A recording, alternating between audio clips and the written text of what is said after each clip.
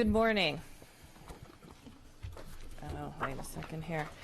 I want to thank you very much for your patience. As you know, the weather has led several of us to have some challenges this morning.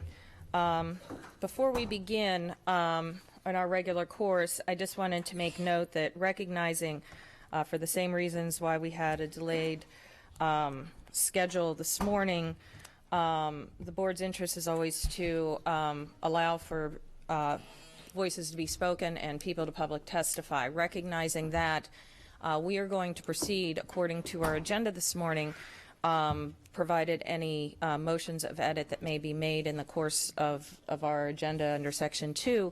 But we will be calling for things not on the agenda, an opportunity for folks to speak if they were not able to make it here on time this morning at the very end of the meeting.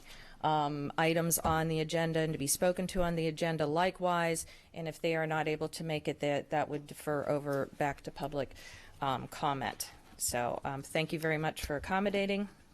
And with that stated, let's stand for the invocation and Pledge of Allegiance.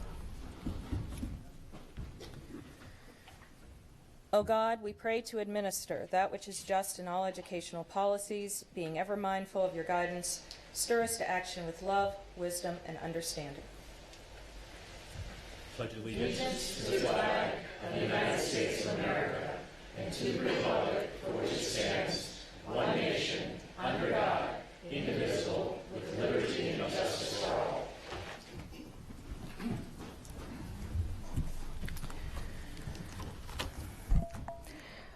Item 2.03, approval of the minutes. We have a motion and a second. Any suggestions of edit? Seeing none, all those in favor of accepting the minutes? By consensus approved. Item 2.04, establish the agenda order. Does any member wish to propose any changes to the agenda order? Seeing none, agenda stands as established. Recognitions, there are none this morning. And so now, item .206, our Educator of the Month. Mr. Gilliland. Thank you.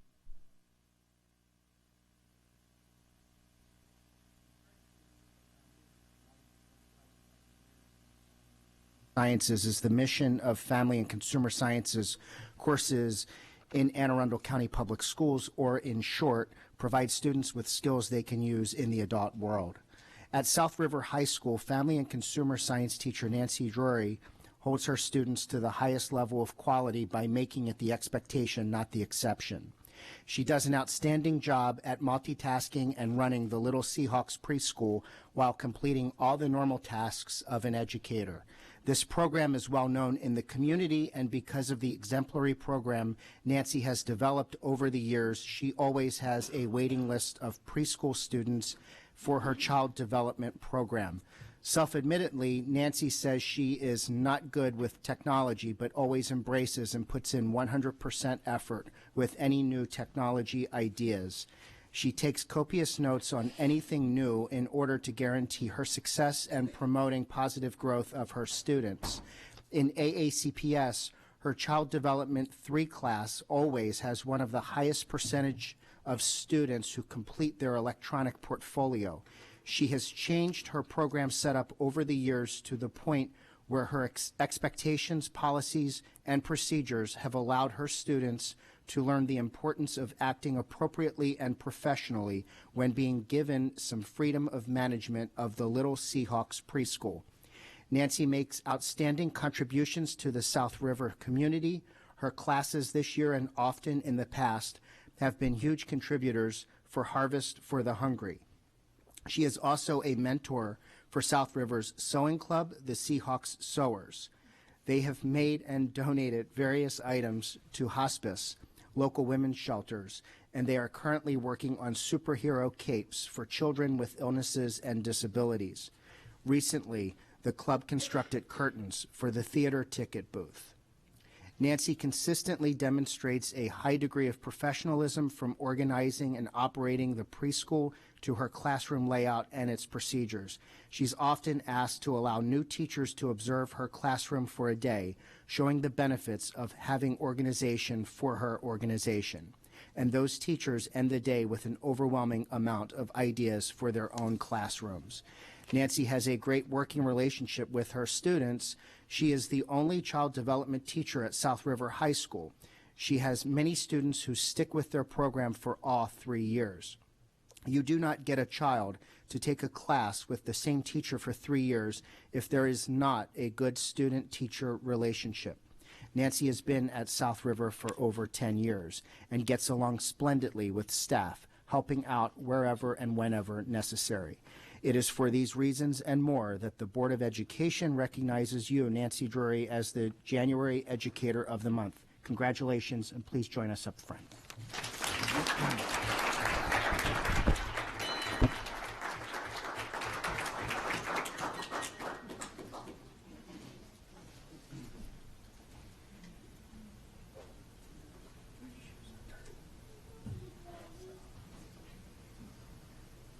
Hi, welcome.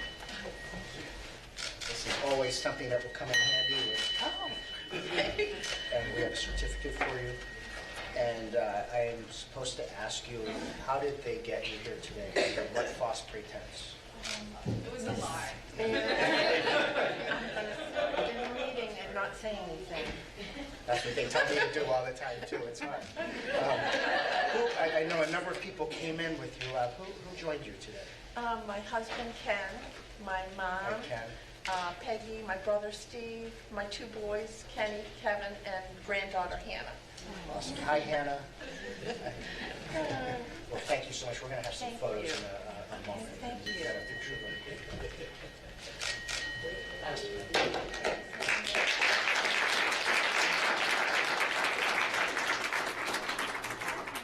Mr. Myers. Because he really does set a wonderful climate and culture at South River. He starts every day with words of wisdom, and I have to ask the kids to be quiet so I can listen to them. Always positive comments to lead the way, and then students can choose to do what they want after that. Yeah, Very nice. but he's a wonderful leader. Thank you, Mr. Myers.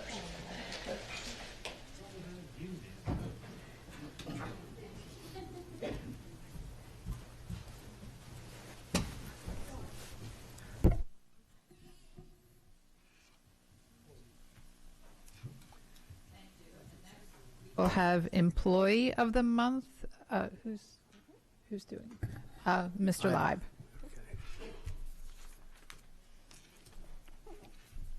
Hello. First, I would like to say Happy Custodians Day. That's how an October 2nd email from a parent to the school began. The email went on to say, I am a mother of a 7th grader and an educator in our county. I understand how one person can make a huge difference.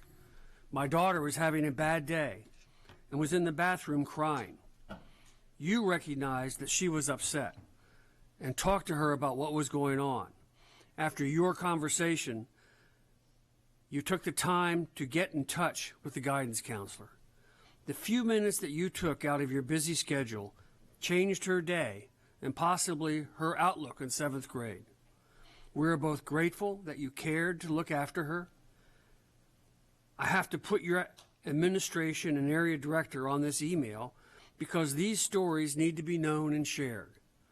You're a true example of all means all. Thank you for helping and caring for my daughter. Ms. Darlene McGowan, custodian at Central Middle School, you are a ray of sunshine and are always willing to assist everyone within the school. You're the epitome of a team player. Whenever a call is made to the custodians in the building, you are the first to respond. No matter what is asked of Ms. Darlene, she addresses it with a smile and a willingness to assist further. Ms. McGowan shows a high degree of professionalism in all that she does. She treats Central Middle School as her own, with a sense of true pride. Additionally, Ms. Spencer states she is a wonderful person. She stops every day to ask me how I am doing and if she can do anything for me. Her smile is contagious. She deserves to get this nomination. So without further ado, Darlene McGowan, the Board of Education is proud and pleased to recognize you as its January Employee of the Month. Please join me up front to accept this award.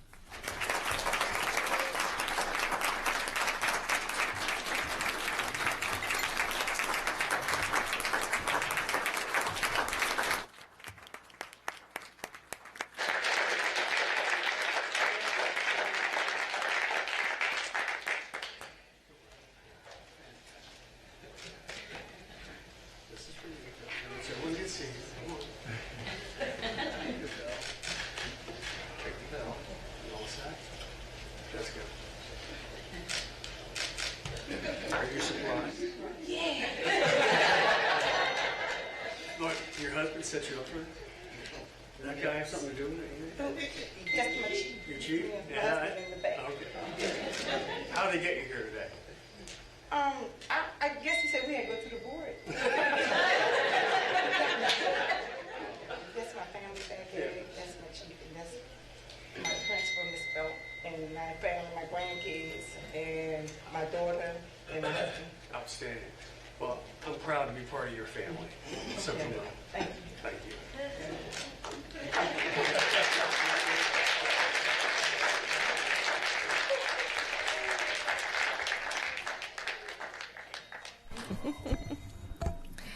Item 2.08, Volunteer of the Month. Ms. Antwine.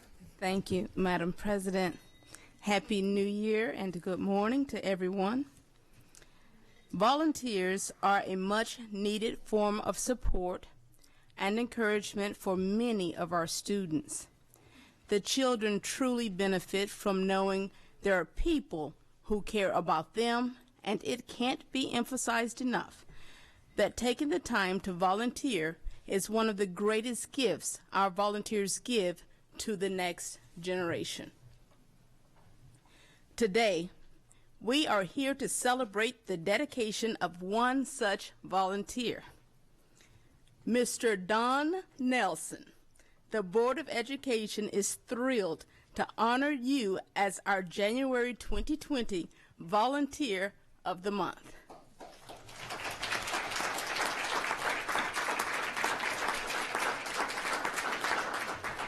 Mr. Nelson has been an asset to the AVID program since he first began volunteering at Marley Middle in September 2018. According to AVID teacher Bethany Wajek, Mr. Nelson's consistent presence in our students' AVID tutorials is an essential part of their academic success. He has a passion for mentoring young students and coaches the students to be the best they can be. Last year, Mr. Nelson was part of an AVID Encore Tutor Pilot program focused on recruiting tutors over 50. The AVID program targeted this group because many have decades of career experience, and Mr. Nelson is no exception. Before becoming an AVID tutor, Mr. Nelson worked as an assistant to President H.W. Bush. When they traveled together, President Bush would give Mr. Nelson the names and titles of all the people he was going to be meeting with, so that thank you notes could be sent out in a quick, timely manner. When the former president passed away, Mr. Nelson mentioned this to the students as a way to reinforce the AVID philosophy of being organized and responsible. He told them if he didn't come prepared, the president would have looked bad. He tied this into instruction by saying if they don't come to the tutorial with their pre-work done ahead of time, it affects the whole group. Mr. Nelson enjoys being a consistent presence and steadying influence in the lives of the students at Marley. He also very much enjoys walking through the hallways and being greeted and recognized by so many students.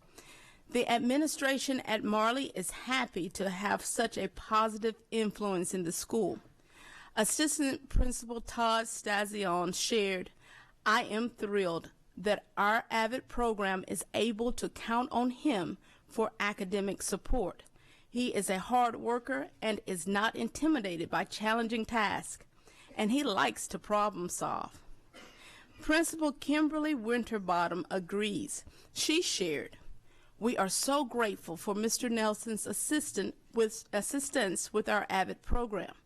I know that he was a wealth of experience to offer our students, and I am so glad that he takes time to volunteer here at Marley. He is a very kind, approachable person, and his passion for helping students is evident every day."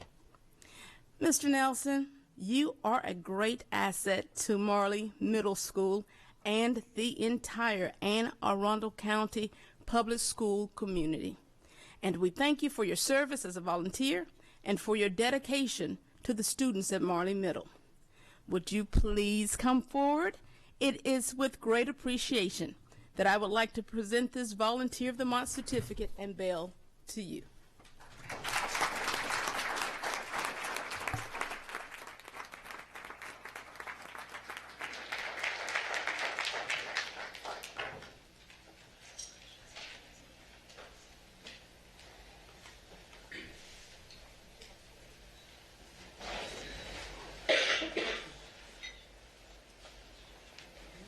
Thank you so much.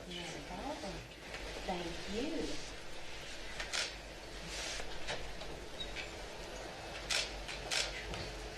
So how did we get you here today, please?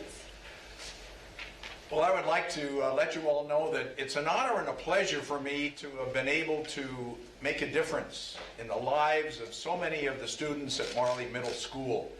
Every day for them is a very important part of their journey to be successful as they move on to high school and work in school afterwards.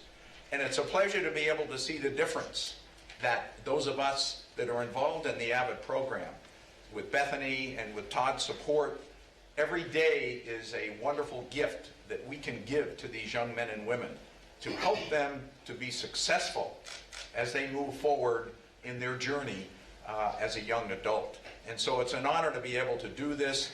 And having been the Assistant Director of Admissions at the Naval Academy for many years, I know the importance of being engaged with the students and to help them find that right opportunity to help make them successful. So it's an honor to be part of this program. Thank you for this award, and I treasure this bell very, very significantly. Thank you very much indeed.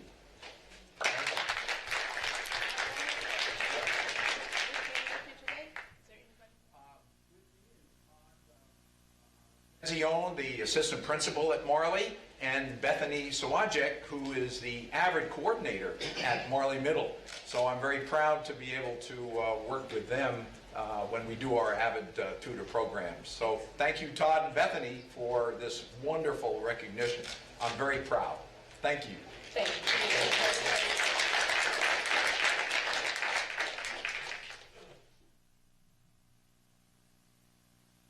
We have a couple comments aboard, Ms. Hummer and then Ms. Alvey. I just want to say, Dr. Arlotto, I think we need to bring Mr. Nelson on to go recruit for the AVID department across the county. That was an amazing speech, and we need that voice for all of our programs. Thank you so much.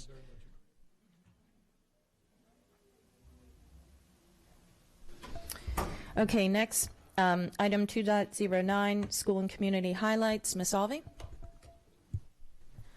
So I just wanted to let everyone know that on February 6th from 6:30 to 8:30 p.m. here in the boardroom, we'll be holding a student forum. So that's an opportunity for students from across the county to come and talk to myself, my fellow board members, and someone from the superintendent's staff about what's important to them as we're talking about the budget season and other big things that are coming up. So I thought it would be a good opportunity again for students to come. I request that each high school send a representative, but whoever wants to come is welcome to attend. So I look forward to seeing you all there. Thank you. Ms. Ellis and then Ms. Hummer. Thank you. I just want to say I had the opportunity on Friday evening to attend the Maryland State Dance Festival, and Anne Arundel County was very, very well represented there. Some of the schools throughout the state had the opportunity to perform in their final showcase, and many of those schools selected were Anne Arundel County schools. It was an amazing show, and congratulations to all of the state dancers that were awarded that evening as well. Thank you. Ms. Hummer? Yes, last weekend I had the pleasure of attending the TAC annual legislative breakfast, and it was a great opportunity to meet with dozens of our teachers and hear from them firsthand about the challenges they're facing in the classroom and priorities for them as we move forward into the legislative season and the budget season. So thank you, TAC, for including us in that. Yesterday, Ms. Antwine and I were able to attend the AVID Leadership Conference at Anne Arundel Community College. And as Mr. Nelson so aptly put, the AVID students and programs is just incredible. And so hearing from the testimonies of various students who talked about the impact AVID has had on their lives was really inspiring. And the North County Drumline was awesome, amazing. And yesterday, too, I also was able to have two great visits at Jessup Elementary and Severn Elementary with Principal Dempsey and Principal Smith, and I want to thank them. I always love going out into schools, and it was great to take a look at both of those schools and see everything that's going on there, and starting off 2020 full speed ahead. Thank you. Any other school community highlights? Seeing none, item 2.01, the CAC report. No report. Thank you very much. We're going to take a very short break, but I'd ask all of the board members to please stay on the dais. We have a photo to take, and then we will be meeting with our educator, employee, and volunteer of the month out in the lobby for a few honorary photos. And we will be standing at recess for approximately 10 minutes.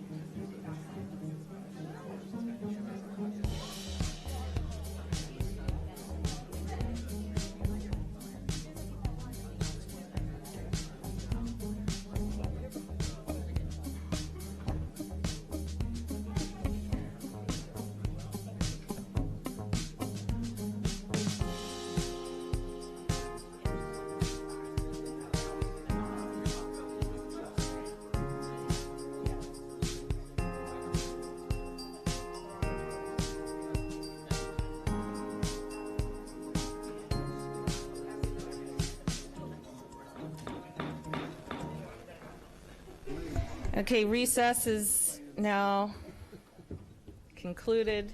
Thank you all for your patience.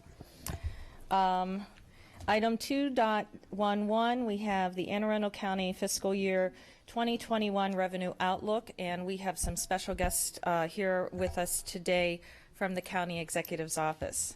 Thank you, gentlemen. We have Mr. Beauchamp, who is the Budget Officer for the county, and we have, of course, Mr. Burge, the CAO for the county. Thank you so much, gentlemen, for agreeing to come here today and share some information that I know will be very helpful to all our board members as we approach the budget. Well, thank you very much, President Corkadell, Vice President Ellis, members of the board, of course, Superintendent Arlotto, for inviting us down. The county executive is very, very interested in this new tradition we've started about talking about the budget. Last year when we came in, it wasn't the first time the budget office came to address the board, but it was the first time when there wasn't a recession. So it was an opportunity to get on the same page with a new administration, a newly structured board, and basically have an understanding of where we're starting from. We appreciate not following directly the award winners and then bringing a bunch of bad budget news. So thank you for the pause in there. So that's not lost on us, and we appreciate it very much.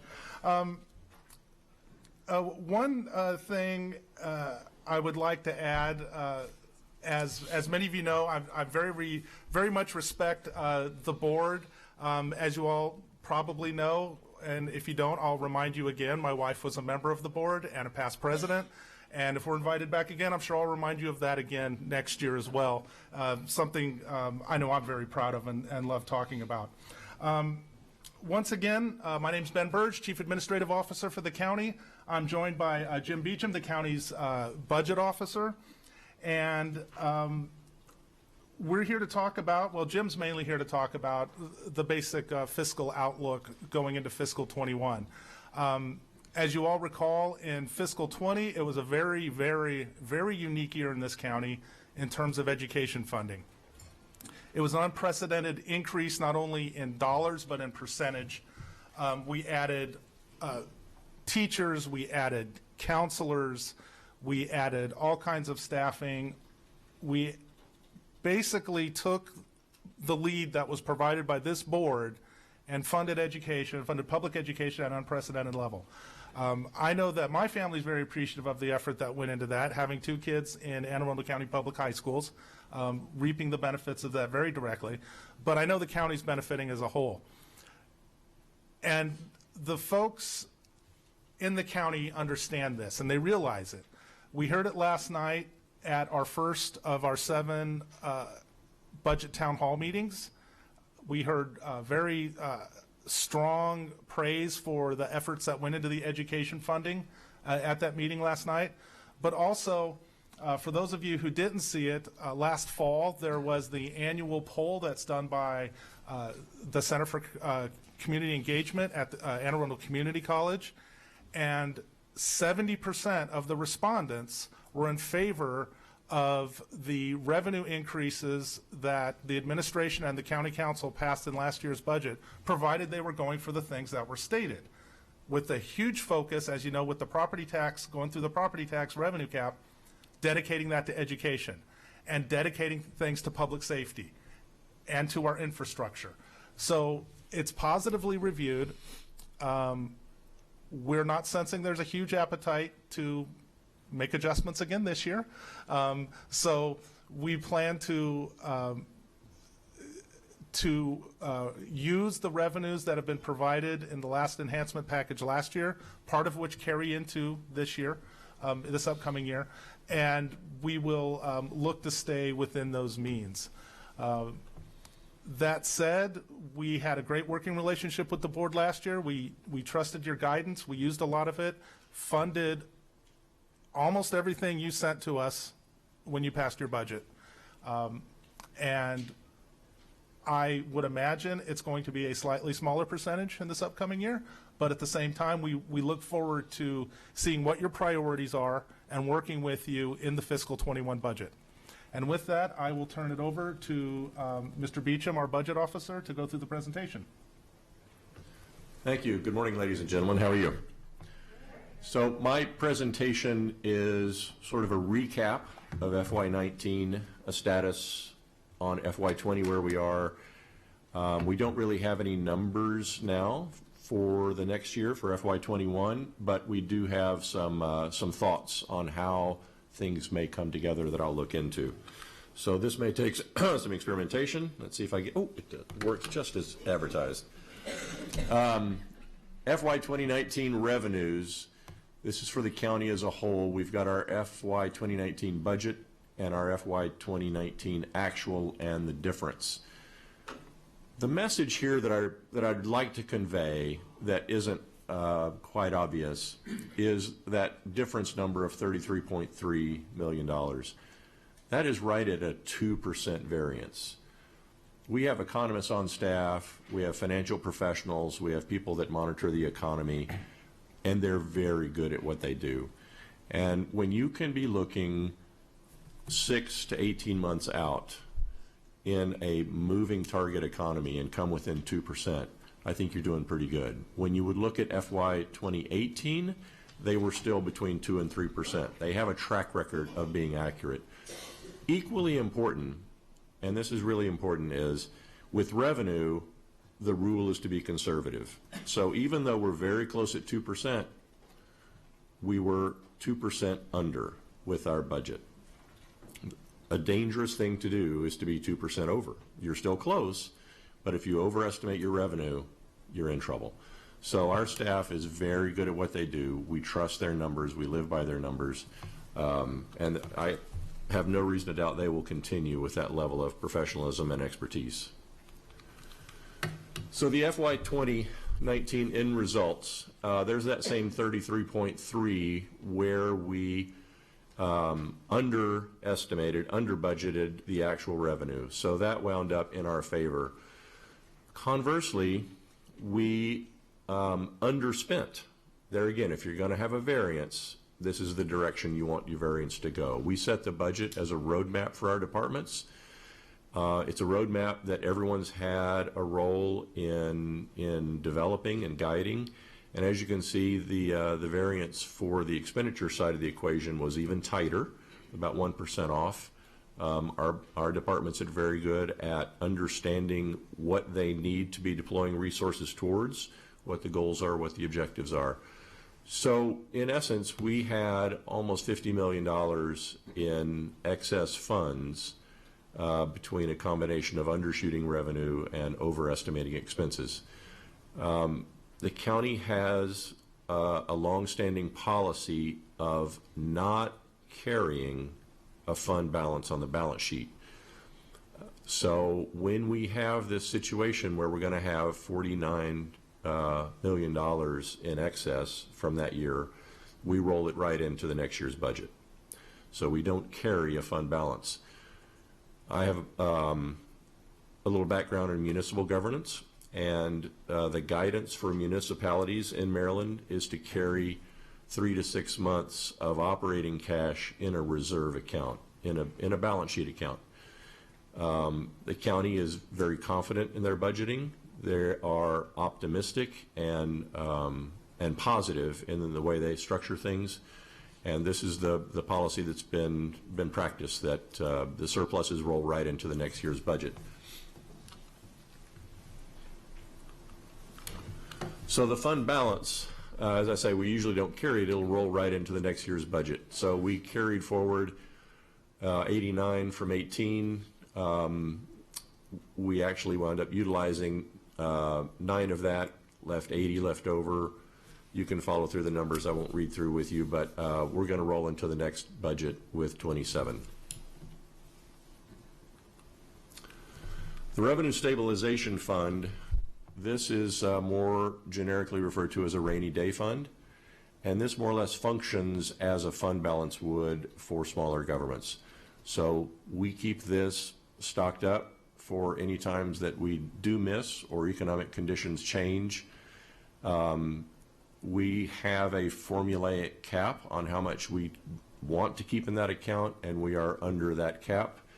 But with the horizon that we're looking at, we do want to try to keep close to that cap to try to keep this fund at its maximum available amount, and I'll get into some of those issues here in a minute. So the FY20 budget year-to-year growth, you can see that 6.7% increase. This is what Mr. Burge was referring to, that last year we did have the opportunity to boost the budget by a good bit, and so last year we had an additional $106 million at our disposal that was incorporated into the FY20 budget. When you look at the year-to-year growth, it has been reasonably consistent. This past year growth was a little larger on a percentage basis than the 18 to 19 leap, but our budget does continue to grow, and it's reflective of a growing economy. It's reflective of the health of the property values in Anne Arundel County. It's reflective of so many other factors that makes Anne Arundel County a healthy economy and a good place to live. So for FY20, the year we're in, this is how our revenues come into us. That number, $1,643,000,000 number there at the top, that actually is a subset of the prior number you may have noticed, the $1,696,000. That's because this does not consider that rolling fund balance contribution. So this is just strictly cash coming in as revenues. We've netted out that to make it a cleaner and purer representation. And as you would expect, income tax and property tax represents the lion's share of our budget. We're very sensitive to that. There's another slice in there, the purple one, recordation and transfer tax is sort of the third largest slice. That is our most vulnerable slice of revenue. It's the most dynamic. It's one of the least reliable to predict. And I can get into that a little later as well, but I wanted to point it out while we saw it on this slide. Corresponding to the revenues, here's our expenditures. As you can see, the Anne Arundel County budget is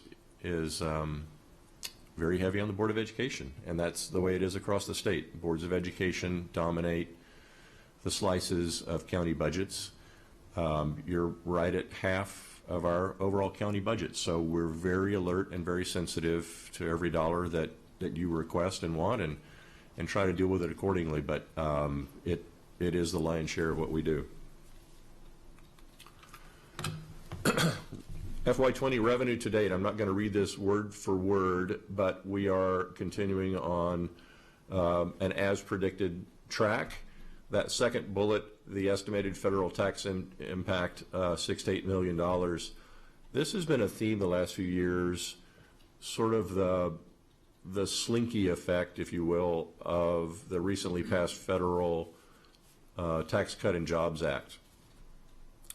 When that was coming onto the horizon, those that were able to manage their expenses and revenues to their individual benefit, which you would expect any taxpayer to do, what it did is give some wildly swinging results in terms of tax receipts to governments at all levels. And it's made it very, very challenging to try to project. So those that could in 2018 brought expenses forward into tax year 2018. Those that could postponed recognizable income into tax year 2019. And it's made it very challenging to try to anticipate what's going on.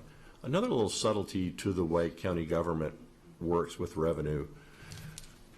We individually think of the tax year, January to December.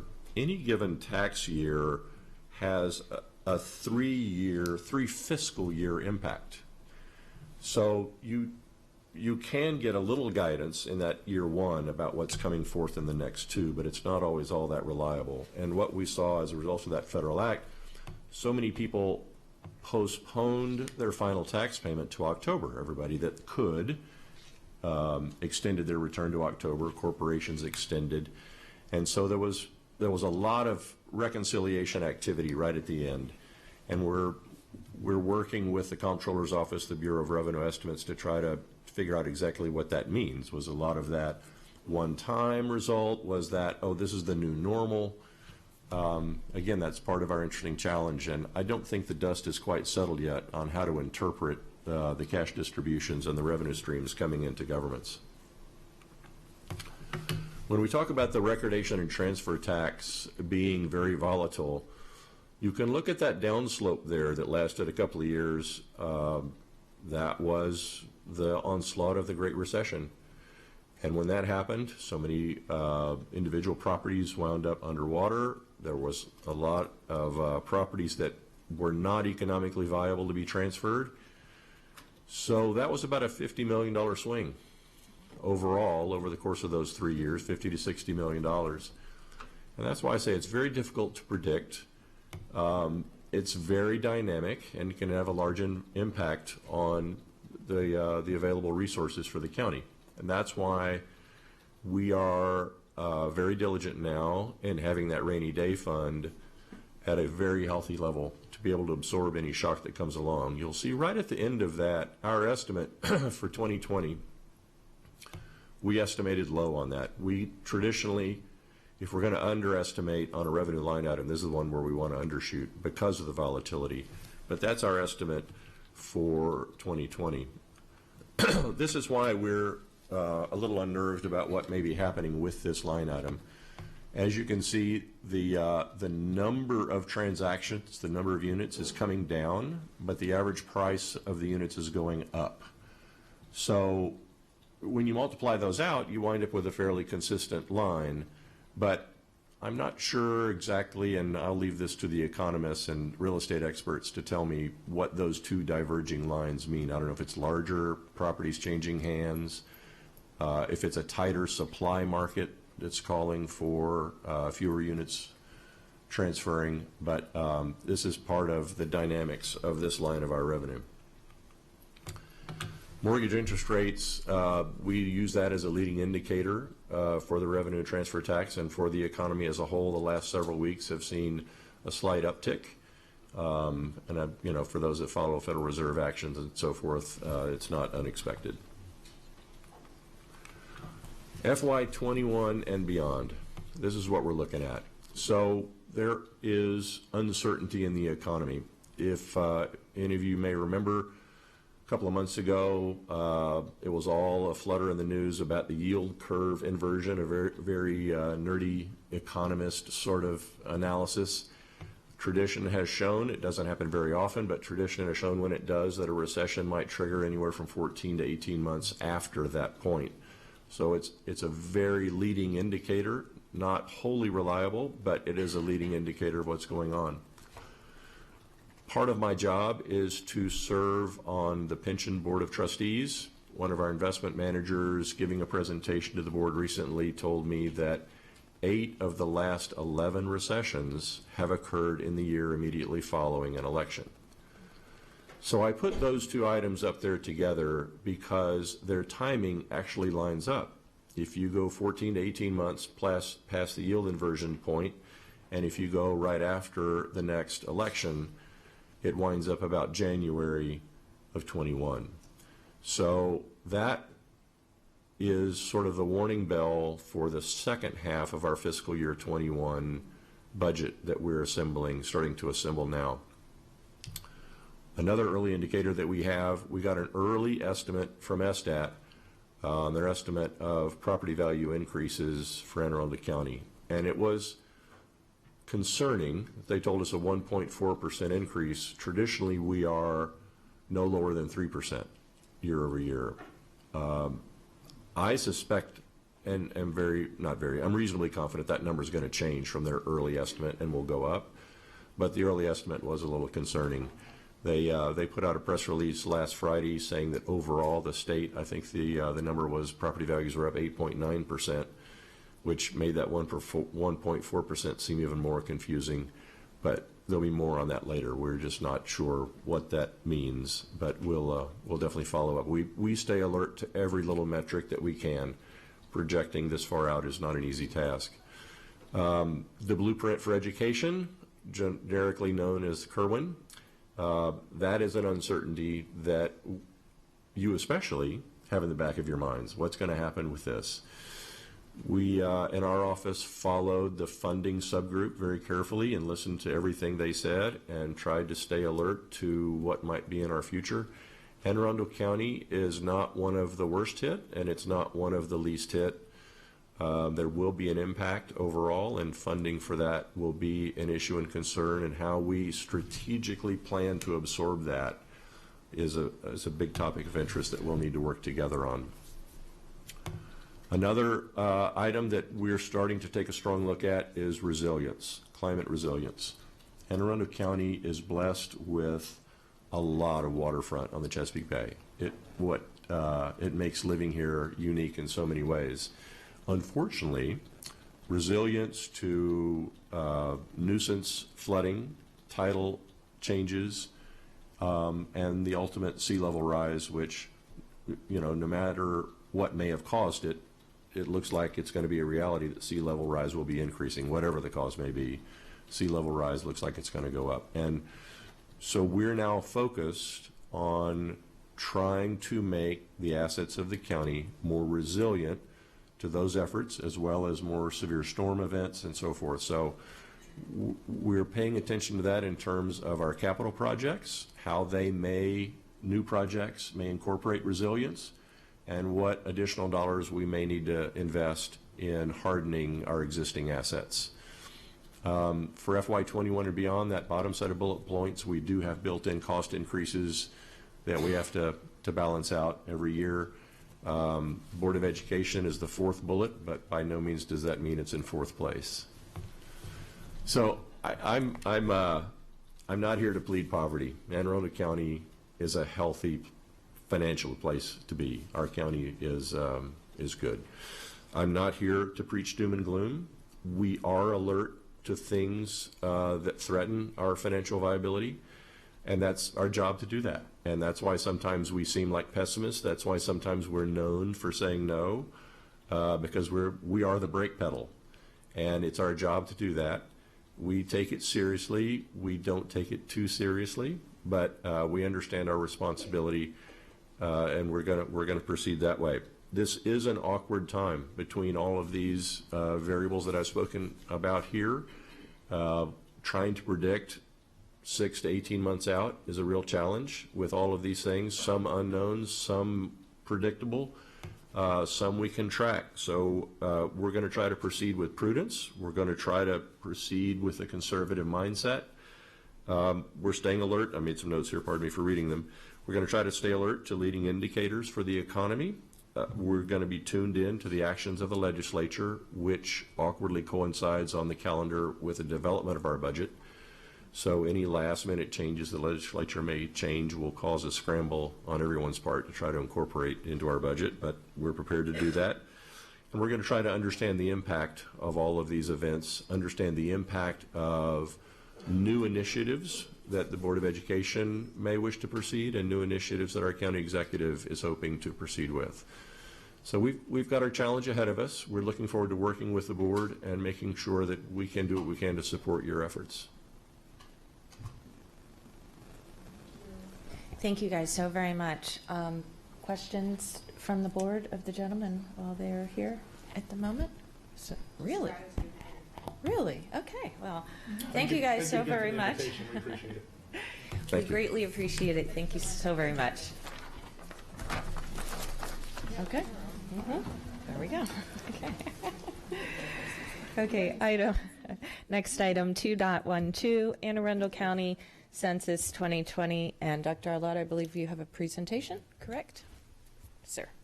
Thank you very much.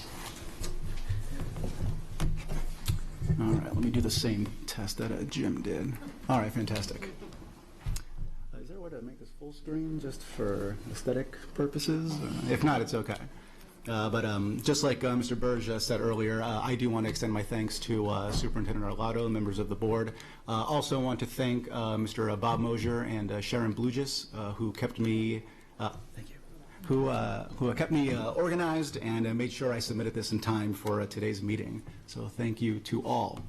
I'm glad that this title page is up first because I want to make reference to this. This is not some thing that we whipped up at the offices of county executive. This graphic here was actually done by a student at Old Mill High School. It was submitted to the county, and it was done by senior Joshua Ramirez from Old Mill High School. So everything that we've done from the very beginning on April 1st of 2019 with the census effort has been a total community effort. So the importance of the census is incredible. It is so important that it's actually the 6th sentence of the Constitution of the United States. That 6th sentence calls for a decennial enumeration of all living persons in the United States. And as the sub-bullet states, it is to include all people regardless of age, race, ethnic group, citizens, and non-citizens. There is going to be special emphasis on non-citizens, as we've seen in the political atmosphere that has occurred over the past few months.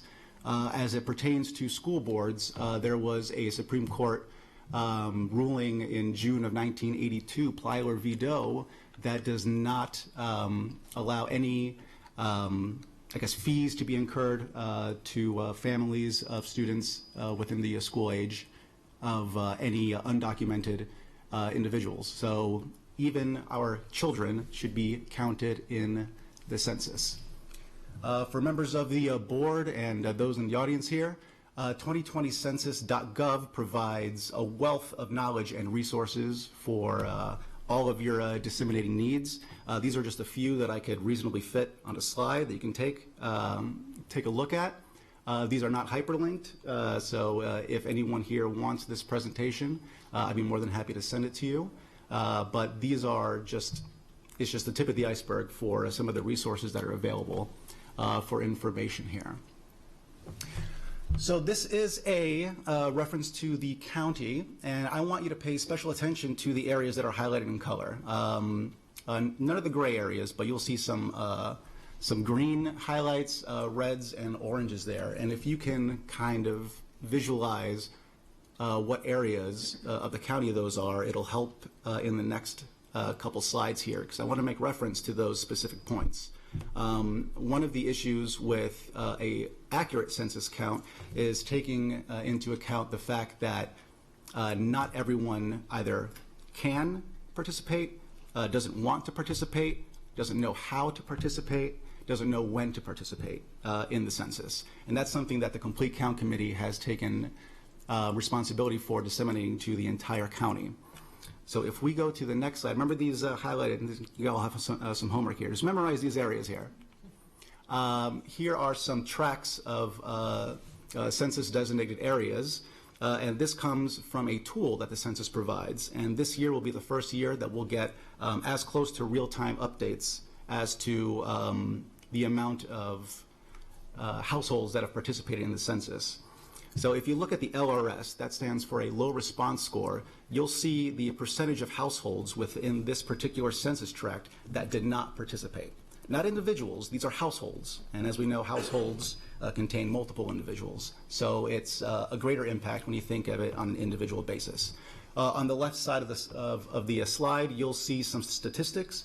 Again, it is the tip of the iceberg of some of the statistics that are found through this portal. Again, for aesthetic purposes that can fit on the slide, this is what I thought would be relevant to this presentation. Now that Fort Meade area, if we go back one slide, you'll see on the map, it is a hard to count area, and that reflects in the LRS, the low response score. Now, one of the reasons that this is a low response score is the fact that the military installation has a lot of personnel there, that their home of record is not Maryland and definitely not Anne Arundel County. But the point of having an accurate census count is soldiers, sailors, airmen, everyone that's on Fort Meade utilizes our roads, their children attend our schools, if they are ill, they go to our hospitals, so on and so forth. My first experience in Maryland, I was a soldier on Fort Meade, and for 3 years I held Florida residency. I didn't become a resident of Maryland until the end of 2015, and I noticed that when I had to file my state taxes the very next year, so that hit me kind of hard. But for those folks, we have to let them know that this is their community for the time that they're here, and the decennial census is a way that we can make sure of that. Sharon, who's directly behind me, she and I have made contact with folks at the public accounting office at Fort Meade, so they are on board with our efforts. The United States Naval Academy in Annapolis is on board with our efforts, so we will be getting a huge boost in our count for this coming census. Again, from that map, the Glen Burnie area, look at that low response score. 30.3% of households did not participate. The county as a whole, 20% of households did not participate in the census. If you think of it from a financial perspective, in 2010, there was an average of $675 billion a year. $675 billion a year in federal funds coming down to states and localities. When we did the numbers on this, it accounted for about $1,821 per person per year. So if you look at some of these figures, Brooklyn Park, for example, missed out on about $48 million over the 10-year span, and that is a significant amount of money that could have gone to schools, could have gone to road construction, you name it. That's money that we have lost. Again, the Fort Meade area and the more residential side, not the fort proper, but if you look at the Seven Oaks area in this bizarrely highlighted tract here, you'll see that it doesn't only affect the service members on Fort Meade, but also the area of residences that surround Fort Meade. Now, poverty. The census provides an estimated $69.5 billion in federal supplemental nutrition assistance programs, so the SNAP. If you look down at the bottom half of the slide, these figures were pulled from the Poverty Amidst Plenty figures, and you'll see on the right-hand side the highest number of child maltreatment reports. Anne Arundel County is fourth in the state with 471 reports in 2018. On the left-hand side, you'll see poverty, a percentage of poverty. Again, go back to that highlighted map of where families are not participating in the census. I mentioned Brooklyn Park earlier as being one of the hardest hit areas financially at $48 million. And Brooklyn Park has a poverty rate of 27.3%, followed by the Curtis Bay area, and then Glen Burnie, which we went over on the previous slide, and then Deal towards South County. So there is a relation between poverty and participation in the census. There's a more detailed figure there of how many SNAP participants we have, and over 35,000 of our residents, both adults and children, rely on these funds. So if they are not counted, we do not know that they are here. We do not know that they need these supplemental funds for programs such as SNAP. Children, this is directly from some reports that you all have assisted us with. So children 5 years old and younger have a high likelihood of being undercounted. My son, Harvey, is 5 years old, so he is perfect. He will be 5 during the census count. If I do not count my son, or families across the county do not count children aged 0 to 5 years old, the next time they have a decennial census, they're going to be in high school. So my son goes into kindergarten this September, which I'm very proud of. He'll be attending Anne Arundel County Public Schools. The next census, he will be in his first half of high school. He'll be a freshman or sophomore in 2030, which is incredible to think about. But if he goes undercounted and children across this county go undercounted, they will feel that come their high school ages. There are numbers that I will not bother you all with because you all helped us with these numbers. Language. We do not want the census to, we don't want language barriers to be a reason why people do not participate in the census. Where language other than English is a high percentage of residents, the United States Census Bureau will be sending out forms for that specified language. This is the first year in the history of the census. There's going to be an online option to fill out these forms. And online, you can find these forms in 13 different languages. You can write in your responses, or you can call over the phone and fill out your census that way. Over the phone, there's going to be assistance in over 50 different languages that the United States Census Bureau applies. In the graph below and on the sub-bullets, you'll see how diverse linguistically Anne Arundel County is, and that includes the parents of many of our children that are attending our public and private schools, and some of the children themselves who are in classes that support English as a second, third, or fourth, you understand, language. Actually, Mr. Mosher told me via email the other day that the county is participating in public service announcements, which we're very excited about. And there is going to be a session of those PSAs where we are highlighting multiple languages spoken within our schools. At the county level, myself, Sergio Polanco, Delegate Mark Chang, who is a delegate in District 32, we will be supplying our knowledge of foreign languages to be providing PSAs along to kind of piggyback on the efforts that your students are going to be helping us out with. So that's a fantastic and fascinating thing that we're looking forward to be doing. Unfortunately, there's a significant population of our students who are considered homeless or have unconventional housing situations. This is going to be a very difficult population demographic to count accurately. So what the census has tasked organizations like the Complete Count Committee at the county level is to identify the areas where they can set up for mass enumerations. And you'll see that there are shelters and non-sheltered outdoor locations such as tent cities, areas by overpasses that provide shelter, some sort of natural barriers and hills and heavily wooded areas. These are things that Anne Arundel County Police are helping us identify along with members of our county. The service-based enumerations, so families, children and their families that utilize services that the county provides will give us further insight as to places who don't have conventional households on how we can make these counts a little more accurate and make sure we're getting every penny possible and counting every person possible so we can make proper projections as a county government, a state government, and federal government for the future. I will not read all of this, but I'll let you all take a quick glance at this. You'll see planning for school subjects as the second to last bullet on the right-hand side, but this is just what I could reasonably fit on the slide of some of the benefits economically, development-wise, projecting traffic patterns for the bus systems that you all use, routing, rezoning, redistricting, you name it, economic investments, zone trends, labor supply. Take a quick glance at this at your leisure. This is a huge issue with myth busting.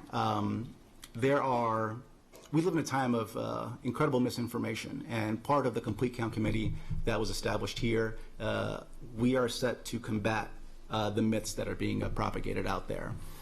So if people don't want to participate in the census because they think their information is going to be shared, I assure you that it won't. And it won't, because if you were to get on your phones right now and find out what is the last public record of census information that is publicly available, it will be the census of 1940. And the reason of that is census information is protected for 72 years. This was a number that was brought up by the Census Bureau and approved through legal channels in the United States government, because that's about how long people lived when this policy was passed. And not even the Supreme Court of the United States or any government agency can overturn the protected law in which your census information is protected under Title 13. Not the Patriot Act, not the Freedom of Information Act, absolutely nothing. So your information is secure for a little over 7 decades. There are also talks, since we are living longer, to make that number a little higher, which is good news for all of us. If they don't believe that, and they say that it'll be used, that the information they get will be used against them, also, no, it won't. Again, based on the legal protection that the information for the census is is had. There are certain things that the census never, ever asks you for. And that is credit card numbers, social security numbers. Just like this body in front of me, the census is an apolitical effort. It is not a Republican effort. It is not a Democratic effort. It is not an Independent and Green Party effort. Jill Stein's not out there, asking you to take care of this. We have a constitutional obligation to make sure that every person is counted so we can properly attend to the needs of them and their families. And that's going to be something that I hope everyone here can take home with and share on their platforms as well. Number 3 is very important, but we went over that already about the census to be filled out by citizens. That is blatantly false, and we are here as a committee, as a county, as a state, and as the United States government to let you all know that if people do not do this on the basis of citizenship, that they are doing themselves and their neighbors and their families a huge disservice.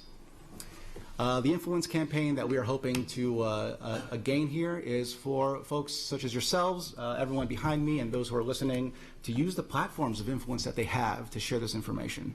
One thing that we as a county organization want to do is allow everyone the information to become stewards of the census. You become census ambassadors is a term that we've adopted from the state census. So we want people to be empowered with the information to help those around them fill this information out. I've spoken about the PSA effort that we're doing as a committee and that the school board is assisting us with.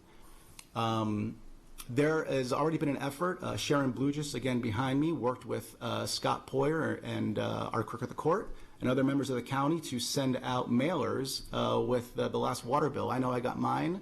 If anyone here got an obnoxiously yellow reminder in there to be on the lookout for census notifications the middle of March, though that just goes to show some of the effort that we're going to make sure that we're reaching every single household in this county. So I know there's a tight agenda here, which is why I breezed through this. But again, this information is available. There's nothing proprietary about any of this information. We are willing to share it and field any questions you may have here or later. My name's Harry Freeman. I was nominated to chair this committee by Mr. Pittman back on April 1st. Census Day is April 1st, 2020, and we hope we get maximum participation from everyone in this room and everyone in this county. So thank you. Thank you very much, Mr. Freeman. Yep. It looks like we do have a couple board questions, if you Oh, would, yeah, if you sure. have a minute. Yes. Okay, we have Mr. Gilliland and then Ms. Antwine. Thank you, Madam President. And Mr. Freeman, thank you for this presentation. It's extremely informational. I appreciate it. You went through some numbers very, very quickly when you were rattling off some financial statistics, which, by the way, without a note. So I'm extremely impressed by this. The per-person impact for not responding, can you highlight that number again? Yes. So this is based on 2010 numbers. So that was $1,821. So $1,821 per year per person. So over 10 years, just add a zero at the end. That's 18,000 from decennial census to decennial census per person, per $1,821 per person per year. Now, this the 2020 census is estimating about $880 billion. So that's about a 30% increase. So let's add 30% to that $1,821. That's some of the math teachers in here might be a little disappointed in me, but maybe $2,200 per person per year for 10 years. Wow. And then are you able to quantify that? And this is not meant to be a pop quiz. No. You know these numbers well, so I don't mind Challenge asking. me, sir. Are you able to quantify that again for the county? What the lost opportunity was? Based on 2010 statistics, it was roughly $48 million. So taking the presentation you saw previously, there could be another $48 million we could be adding to this,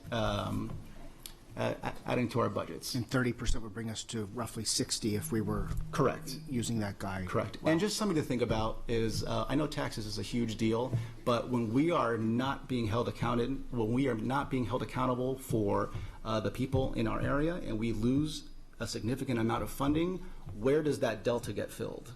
On the backs of raising taxes, on the backs of, you know, people that don't want to pay more but have to pay more, and then it just starts to build this political unrest about taxation, hiring taxes, lowering taxes, budgeting. So there's a trickle-down effect of how important the census is, and when you do not participate, there are some real-world consequences that we have to deal with later on politically. Thank you for this. Oh, yeah, thanks. Ms. Antoine? Ms. Freeman, hello. Hello again. Thank you, first of all, for your continuous service. We've worked together in the past, and I know that you're definitely the right person on this job, so congratulations to that. So my question would be, since 2010, the online access has changed drastically in the favor of the entire public. Have we accounted for that increase for this census in terms of access to the census? Yeah, so a couple things to answer that question with. 2020, so this coming census will be the first time since 1790, that's when the first census was. Since 1790, there has never been, obviously, an online way to fill out the census. 2020 will be the first time ever. Now, with that, there are cybersecurity precautions that are in place. So even if you do fill it out online, security will not be an issue. The online way is the preferred method that the Census Bureau wants to do it because it is cost effective to them. It is easier for a technologically savvy populace to take care of. So we are banking on the fact that having an internet option people are on our devices all the time. You can do it via tablet, you can do it on a laptop, computer, cell phone. There are multiple technological advances to getting this filled out. With that said, I was speaking with Mr. Burge before this meeting started, and he is aware as well that there is a 9% of the population of Anne Arundel County has unreliable internet. So we've teamed up with the library system, and they're going to be providing mobile hotspots for people to use and rent. Well, check out, I should say. I don't want to imply any financial cost to these things. But the library system has been excellent in providing internet access to people that do not have internet capabilities. We're also hoping that maybe public schools and computer labs associated with the public school system can open up their doors to allow certain folks during certain times that are convenient to the Board of Ed allowance to use some of the computer resources that you all have. Anne Arundel Community College has already agreed to open up their doors at their 3 locations here in the county so we can use their internet access. So reliable internet does impact 9% of the population here. Our committee has thought about that, and we have found ways to mitigate those issues as well. Thank you for that, Mr. Freeman. Thank you, ma'am. So just based on what you just shared, is there a request from the county that, because in the afternoons, mostly after school hours, we are community centers, so the county has a little bit of a say in whether or not those uses are done? Has that been a consideration? It's certainly been a consideration. We don't want to step on any toes. We don't want to break any sense of continuity of going against the grain of what is standard business. But if there is an open acceptance to say, hey, we will provide these services, we will gladly make sure that the Census Bureau at the federal level is aware so they can staff those areas along with county employees just to make sure that there's nothing. We don't want to spread any employees too thin. We don't want to spread resources too thin. We want to make sure that everything is taken care of as effectively and efficiently as possible with manning these locations if they become available and making sure that the proper assistance is at all these locations. So we don't want the county to say you have to do this, but if this is an opportunity where we can come to an agreement that these services and resources will be provided, that would be great. Excellent. Thank you, sir. Oh, yes, ma'am. Thank you, Ms. Antoine. Ms. Shulhan, and then Mr. Granite. I just wanted to thank you for your time today, and I would definitely like a copy of the presentation. Sure, absolutely. Diane, she can distribute it to all of us. Okay, great.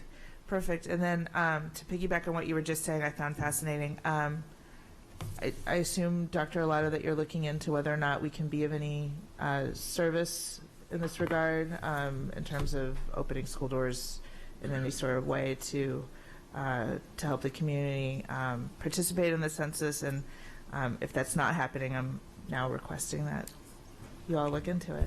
So we will begin to look into it. We've been working with, in terms of advertising, putting the word out on our website and others to help spread the word. It's not something that we've not sat down and talked about. Correct. A request to open up the schools like we would, say, a polling place for the upcoming election. So Right. there are, as you say, there are many hoops we have to jump through to make that happen. Particularly, I'd like to hear that you say that there are volunteers available to help staff those. So it's something that we can talk about and look into. Yes, sir. Yeah, and we're well aware of that stance, which is why we don't want to assume anything and we don't want to force any decisions from the county down. So we want to make sure that everyone's on the same page. Also, there's going to be a grand opening in Hanover. Hanover is one of 4 census offices, which is great that it's in this county, but the state will have 4 offices. One of them will be in Hanover, and that's the hub of where we'll be able to pull I guess, federal resources for volunteers and staffing and just disseminate them across the county where needed.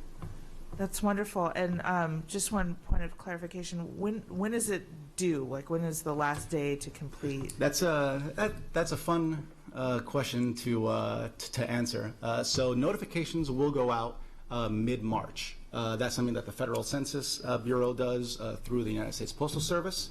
So around mid-March, you'll start getting notifications with prompts that remind you to fill out the census. There will be a digital PIN, 4-digit PIN, 5-digit PIN, that says, hey, go online, use this PIN for security reasons. If you lose the PIN, there are multiple ways to let the census know that you are this person and you live here. So again, no worries if you lose the PIN, but just a 50,000-foot view of this is there are going to be notifications mid-March. Census Day, which is just an arbitrary day, but Census Day is April 1st. The census report is due to the President of the United States on December 31st of 2020. So the census is a decades-long process, but filling out Census Day, again, April 1st, there will be 5 different notifications sent out to households that if you haven't done it online or a written format or through the telephone, you'll get some reminders in the mail periodically over the summer. And ultimately, you will have someone from the federal government come and knock on your door and say, hey, do you need help filling this out? Because that's what we're here to do. We're here to help you. If you don't want anyone to come to your door in the summer, just fill it out. Yeah, it's 10 questions, 10, 11 questions, no trick questions, nothing fancy. On a yearly basis, you give more information to the IRS than you will have to give to the Census Bureau. Your social media accounts has more information about yourself, more detailed information about yourself than what the census is asking. And once the census collects this information, it's all aggregate data. So it's just numbers, no names, no nothing for 72 years. So there might be an opportunity, perhaps, you know, in your conversations to open doors concurrent with primary day or election day or both, because the schools are so already... the last of those 5 reminders is around the June time frame. Got it. So maybe primary day, it's April 28th. So April to the beginning of June is when those reminders will be going out. Got it. Yeah, so the sooner the better Yeah. is the name of the game. Just one potential opportunity. Thank you so much. Yes, ma'am. Thank you. Thank you, Ms. Shalha. Mr. Grannon? Thank you very much, sir. I just have a quick question. How can the population who doesn't report be reliably determined? How do you come up with those numbers? Oh, that's a great question. So before the decennial census, the Census Bureau doesn't only work one chunk of a decade. They are constantly working. There are about a dozen different surveys that the Census Bureau, which is part of the Department of Commerce and the federal government, there are multiple surveys that are done annually, like the American Community Surveys. That survey is more detailed, goes into are you a veteran, do you have military service? It goes into more detailed things like that.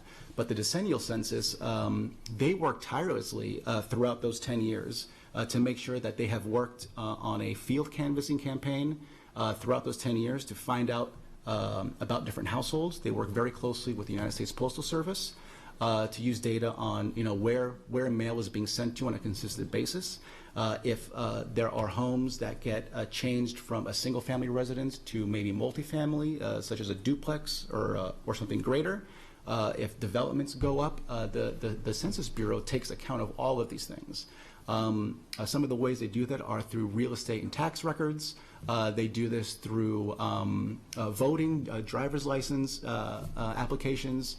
There are many ways that this information is collected over those 10 years to make sure that by the time Census Day comes every 10 years, that they have the best information available.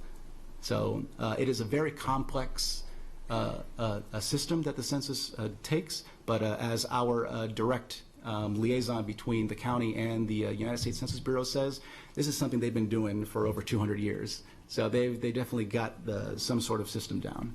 So just to follow up then, yes, so sir. You're saying they have an accurate ability to basically estimate who's in a household that's not reporting, but they can't use that data as part of the official census results? The first part of that question, I would answer by saying yes, based on the field campaigns that they do, canvassing different areas, new developments. If there are real estate records that showcase a different information than what they have previously, there are things. I mean, there's obviously human error to account for, but that is statistically very low. The second half of your question, I don't know how to answer that accurately, but I mean, we do the best we can with the information we have. Things are constantly changing. Changes occur faster than we can probably keep up technologically. But that's why we rely heavily on spreading influence out through different platforms, such as social media, such as our school systems. Every single department within the county has a role to play in our Complete Count Committee. And that's something that Mr. Burge, the county executive office as a whole, has given us proper top cover down to make sure that we know exactly what's going on within the borders of this county as well as possible, with margin of error to account. Any more questions? Seeing none, thank you very much, Mr. Freeman. Greatly appreciated. Wonderful. Okay, next item is public comment. Anyone wishing to speak on an item not on today's agenda may offer testimony during this public comment portion of the meeting. Speakers are allotted 3 minutes each and may not allocate their time to others. A tone will sound when the time has expired. The board asks that comments remain civil and appropriate for the various audiences that may be watching or viewing this meeting. Student-specific and personnel matters are confidential and cannot be discussed in this forum. It is not the board's general practice to engage in question and answer session with speakers. For the record, please give your name before speaking. Handouts should be given directly to the board assistant. And as I stated at the beginning of the meeting, those who have not been able to make it, we will provide for additional new public testimony at the end of this portion due to the weather issues this morning. I have one public comment. Miss Denise Cribbs, what was it?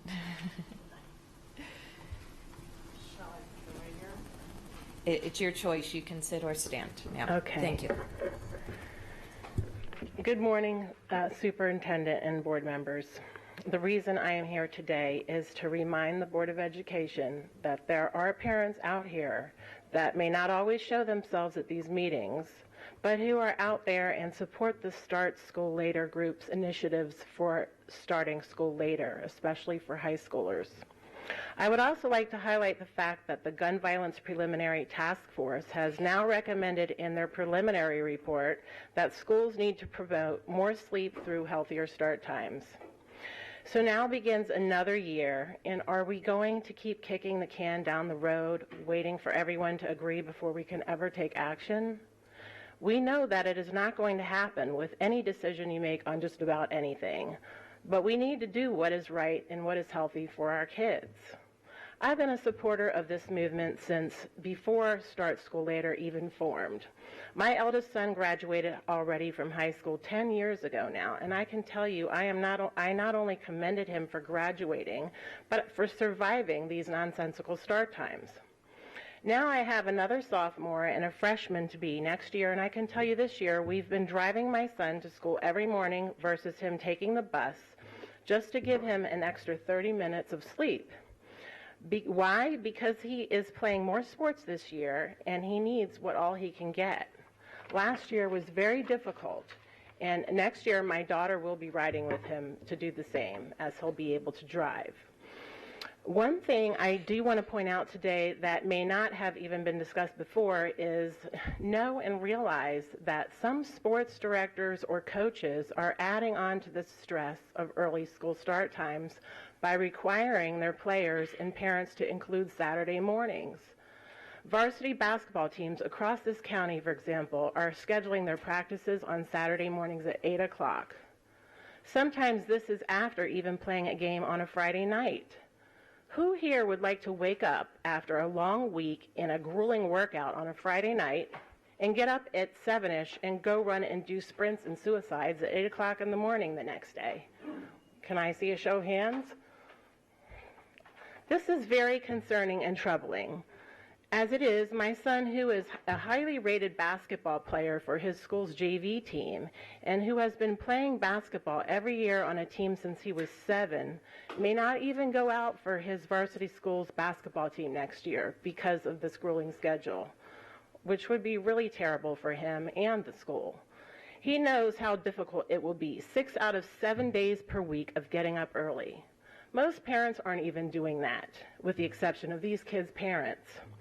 To add to this, I want to let you know, did you know that football coaches and maybe other coaches are requiring, or should I say strongly suggesting, their prospective players come in over the summer on their summer break off and do conditioning at 8 o'clock in the morning?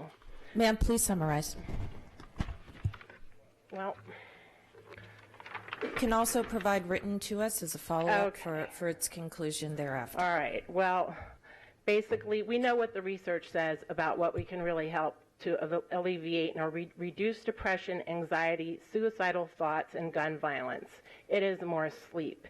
And it's time that we do something now in this new year to help kids get a better start for their day and be able to cope better with their lives and the issues that they're facing by starting schools later and including the sports start times, for that matter. That is also important, and I don't want that to be overlooked. Thank you very much. Thank you. Do we have any other public testimony about items not currently on the agenda? Nice. Shut off my mic on accident. Item 4.01, Safety and Security Report. Ms. Jackson.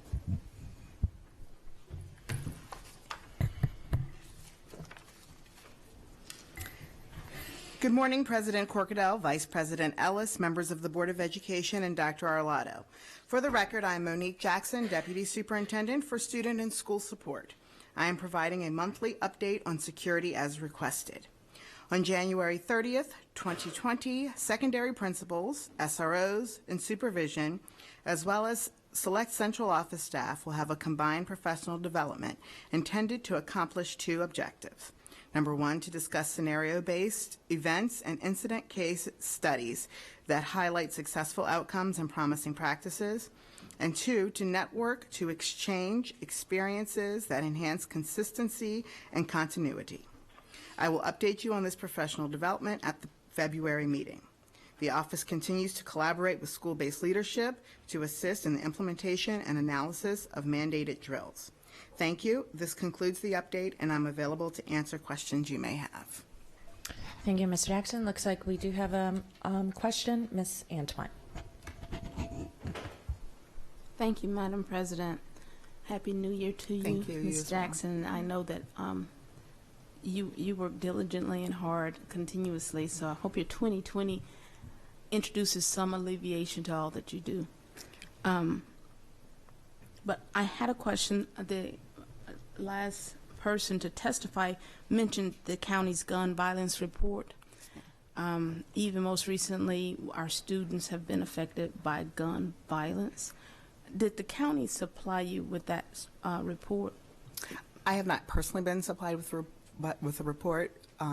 but we collaborate with our county agencies, and so upon its, I'm assuming that it's complete, and so I would hope to get a copy of that and review it and continue to utilize it as we do reports that are given to us. Excellent.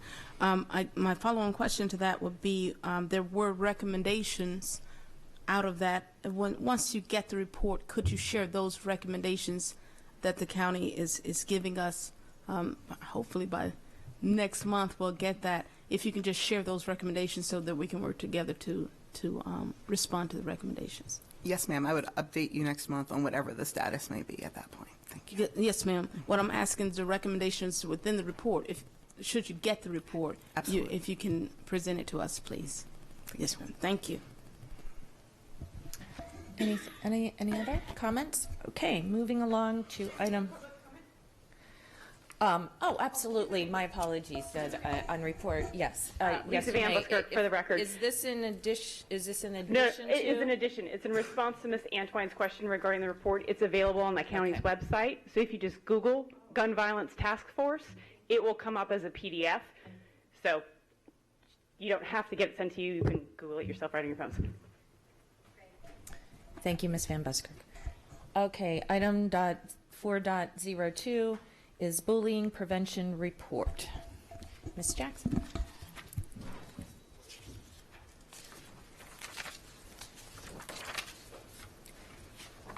Good morning again, President Corkadell, Vice President Ellis, and members of the Board of Education, and Dr. Arlotto.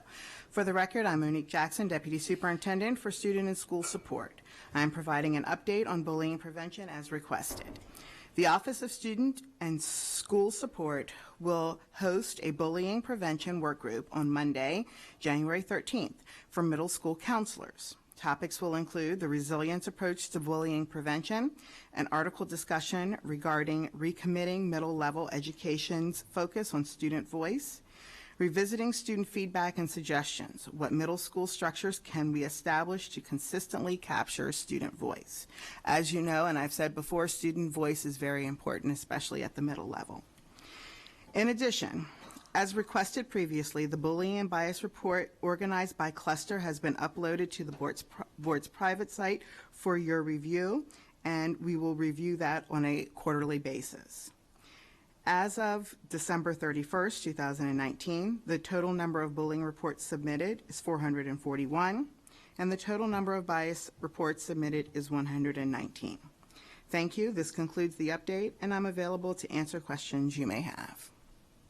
Thank you, Ms. Jackson. I do believe we have at least one question. Ms. Antoine? Thank you, Ms. Jackson.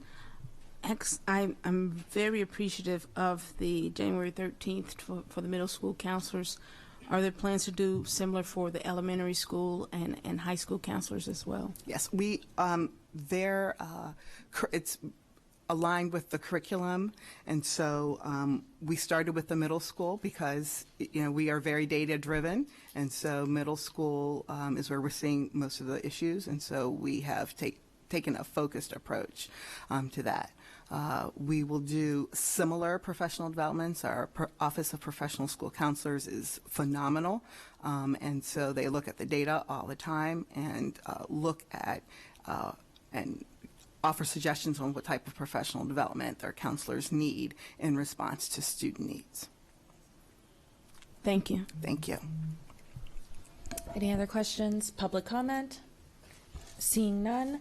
Item 4.03, Diversity Inclusion Report.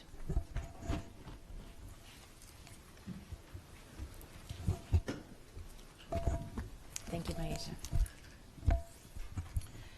Good morning, President Corkadell, Vice President Ellis, Dr. Arlotto, and members of the board. For the record, I am Maisha Gillens, Executive Director of Equity and Accelerated Student Achievement. I am providing my monthly update on diversity and inclusion. I am pleased to give you an update on the progress of the joint initiative to eliminate the opportunity gap.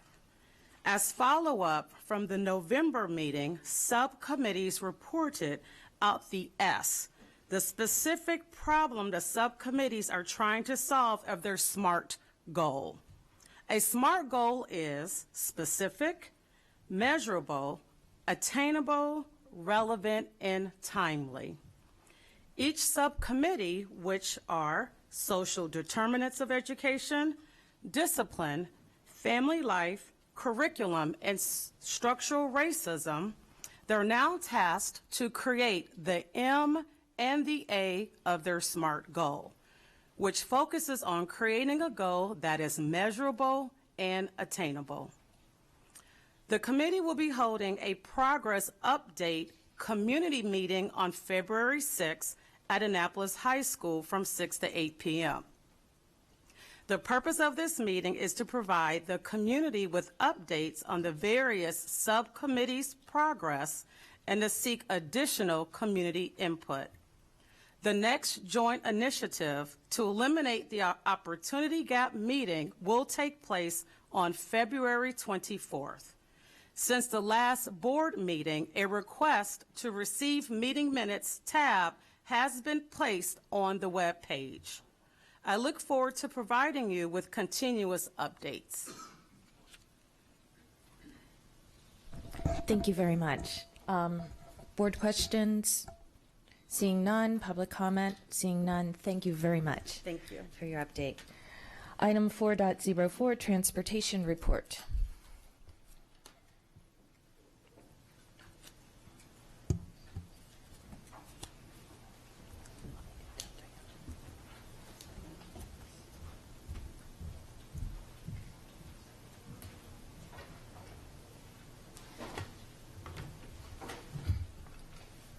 Good morning for another couple of minutes. I'm Alex Shacknova, Chief Operating Officer. Ms. Money is assisting me by passing around a document here. As you may recall, the last time I appeared before you, I covered some territory regarding progress that we've been making in a collaborative effort with the county government with respect to having legislation passed here within Anne Arundel County that would allow school bus stop arm cameras to be used as a civil fine enforcement mechanism for vehicles illegally passing stopped buses that have their warning signals appropriately deployed. So the exhibit that's going around today with you is a copy of the proposed legislation that has been introduced at the County Council. It was introduced on the 6th of January, just 2 nights ago. It is at the request of the county executive, and you'll notice that there are two co-sponsors, Council Chair Pickard and Ms. Rodvian as well. A public hearing is going to be held on this bill on the 3rd of February 2020, and in accordance with the county charter, if it is adopted, the bill would go into effect 45 days after it was signed by the county executive. And so I'll back up the train here just temporarily and remind the board that the reason we're doing this is that the state passed umbrella legislation that enabled localities to do this. 3 of the counties that we've been working with, Montgomery, Howard, and Queen Anne's, have already adopted this and are out in front of us, so we're coming in right behind them. The work plan then, we've been in extensive communications with the police department, the county office of law, obviously the county administration, to collaborate together on this. The work plan would be, once this did get adopted, presumptively adopted, and come into force, would be to then go out to the marketplace and explore what the contractual opportunities are for us to partner with private sector firms that undertake this as a business model. So we look forward to that. We appreciate the support of the county administration. They've been tremendous to work with, and the chief of police and his staff have been supportive as well. Or before I turn to another topic, maybe we'll pause temporarily to address any questions any member has with respect to the specific item, Madam Chair. Thank you very much, Mr. Shikanovich. I believe we have a couple of questions specific to this, not specific to this. Okay, that's fine. Ms. Antoine, was this specific to this legislation? Okay, we have a question from Ms. Antoine. Happy New Year. So my question would be more of the fiscal cost? Our buses already have the cameras, so this legislation, from what I understand, most of our buses do. So this legislation would allow what exactly? I'm not understanding. So the models that are most commonly seen across the nation, and in fact already being used in Montgomery County, because I indicated to you they're out ahead of us a little bit here. So the cameras are actually mounted on the exterior of the bus. And if you've seen our buses, they have a physical stop arm that deploys, the driver deploys that, and that's timed with the signaling system, so the blinking, amber and red light systems. So the systems are automated. When the bus is appropriately stopped and has deployed the stop arm and the warning signaling systems, the cameras are on the outside of the bus and are taking pictures, if activated, of motorists that are passing the bus inappropriately. Those video images are then screened or provided to the police department. Sworn officers of the police department screen those images, and if they determine that it is a violation of the state's code's ordinance that prohibits passing a stopped school bus, the police department can issue a civil citation. So currently, here in Anne Arundel County, we do have a wonderful police department, and they do their best to be out there and monitoring road conditions. And naturally, if they see, right, in their normal course of their day, their duty day, if they see a bus illegally or inappropriately being passed by a car, they will, stop, and if deemed appropriate following their protocols, they will issue a ticket to the driver of that motor vehicle. But we've got 600 buses on the road, and the police department, is stretched and working, 3 shifts. They can't be out there everywhere at all times. So this is a force multiplier, an extension of the resources that the police department would have to be able to, better help enforce the laws. We here in the school district think it will be a wonderful deterrent. We think that motorists becoming aware that there's a potential of increased enforcement, fines that come with it, et cetera. We think that there will be a deterrent to motorists inappropriately passing the vehicles. When I was here before, I think the last meeting, I had with me some statistics about about 2 recent studies and how often here in the state of Maryland a yellow public school bus with its warning signalization systems deployed is passed, and it's a scary number. Right. And we think that, again, in partnership with the county Office of Law, obviously the state started this initiative, so now we're kind of coming in and utilizing this new tool that the state is now enabling counties to adopt. Excellent. And I know even before that meeting, we had discussions about this particular concern. Yes. So thank you for that. It looks like it's coming. It's been a work, and here's where the rubber meets the road. Right. So with it being just 2 days ago, would you all have the numbers of what this would cost us to do the mounting of the outside cameras? So the models that are typically used, it is not a cost to the local board or to the police department. So it's a revenue sharing model that is most commonly seen. Certainly a county or a board or a county could self-perform. They could buy the apparatus, install it, maintain it, all that. That is not typical because it's just financially in the too hard to do box for most school boards, so, and for most counties. So all the counties that we've been working with, that we've researched, that we've been discussing, are using a revenue sharing model where a private vendor, it's like a public-private partnership, like a P3. Right.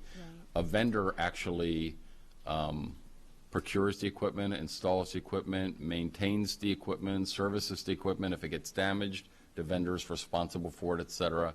The vendor is then collecting the video evidence initially and transmitting it to the police department.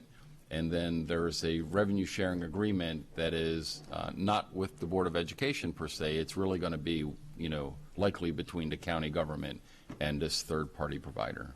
Excellent. So we're not going to be, if we were to proceed in the manner to which I would suggest, we would not be out-of-pocket financing this endeavor, if that helps at all. Tremendously. Thank you. Yes, ma'am. Okay, any other questions relevant to the pending legislation?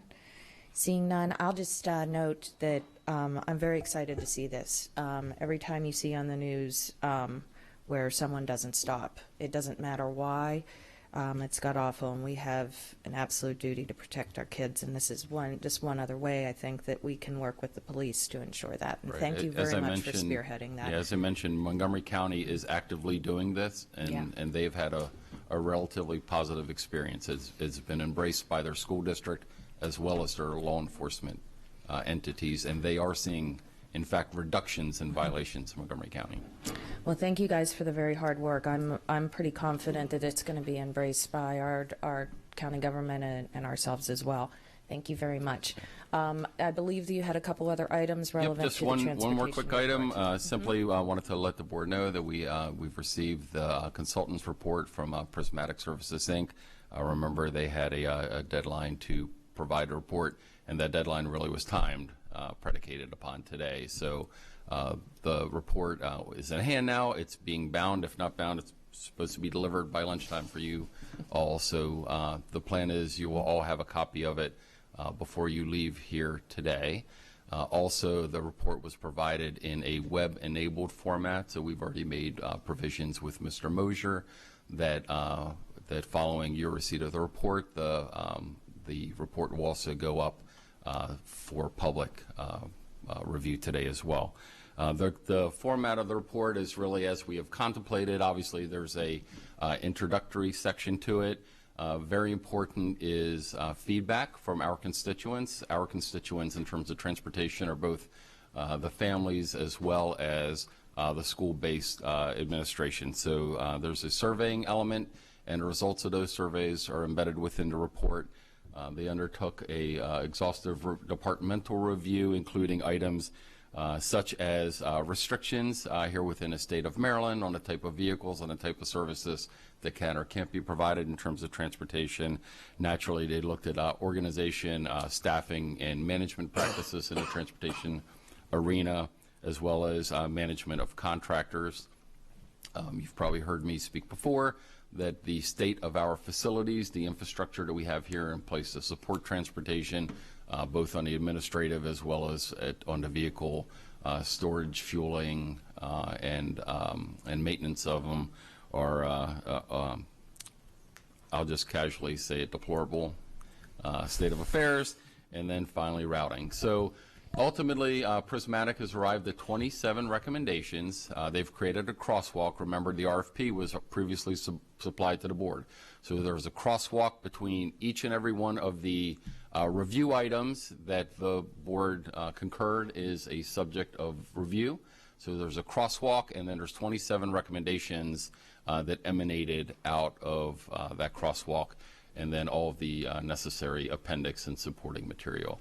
So we're pleased that we'll be able to have a copy of that for you as you exit today, and again, it will be up online here this afternoon as well. We'll take any Thank you very questions much. might have. I do believe we have one or two questions for you in this category. Michelle? Well, you answered the big one, which is when we were going to receive it. So thank you for that. I definitely look forward to reading it. I'm excited about it. Jog my memory.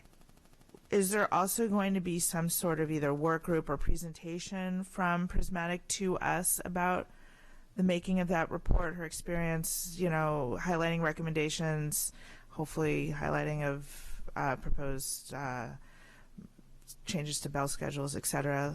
I thought that was going to happen, but I'm not, maybe my memory is failing me. Sure. So to begin with, obviously that's going to be, curried through discussions between the board leadership, the superintendent.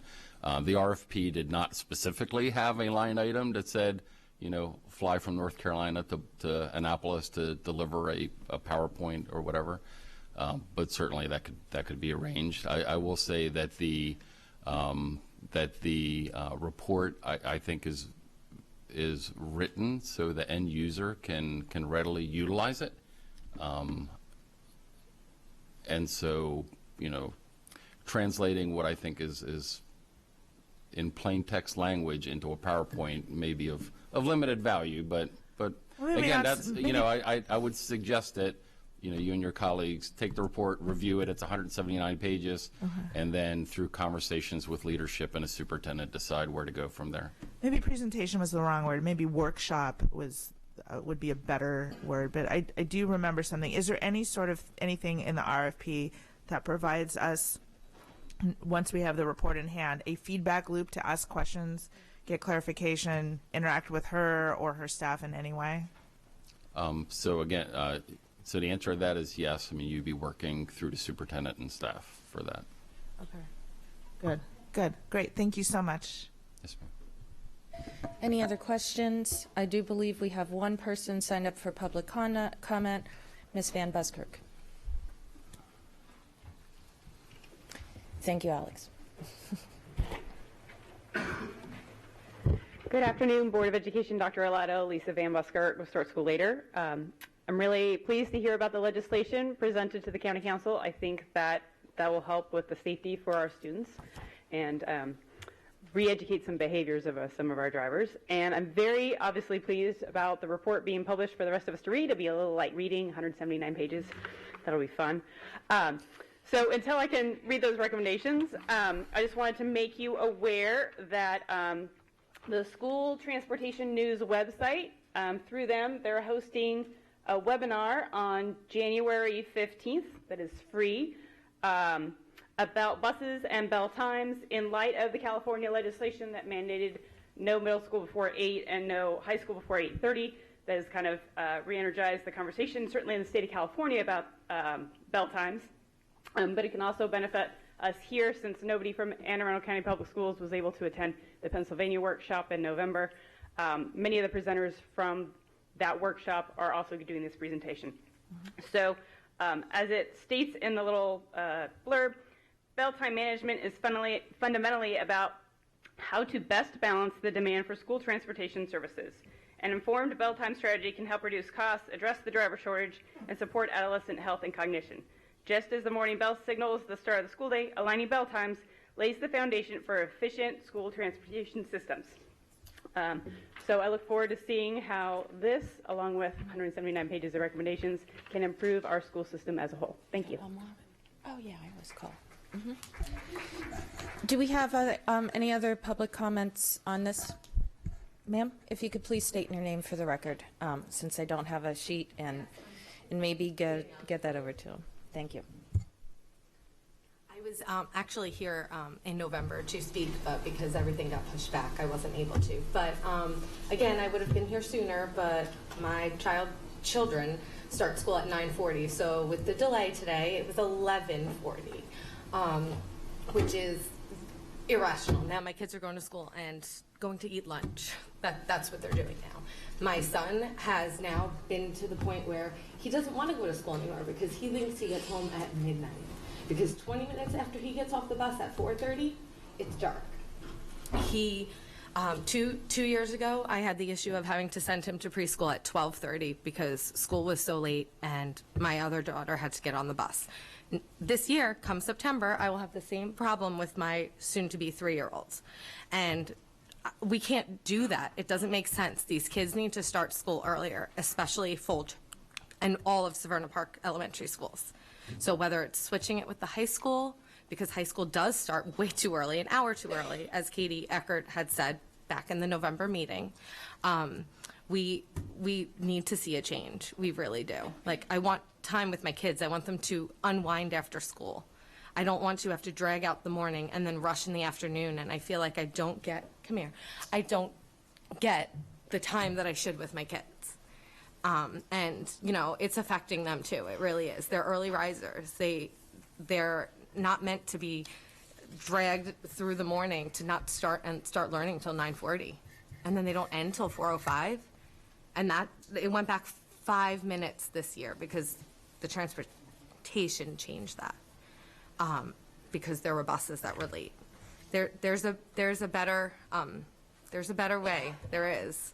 And I've figured some of it out, but not all of it because we're a huge county and not district by district. But, sorry. But we allow all testimony. Young do you want your brother and sister home earlier and school earlier? No. Okay. Yes. But yes, I would like to enjoy the time with them after school, and I'd like them to be learning just as they do from when they wake up. They're exhausted when they get home. So my son's, crying, doesn't want to go to school. My daughter, she's dealing with it because she has to, but she has anxiety, and I don't think this helps. So, but thank you. Thank you very much. And anyone else? Okay, seeing none. Next item is 5.01, and we're in our consent items and awards of contract. We've got summer music camp. I don't think so today because of because there may be questions on the other one. Do we have any questions, comments? Okay, Dr. Arlotto, your recommendation, please. Absolutely. I recommend the Board of Education authorize the award of contract number 20-119 for the 2020 Summer Music Camp to North Bay in the total amount of $127,385. Okay, we got a motion and a second to approve the summer music camp. Any questions or debate? Seeing none. Ms. Howell, would you please call the roll on agenda item 5.01 for award of contract? Mr. Gilliland. Aye. Mr. Live. Aye. Ms. Hummer. Ms. Alvey. Ms. Ellis. Aye. Mr. Grannon. Aye. Ms. Schallheim. Aye. Ms. Antwine. Aye. Ms. Corkadell. Aye. Motion passes 9-0. Thank you, Ms. Howell. Item 5.02, consent item of award of contract for consulting services or performance audit. Walt, did you want to come up for a second? In a second, for staff to come up.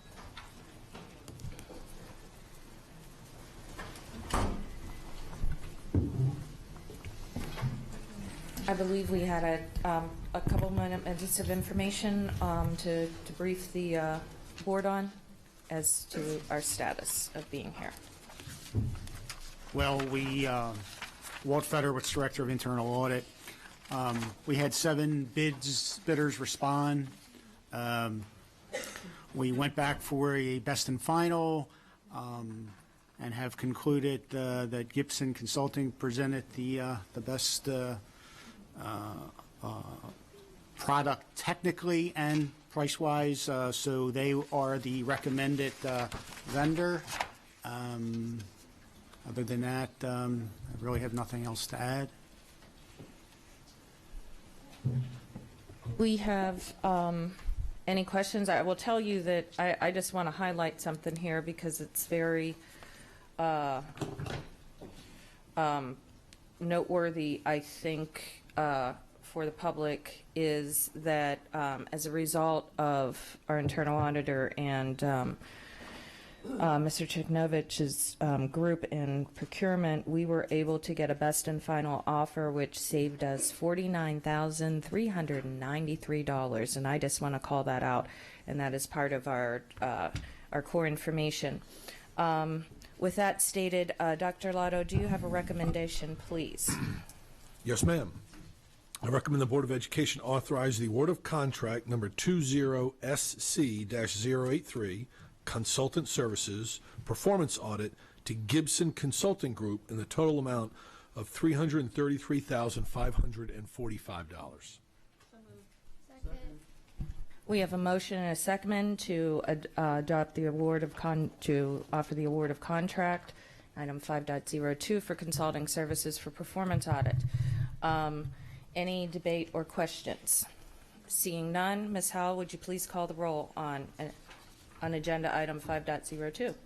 Mr. Live? Aye. Ms. Hummer? Aye. Ms. Alvey? Aye. Ms. Ellis? Aye. Mr. Grannon? Aye. Ms. Schalheim? Aye. Ms. Corkadell? Aye. Motion passes 7-0. Okay. Thank you very much, Walt. Item 6.01, administrative personnel appointments. There are none to approve. It's information only. Okay, we have information only. There are none for approval today. Item 6.02, personnel. Dr. Olato.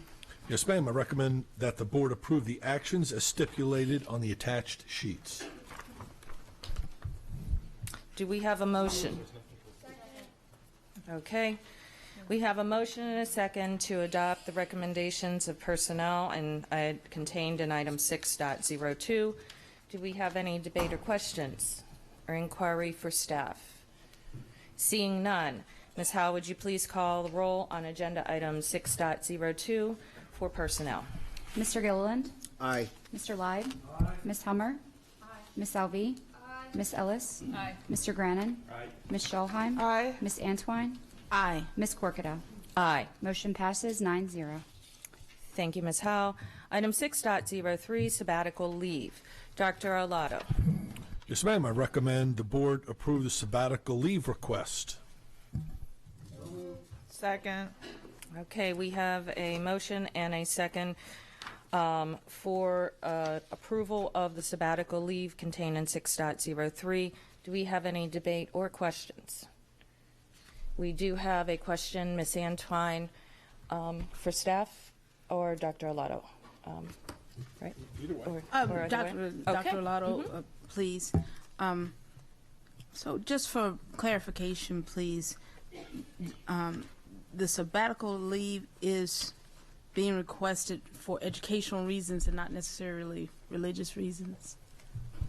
Correct. It has to be directly associated with the work that employee does. Okay, good. Thank you. Any further questions? Do we have any public comment? Seeing none. Ms. Howe, would you please call roll? Mr. Gilliland? Aye. Mr. Live? Aye. Ms. Hummer? Aye. Ms. Alvey? Aye. Ms. Ellis? Aye. Mr. Grannon? Aye. Ms. Schalheim? Aye. Ms. Antwine? Aye. Ms. Corkadell? Aye. Motion passes 9-0. Item 6.04, employee leave. We are on the second reading of this policy revision, policy GC. Ms. Ortiz. Good afternoon. For the record, Jeanette Ortiz, Legislative and Policy Council. Hi, Jessica Kutchis, Executive Director of Human Resources. So policy GC is on second reading. We did not receive any public comment. Any board questions or comments of staff? Any public testimony? Seeing none, thank you very much. You may want to stay seated. We have Ms. Ortiz. Item 6.05 is the second reading of the policy setting, policy BF. And so, yes, policy BF is also on second reading, and we also did not receive any public comment. Any questions or thoughts? We do have a couple. Ms. Schalheim and then Ms. Antwine. Hello, good afternoon. I have a motion that contains 3 small amendments to this policy. I first want to thank Ms. Ortiz for talking me through it and for her help and guidance. It was very helpful. So I move to do 3 things. One, Ms. Schalheim, we'll need to separate those as 3 separate motions on the edits, Really? Unless they're contained within the same paragraph.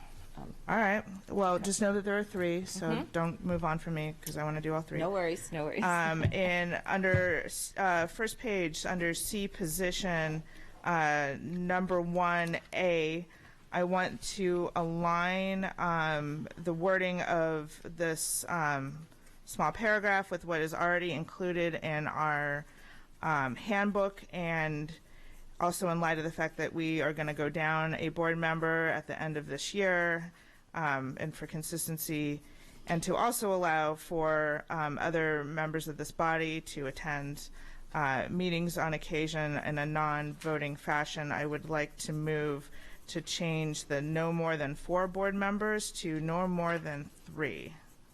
So that's my motion. I move to change that from 4 to 3. We have a motion on the table. Do we have a second? Okay, we have a motion and a second. Ms. Howe, could you please read the statement of the question before we proceed to debate? Pertaining to item C in the position, 1A, quote, no more than 3 board members as opposed to 4, as it previously stated. To align with our handbook, yes. Okay, thank you very much. I do have a question for Ms. Ortiz on the motion at hand. What we have had in the past was the president normally has an opportunity to serve ex officio on any committee or all committees as a standing in ex officio. The language being proposed, does that render the president to have actually be appointed as a member and would be conceding that obligation and duty as a result of this motion? So I would have to look at the policy. It's the board policy on board committees to accurately answer that question, but I don't believe that it would impact the president being able to be an ex officio member of a committee. Okay. Thank you Because very I think much. that policy would need to be updated for that. Okay, so one would not automatically change the other. I do not believe so. I do not believe so. Okay. Okay, thank you very But much. I'll definitely go back, since it's on second reading, I'll go back and just confirm and compare the language. Great, great. Thank you very much. We do have a couple of other additional questions, comments for debate on this motion at hand. Ms. Antwine and then Ms. Hummer. Ms. Shalham, this was in, this motion is being made in order to avoid quorum at a meeting. Okay, thank you. Okay. Ms. Hummer? Yes. I mean, the current language of this policy says no more than 4 members. So to me, that makes it stand that the president could only appoint 3 members if they had it. According to our policy BBE, which is the board committee policy, the board has only 2 standing committees, and that's policy and budget. In the board handbook and longstanding practice of the board is that every board member would serve on a committee in order that we share the workload. If we reduce committees to only 3 members, we're moving to an 8-member board. There will not be enough committee seats for every board member to serve, which is one issue that comes up. If we were to make this change for policy, I believe it would need to be made for budget and our other committees as well. But part of the purpose of everyone being assigned a committee is that they become an expert somewhat in that area, but also, as we all know in all of our committees, the work of committees builds on each other each time. We do research and discussion. It's not just one. And so if a member is coming in and out of a meeting, they're not necessarily going to have the background knowledge. The committee's purpose is to come back. They don't set policy. They don't set the budget. They come back with recommendations. And any board member at any time is free to talk to any member of a committee. They're free to submit written information to be discussion for it to be considered. So I don't feel like it's limiting to board members if they're not able to attend because of quorum. Not being a sitting member in no way limits the contributions. The committees do valuable work, but in the end, their recommendations to the full board are just that, recommendations. And all members make the final decision, and any final action is subject to vote by the entire board, not just the members of the committee.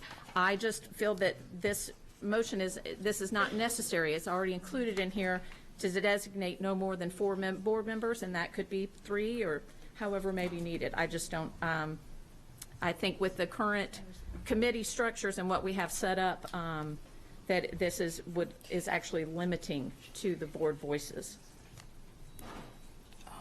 if someone wants to call him, they can, if there's an inquiry. Okay. Well, these are comments being made. If Ms. Hummer would like to ask you a question, she can. But Then otherwise, then my- you'll have another opportunity, of course, to make comment once everybody else has commented in. Again, Mr. Grannon? Yeah, I guess I wasn't under the impression that the board going from 9 to 8 would mean that 4 would constitute a quorum. It does not. Right. It does not. Right, I thought that was it. I thought that was stated in your motion, though. So, No. right. So 4 does not. No.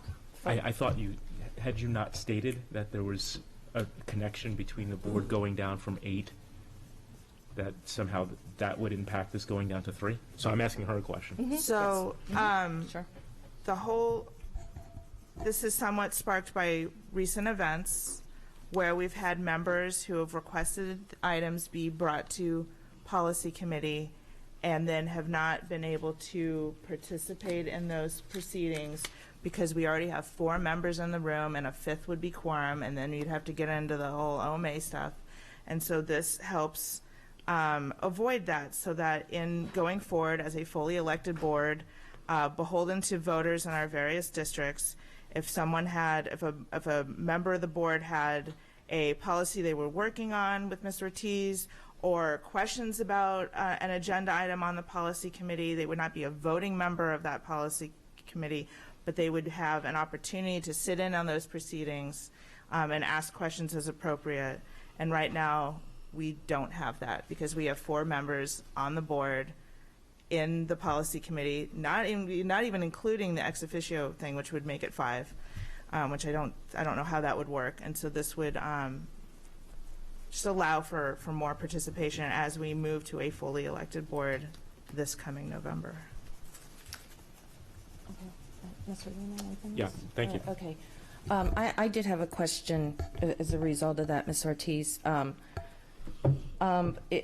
Based on what Ms. Schalheim is saying, right now, the only people in the committees that should be participating in the committee work, unless the committee would seek question from them, are just the standing members. So this edit would not permit open questions from any board member not sitting on the committee unless they were addressed and taken by the chair at an appropriate time at the request of one of the members. Is that correct? Yes, that's correct. Okay. I just wanted to clarify that because the answer gave an indication something different was changing in this policy instead of just this language. So thank you very much for the clarification. We do have some additional questions. Okay, Ms. Antwine? From my own experience, I think going down to the 3 would encourage that more participation. Best example I can give is my own. When I requested that policy be changed, I was invited by then the policy chair to sit in on the meeting. I did that and was only able to observe, though I had plenty of questions to contribute to a public meeting. So I believe, and it put me in an awkward position as well, because I didn't want to violate the Open Meetings Act in any kind of way. So not having that concern would help for open discussion even in the committees. Ms. Schalheim, you have. Okay, no, you have it. You made the motion. You can make if you wanted to ask any other questions or make any other statements, you may. No, my amendment stands as proposed and seconded. Okay, do we have any public comment on this particular amendment, not on the policy overall? Seeing none, Ms. Howe, would you please call roll on the amendment to change the language, and could you please restate the question? Madam President, can somebody restate the motion? I'm sorry. That's why I just said okay. If she could please restate, because we had decided. Thank you very much, Mr. Gilliland. The motion on the table is for section C in the position, that item 1A be changed from no more than 4 board members to no more than 3 board members. Please call roll. Mr. Gilliland. No. Mr. Lyde. Nay. Ms. Hummer. Nay. Ms. Alvey. Nay. Ms. Ellis. Aye. Mr. Grannon. Nay. Ms. Schallheim. Aye. Ms. Antwine. Aye. Ms. Corkadell. Nay. Nay. That was. All right. That would be. Motion gracious. fails 6-3.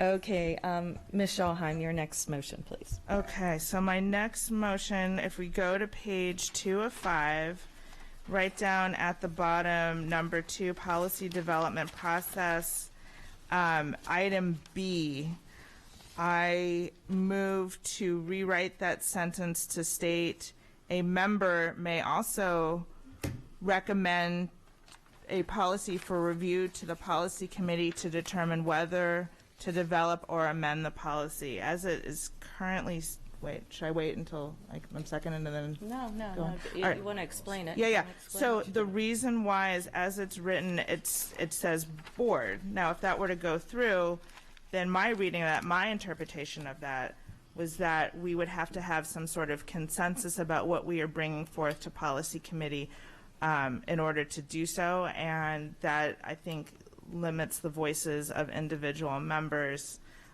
to recommend items to go to policy committee to review. This does not in any way, before anyone gets it twisted, adjust the scheduling or process or any of that. This just adds it to the list to be scheduled as appropriate, as decided between the normal parties, and that is it. So I'm just changing, basically the substance of my change is changing it from board to a board member. And that's it. That's my motion. Can I make a friendly amendment? The statement of the question has not been made. Yes, you may, sir. Okay, so I respect and I agree with the spirit of what you're doing. I guess I would try to take it a step further, because your amendment to B is about the board, as it's currently written, the board may also elect to recommend a policy for review to the policy committee. To me, I read that to mean an existing policy. A is much broader and captures policy development or amendment may be initiated by the board, the superintendent, or the superintendent's designee. With all due respect, if Dr. Arlato can initiate a policy development or amendment, I certainly think at least 2 board members should be able to do that. So, A board member. well, what I would suggest is that A be amended the same way any 2 board members can come up with an agenda item.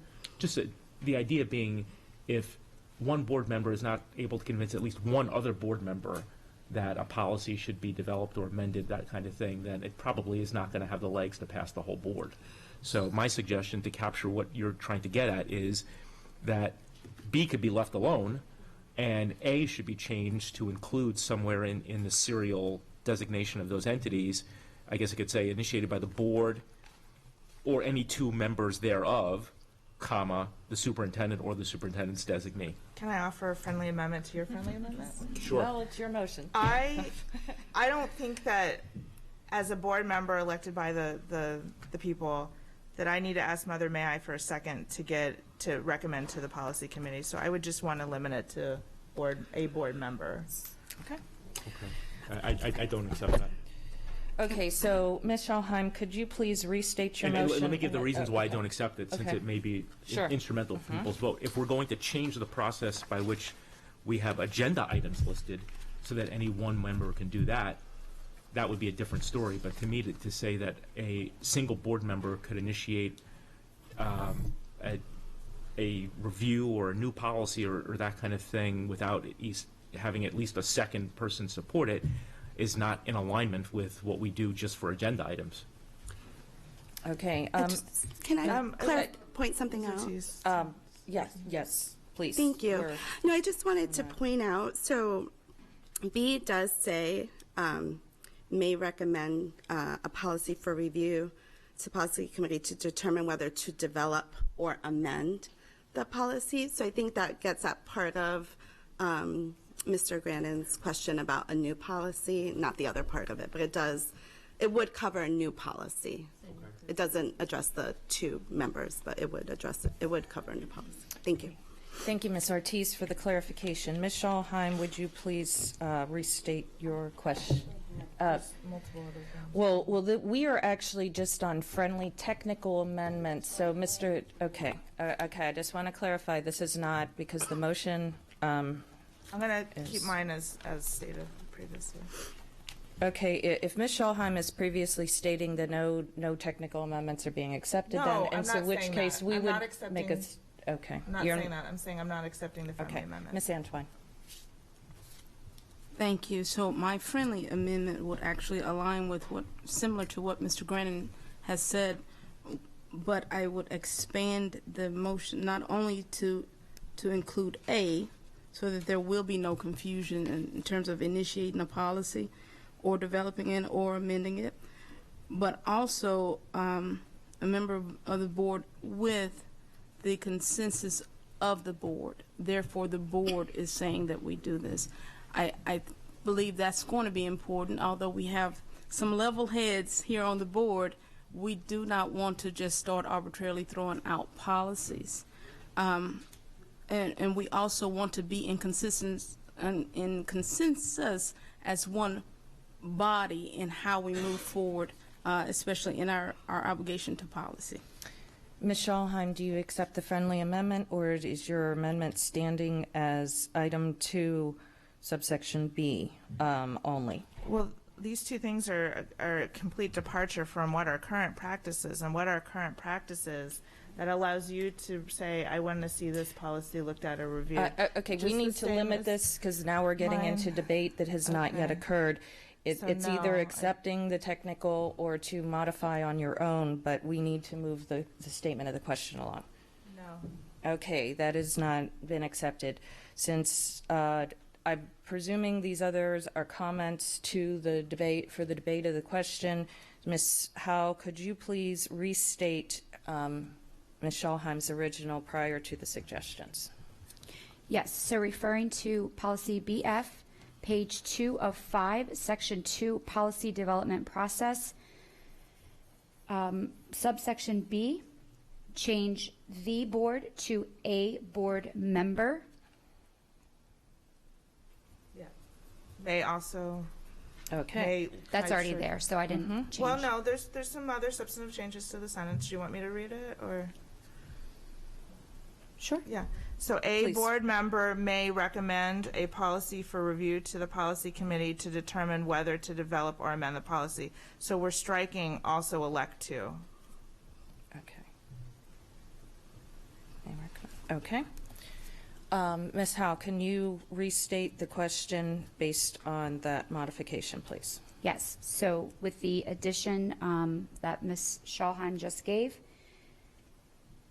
it will be rewritten to a member may elect to recommend a policy for review to the policy committee to determine whether to develop or amend the policy. No, that's not correct.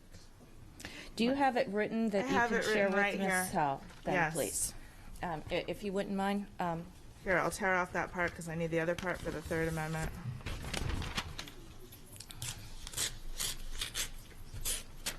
There you are.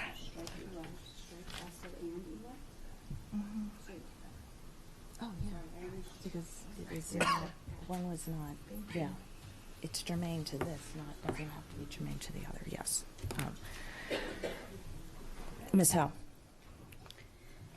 A board member may recommend a policy for review to the policy committee to determine whether to develop or amend the policy. Okay. We have, do we have a second? Okay, because there was no changes, the second stands, and it is now open to debate and inquiry. We have Mr. Grannon, Ms. Alvey, and Ms. Schalheim, in that order.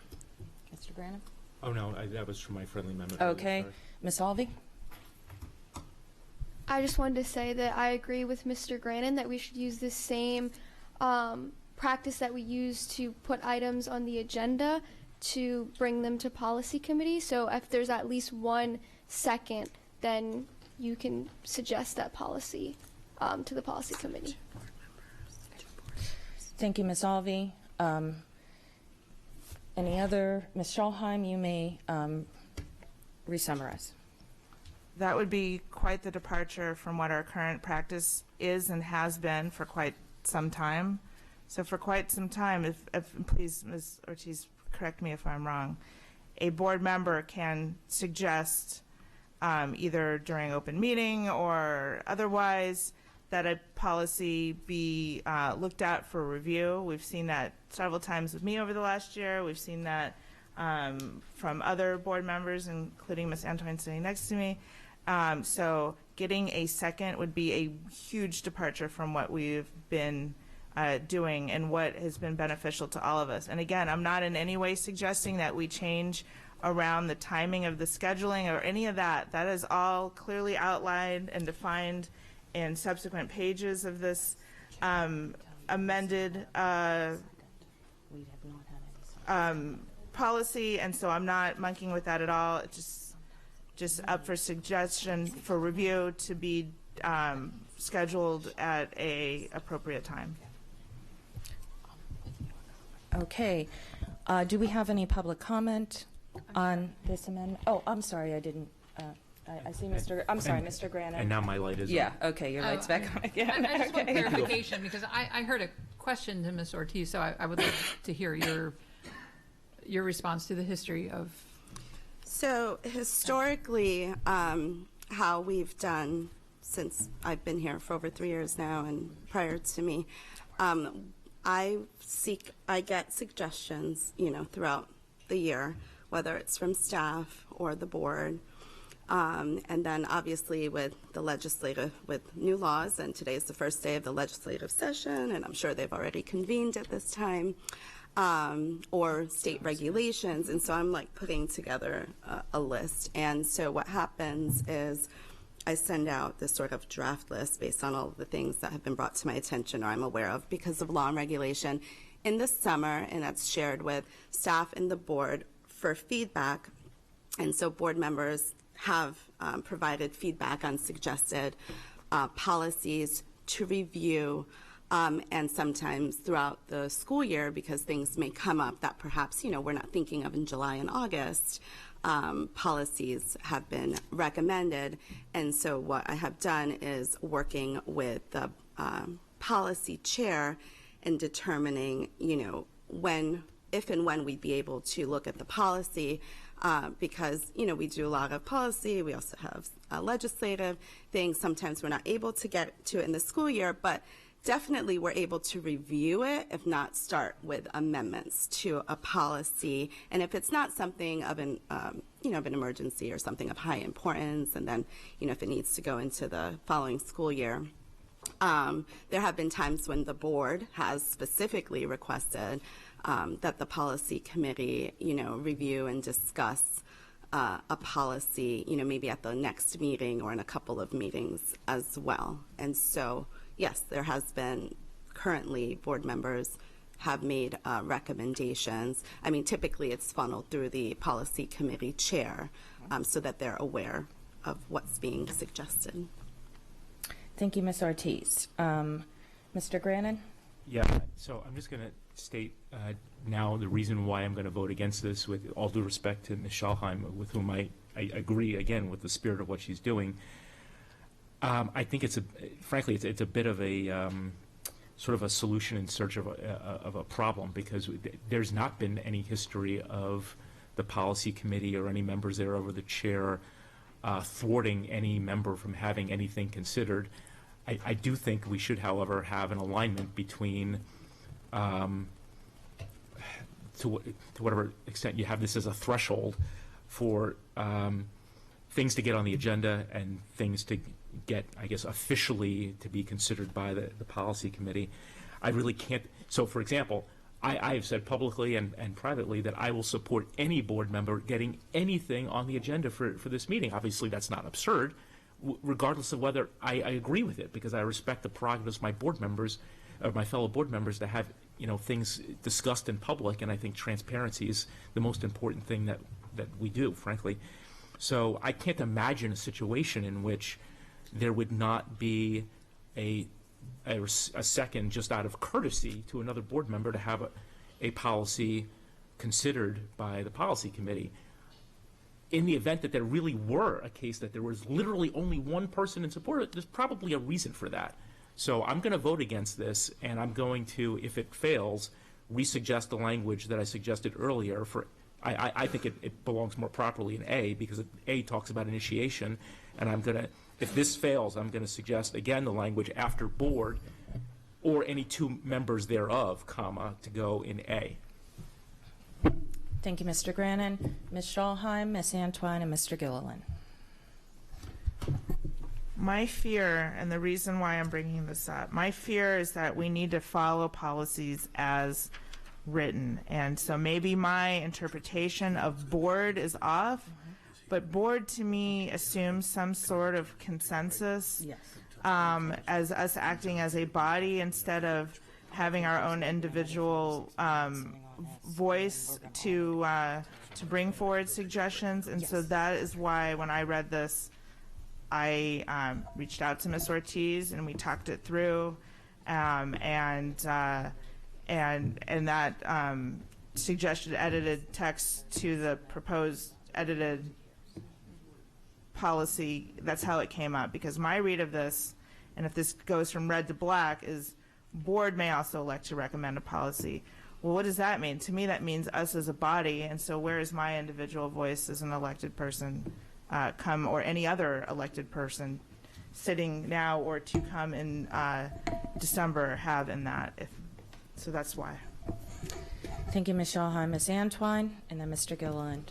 Thank you. As a person who did experience not getting a second to such motions, especially on policy, who also received a letter that to me was a letter of scrutiny rather than support, I can assure you that expanding this to allow where we include the member, I just have a concern with the member alone, because we are one body, having that say solely. And so I would, if I may again, recommend that we as the board consider not only the member initiating, but also with the majority vote of the board, as we do on other things. The vote of the board to get it to policy. So, for example, when I requested, I actually brought up two policies because of the circumstances at hand, be reviewed, looked at by the board, so that we can make those changes. I didn't get the second on the motions. I was instead invited to contribute amendments. I felt undermined as a board member making that recommendation. I felt my right to do that was somehow suppressed. So, but I also understand that our responsibility is not as I've said before, this cannot become the Candace show. So it's important. It's important that yeah, it would be nice. But as important as that is, we still have to make a decision as one unit. And I think expanding your motion to include the member initiating, but with the consensus of the board, is the most appropriate. Thank you, Ms. Antwine. Mr. Gilliland. Thank you, Madam President. I think if I'm reading tea leaves correctly, this is not necessarily going to pass today, but I'll tell you the reason why I will vote for it. And that is, we have 188 legislators in the Maryland General Assembly, and any of them can sponsor a bill. Doesn't necessarily mean they're going to have co-sponsor. We have 7 members on the county council, and any of them can sponsor a bill. It doesn't necessarily mean it's co-sponsored, and it doesn't necessarily mean it passes. In my life, I lived in the Ways and Means Committee, and I sponsored some bills that were in the committee that I was able to get out. And then I had bills that I sponsored that went to other committees beyond Ways and Means that did not get out. I was not a member of that committee, but that committee may have killed the bill, just as I voted to kill other bills. And I think in this case, if a board member chooses to I was going to say bill, sorry, changed mindset here, but if a board member proposes a policy that the policy committee does not necessarily agree with, the policy committee can kill it. Just as the whole board, if something escapes the policy committee and additional information becomes available, or there are new eureka moments here on the dais, the board can kill it. I'm not necessarily saying I'm doing this to offer life support to the amendment, but I do think there's precedent at the state level and the county level to support this, and that's why I'm going to vote yes. Thank you. Okay, having exhausted debate, is there any public comment to this amendment? Seeing none, Ms. Howe, would you please call the roll? And please restate the question. Policy BF, page 2 of 5, section C, policy development. Number 2, a board member may recommend a policy for review to the policy committee to determine whether to develop or amend the policy. Mr. Gilliland. Aye. Mr. Live. Nay. Ms. Hummer. Nay. Ms. Alvey. Aye. Ms. Ellis. Quickly, I want to thank Mr. Gilliland for his insight because that really helped me. And aye. Mr. Grannon. Nay. Ms. Schalheim. Aye. Ms. Antwine. Aye. Ms. Corkadell. Abstain. So it's 5 in the affirmative and 3 in the negative. Motion passes. Thank you. Ms. Schalheim, you had a third. I did, and this hope won't be as lengthy as the discussion on the other one. Mostly because in my conversation with Ms. Ortiz, I'm not trying to speak for her, and she can speak for herself, but I felt that there was kind of agreement on this one. Can I say that? I don't know if I can say that. All right, so anyway, page 3 of 5, C2C, in listening to our previous conversations about policy committee involvement and all this. C2? I don't see a sorry. a C. Sorry. So C2?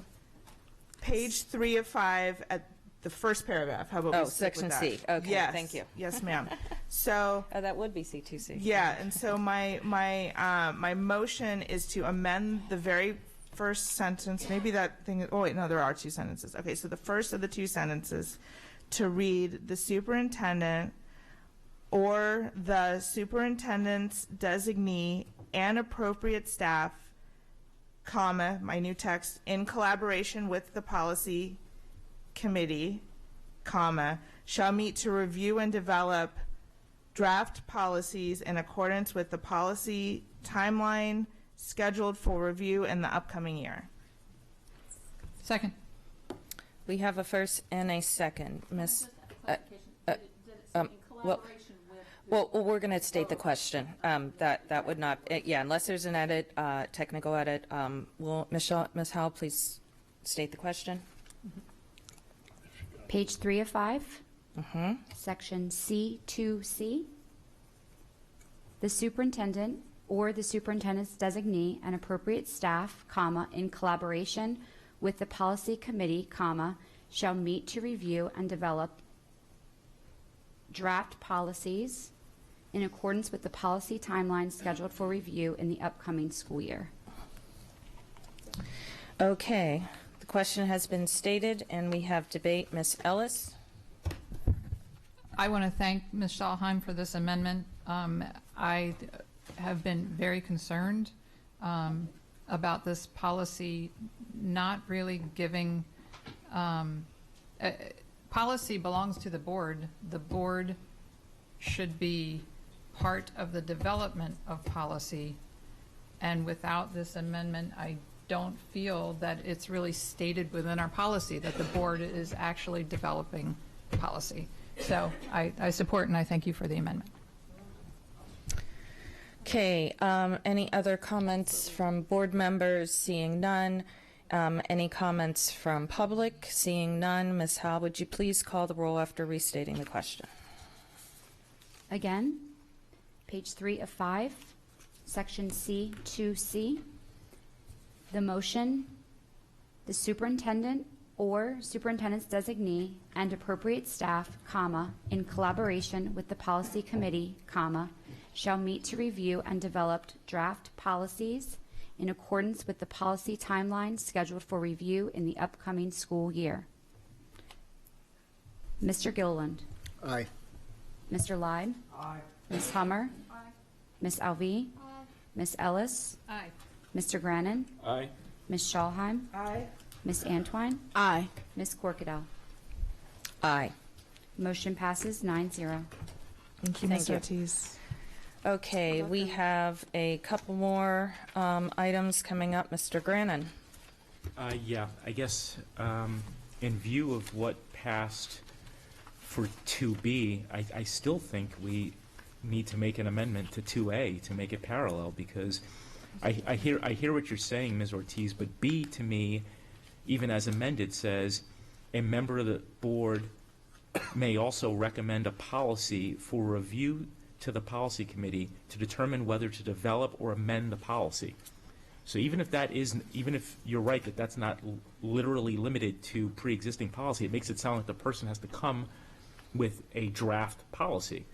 If that's not what it means, then it's completely overlapping with A. A speaks broadly about initiation of the development, and I want it to be clear if a board member can recommend the election or can recommend the development or amendment of an existing policy, then they can recommend the initiation, the drafting of a policy to be considered. So I think to fully capture what Ms. Schalheim was going after, we should make a parallel amendment to A where it says may be initiated by the board. That should just say may be initiated by any board member.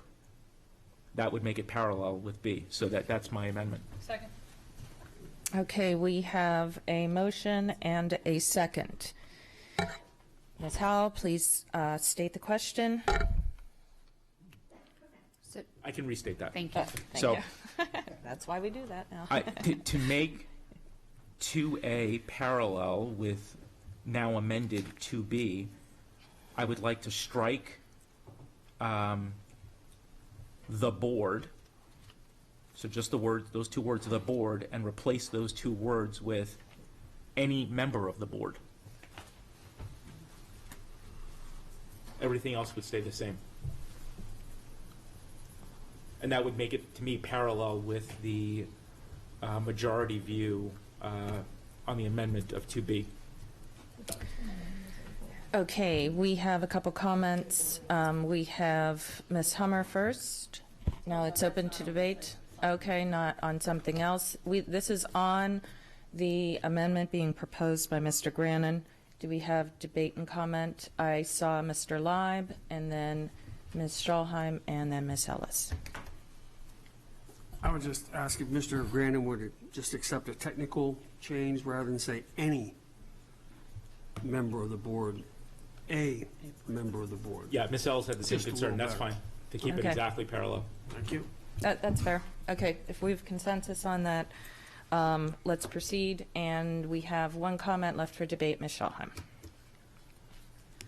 I would just like to get Ms. Ortiz's, I guess, reaction, or if there's any unintended consequence or anything like that. Just was curious. No, I think as I stated previously, I still think that B covers the concern, and I think that it would be duplicative, but if the board wishes to have that language in there, that's obviously up to you, but I think B covers the concern as currently amended. Thank you, Ms. Ortiz. Any other comments, statements, public comment from? Seeing none. Ms. Howell, would you please, after stating the question, call the roll? Page 2 of 5 of Policy BF, Section 2, Policy Development Process, subsection A, policy development or amendment may be initiated by a member of the board, comma, the superintendent, comma, or the superintendent's designee. Mr. Gilliland. Aye. Mr. Leib. Aye. Ms. Hummer. Aye. Ms. Alvey. Aye. Ms. Ellis. Aye. Mr. Grannon. Aye.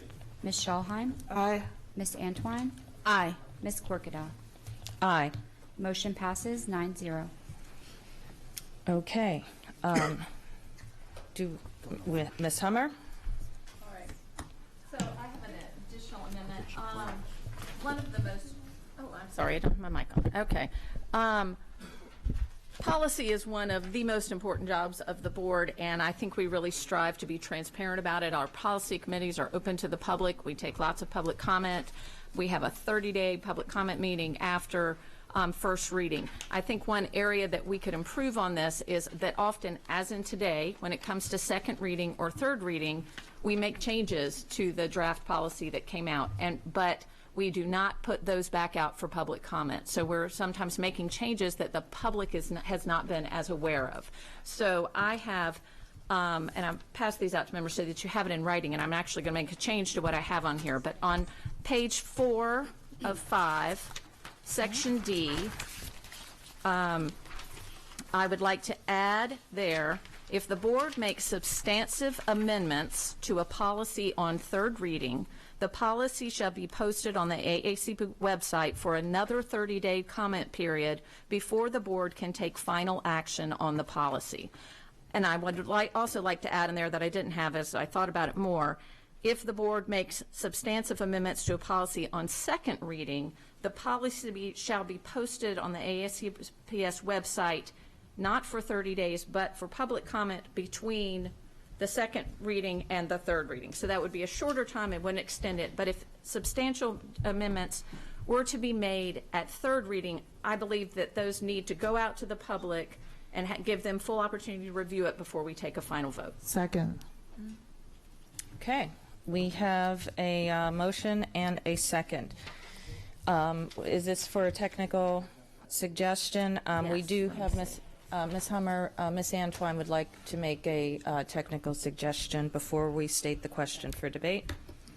Ms. Hummer, I really like this recommendation for so many reasons, but I also want to consider the burden on the staff that would have to go out there and do this.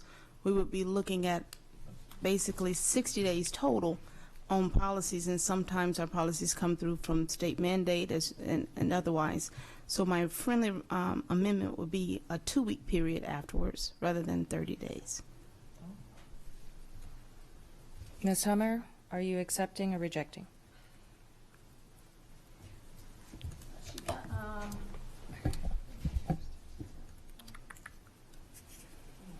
I don't want to limit any way that people are coming out, but I do understand the point too, because we do, the process can already be very long. I'm open to that, yes, to make it a 15-day comment period.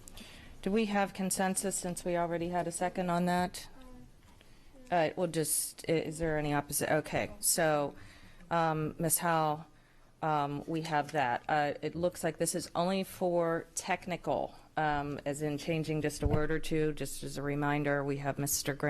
Ellis and then Mr. Grannon to Ms. Hummer. Ms. Ellis? Thank you. Sorry, I'm now, I thought I understood it one way, so now I'm rereading your amendment because based on that recommendation, I think I might have misunderstood it. So, Ms. Hummer, you were suggesting if there are substantive changes at the second reading, yes, we would go out for a public comment period, correct? Then when it comes back, is it still third reading? No, it would be two separate things. So for instance, this is the second reading, and if we're making substantive changes today with amendments, between now and the next meeting for third reading, it would go back out for public comment. If again, at third reading, we made additional ones, they would go out again. It's when it would be the continued public comment period would be after whichever reading substantive changes. And when I say substantive, I don't mean sometimes we correct a comma or something like that. I'm talking about a more significant change. My question was just making sure I understood that we're not adding a step. We're just adding public input. You had suggested 30 days of public input, but now the amendment is perhaps 2 weeks. But we're not adding an additional reading, another step. Correct. No, we're just postponing the final vote if it is a third reading. So it could possibly extend the policy timeline by 2 weeks, by one additional meeting. I think, Ms. Okay. Ortiz. I just have a question for Let's just, I don't want to get into the merits of the debate that we're on technical. Ms. Ortiz, did you have a recommendation? Just a clarification, because I've heard 15 days, I've heard 2 weeks, and I've heard in between the meetings. And I know we've done this before, I think, on a couple of other policies. So I just want to be clear, you're suggesting, so on second reading, we would post it today, for example, or if it was an evening meeting, the next day, for public comment until the next meeting? Or do you want a date, like days, certain days? So for second reading, I would say till the next meeting, which would be the scheduled third reading. Right. So it would be posted for public comment between second and third reading. Okay. And then I guess we could say the same thing for the third reading. We could say posted for public comment between the third reading and the following meeting. Because that's about 2 weeks, because my concern was if we did 15 days, they could push it or push it out, right, of the next meeting and then push it another couple of So we could weeks. just say the next. And I can come up with language. Regularly Ms. scheduled Hummer, would public you meeting. like to accept Ms. Ortiz's recommendations based on Ms. Antoine's recommendations? Okay.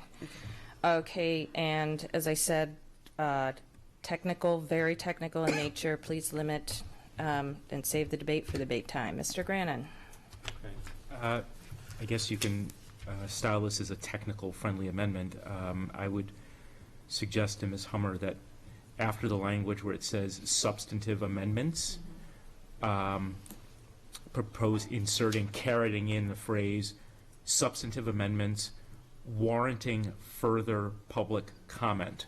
And I want to give the reason for that. I think I can say this frankly in a way that's accurate. I don't think anybody up here has been more committed than I am to getting public views on everything that we do at every step of the way. But as you know, just as a person, I can't say that what we did today would not be substantive. Those are substantive changes, but there were never any public comments at all on any of this, and I don't think this is the type of thing that would actually engender public comment. So I'm a little worried that we would be slowing this process down for things that are like, this is like all housekeeping stuff that we did and there was never any public comment. We have to have some room as a board to do this kind of stuff and not have members feel chilled from making changes. So I think if we put in the language, substantive amendments warranting further public comment, that raises a little bit, and then we as a board will obviously guard that. And so, for example, if I were to make a change to something or even lose on a change to something, if it were the kind of thing that the public had commented on, I'm just explaining it, Madam President. Thank you know, for example, like the Val Sal stuff that got huge public comments, that kind of thing, that's clearly something that should go back to the public. But this never got any public comment in the first place. And my response to that would be, it didn't get public comment because the public didn't know we were going to be talking about it. And so that's not a friendly amendment, a technical amendment I'm going to accept. Okay, Ms. Hummer has not accepted that friendly amendment. We have Ms. Scholheim, friendly, technical. I don't think I have one anymore because I'm glad that the whole next meeting thing went on. So, okay, yeah. Ms. Ellis, are you for technical? Just no comments, just technical. It's about the. Okay, I'll wait. Okay, yeah. I'm not all right. quite sure. Okay, okay.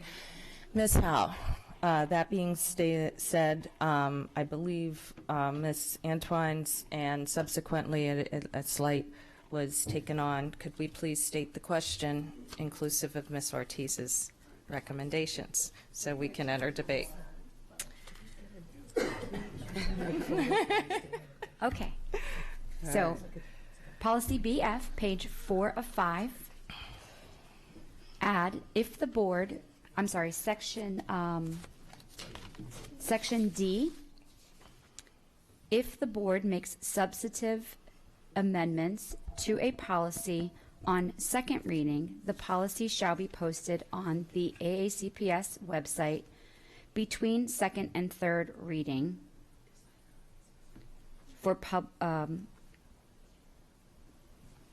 before the board can take final action on the policy. Okay, so second reading's the 15-day? Okay. Next meeting. If the board makes substantive amendments to a policy on second reading, the policy shall be posted on the AAC website for public comment. Ms. Ortiz, how do we best word that? Okay, so I think we agreed that second and third reading would be between the meetings. Yes. So maybe something to the effect of, if the board makes substantive amendments to policy on third reading, well, I'll say second reading, the policy shall be posted on the AACPS website until the following regularly scheduled public meeting of the board for public comment before the board can take final action on the policy. I might have to tweak that a little bit so it doesn't sound clunky. Because I think there's also in a second sentence that it needs to be, and if the board makes And then on the substantive amendments to a policy on third reading. Right, it would be the same. The policy shall be posted on the AAC website for an additional comment period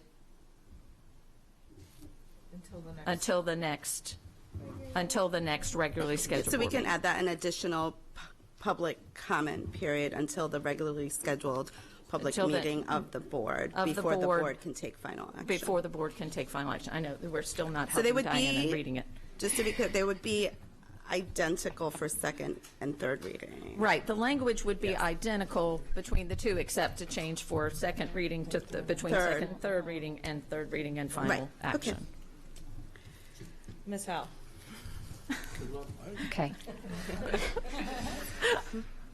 Policy BF, so second reading, add, if the board makes substantive amendments to a policy on second reading, the policy shall be posted on the AACPS website until the next regularly scheduled meeting before the board can take final action on the policy. For third reading, if the board makes substantive amendments to a policy on third reading, the policy shall be posted on the AACPS website for another 15-day. No. For until the next regularly scheduled meeting. Between regularly second and scheduled- third, okay. yeah, between regularly scheduled. And for after the third reading one, so it shall be posted. So we're not saying anything about between the third or 15. Got it. Right. Third reading, the policy shall be posted on the AACPS website until the next regularly scheduled meeting before the board can take final action on the policy. Yes. Now we got that. That is correct. The statement of the question has been made. Very happy president for that. We have a couple comments for debate. Ms. Ellis and then Mr. Grannon. Addressing Mr. Grannon's concerns, so at first I was a little concerned that we were adding steps or adding time. My understanding now is that the only thing this adds is work for the staff to put the policy up on the website for public comment. Doesn't add any time to the process. Correct. No. And it delays the vote. If it's third reading. Third oh, reading if it's would third, add okay. another. But I would also suggest in terms of transparency, perhaps we don't get comment because public agrees with the policy as written, but if there are substantive changes, someone may have an opinion. So it sounds to me like the worst we do to the process is add 2 weeks to the end of it. Mm-hmm. Right. Mm-hmm. Mr. Grannon. Okay, so as I stated earlier, I totally support the spirit of this. I'm going to, without specifically talking about which policies, I myself have been on the receiving end of basically chilling comments from other board members about making changes to policies because it would slow things down. I think that, for example, the amendments that were initiated today by the discussion started by Ms. Schalheim were all good changes, even the one that I initially disagreed with. I agree with the spirit of it. Those are all substantive changes. Anyone who were to say that those are not substantive changes is not being faithful to the word substantive.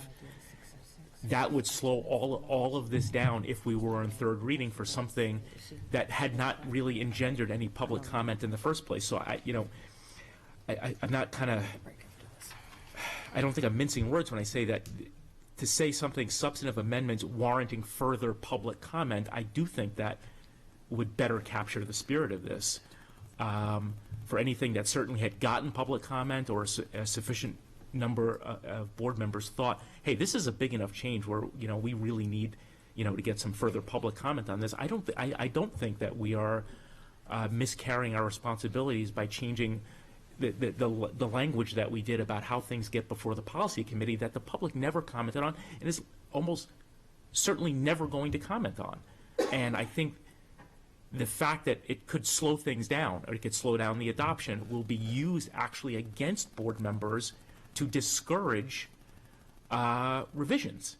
And I think, to be frank, that leaves things more in the hands of Ms. Ortiz and the professional staff to draft things, not saying it's perniciously, I'm just saying as a matter of fact, to draft things and get the board to adopt them without changes. And that's not what I want. I want the board up here in an active, muscular way, changing things a lot, just like Ms. Schalheim did today.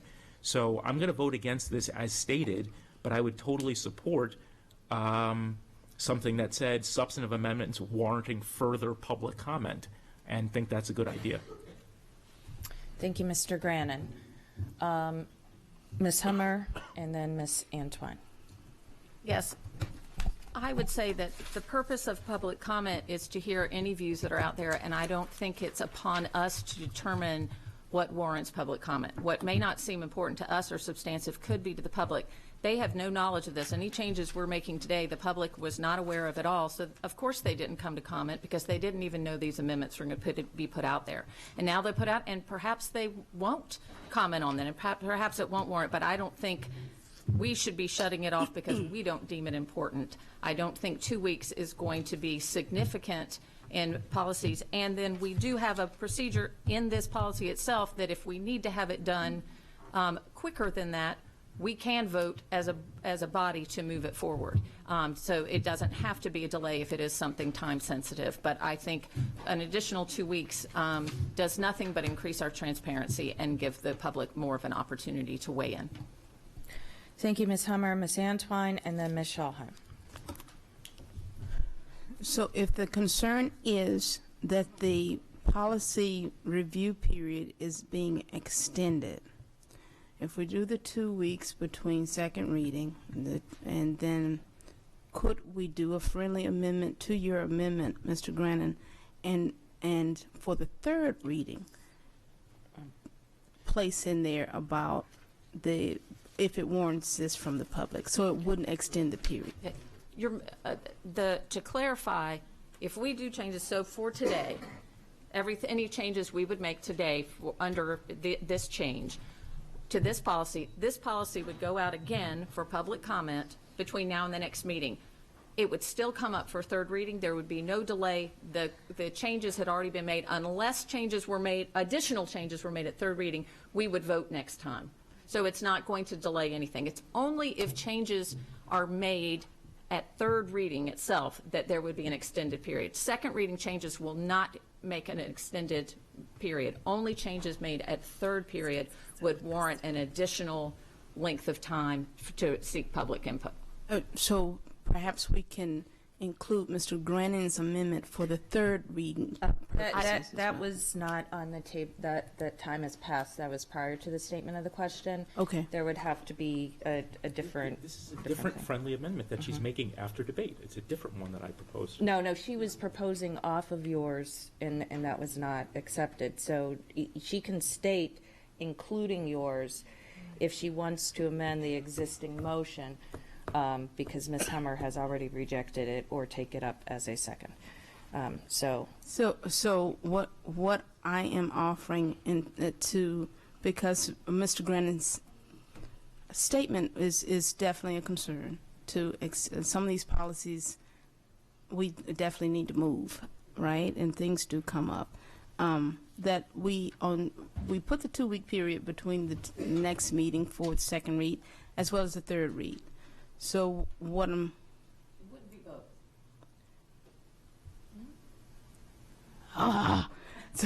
certainly could be both, because there'd be changes on each reading. Right, it could be, but it doesn't mean. One doesn't necessitate the other one. So, Ms. Hummer, for clarification, then definitely for the second read, and only if it's necessary for the third read, is what you're saying? Exactly. The public comment period would be, so it's two separate instances. 'cause it already If second reading, we make changes, we will extend the public comment period between now and third reading. If no changes are made at third reading, we vote.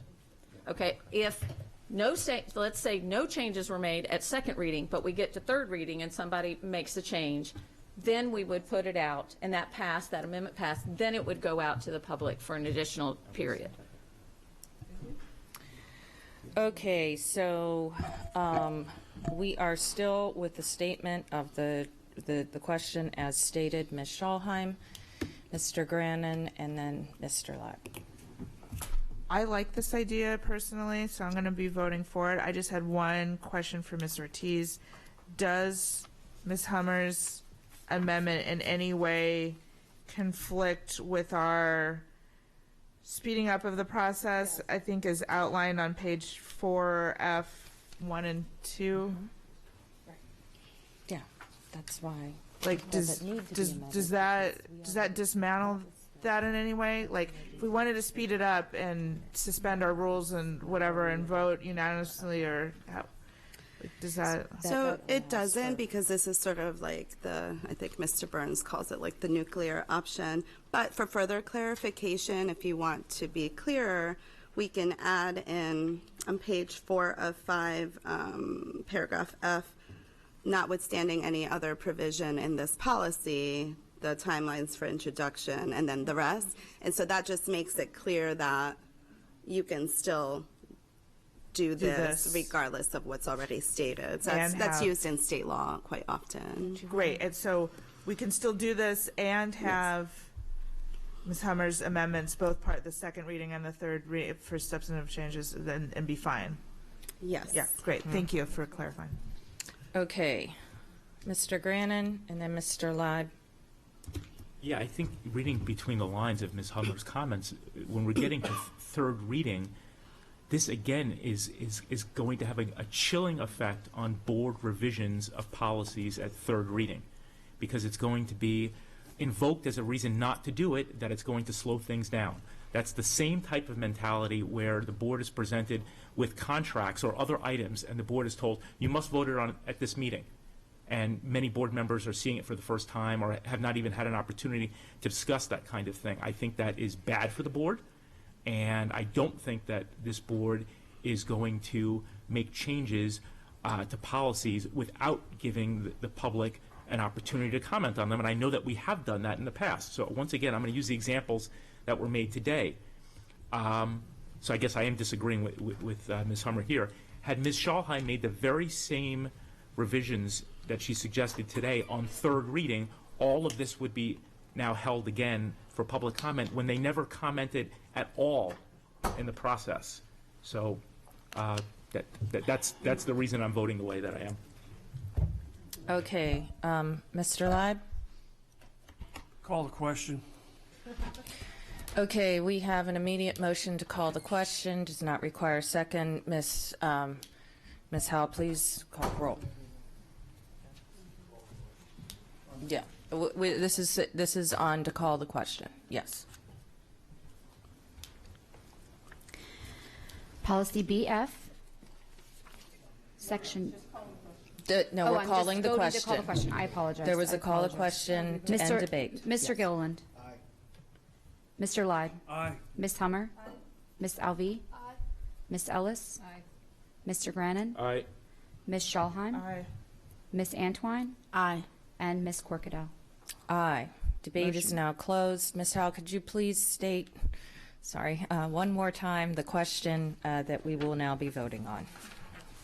Policy BF, page 4 of 5, section D.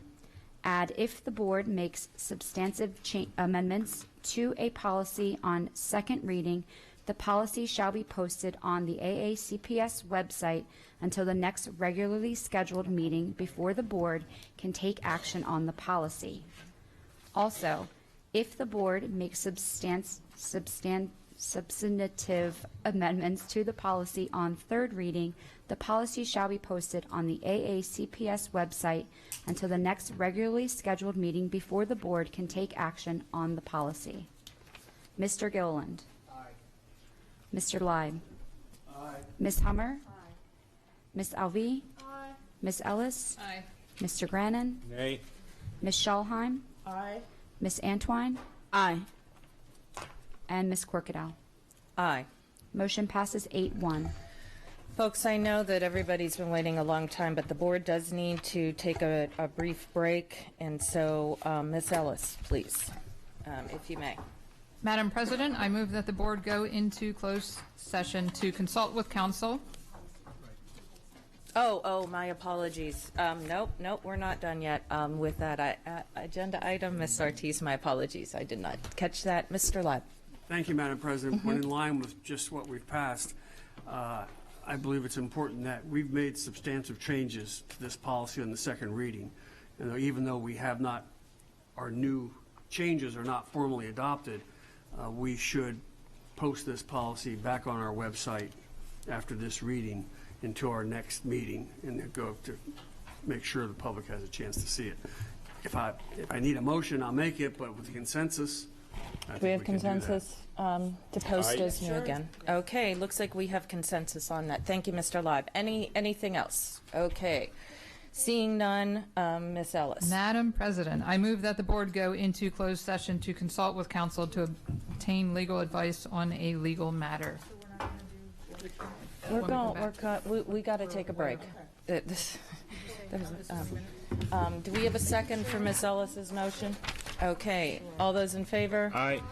Okay, we will be breaking for 20-30 minutes tops, and we will be coming promptly back to resume with preferably 20 with item 6.06. I'm trying to do that without my glasses. All right, we're going to do, there was one item agenda item.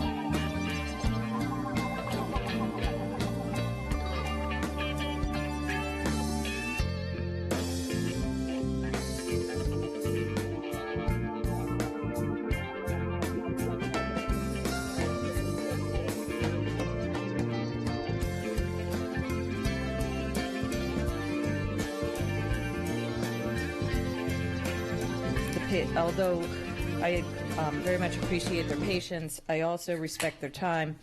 And so through consensus, we would like to move item 7.01 to occur immediately following item 6.06, with all other items remaining and resuming as stated. Do I have consensus of the board? Okay, we have consensus to make that modification. So we are back to item 6.06, Board Attorney Policy BBB on second reader. Ms. Ortiz. Yes, so policy BBB, again, on second reading, we did not receive any public comment. You may recall this is just a technical change, and also just wanted to point out, per the amendment recommended by Mr. Grannon at the previous meeting, I added the term organizational. So in the position where it says the board shall appoint an attorney or attorneys at its annual organizational meeting for clarification and consistency with how we utilize that language in other policies. Okay. Do we have any board comments, questions, motions? Seeing none. Item 6.06 will be proceeding. Oh, you do. Sorry, Ms. Antoine. These lights are a little fadey on me. So Yes. I'm actually going to do the point of order because we did not close 6.05 officially. Also, since we are on this one. Oh, we did not? Because I said that item is now concluded. So I thought it was based on the motion, and because others had motions to put in. Because we're on second reader, unless there would be any other activity of the board, it would still continue along. The motions and the amendments proposed. That stated if the board has consensus to reopen, I am willing to do so in I the just interest. don't remember it officially being closed. I remember that we took the break because the break was certainly needed, but not officially closed. Otherwise, I would have brought this up at this time. Recognizing you did not recognize my closure, I don't see a problem unless other board members have to add that if Ms. Ortiz is obliging. Okay, Ms. Antoine, you may proceed. We are going to backtrack over to item 6.05 of our policy setting. Ms. Antoine has additional comments and or motions to make. Ms. Antoine. Doesn't this get in the way of the Triple E thing that we were trying to It kind of does. So that's why I'm asking. That's why I'm asking. I'm certain, and that's what I understood. Okay, please.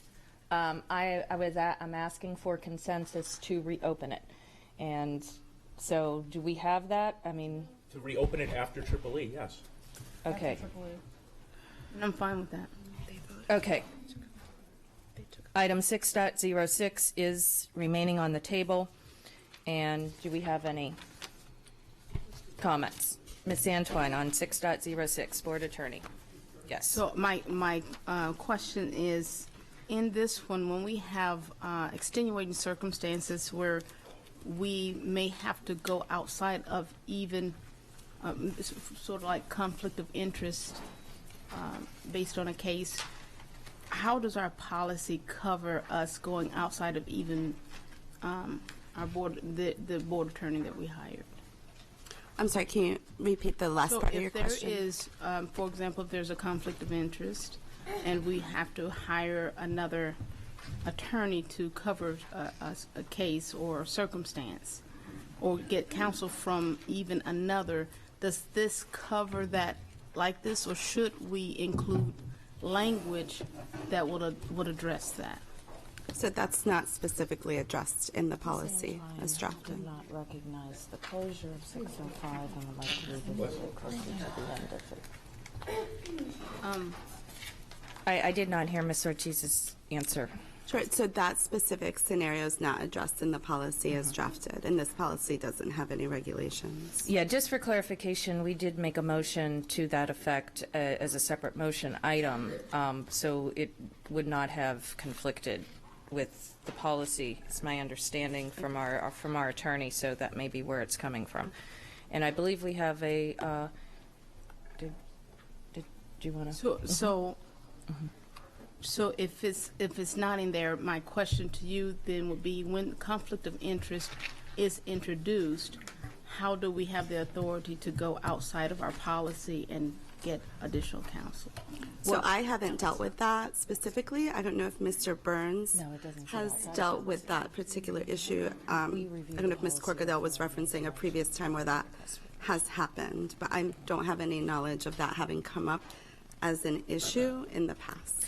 I'm sorry. I think this may be better for Mr. Burns to be answering these questions, if we could give a minute for him to come to seek legal. I just don't want us not to be able to do that if the circumstance should come up.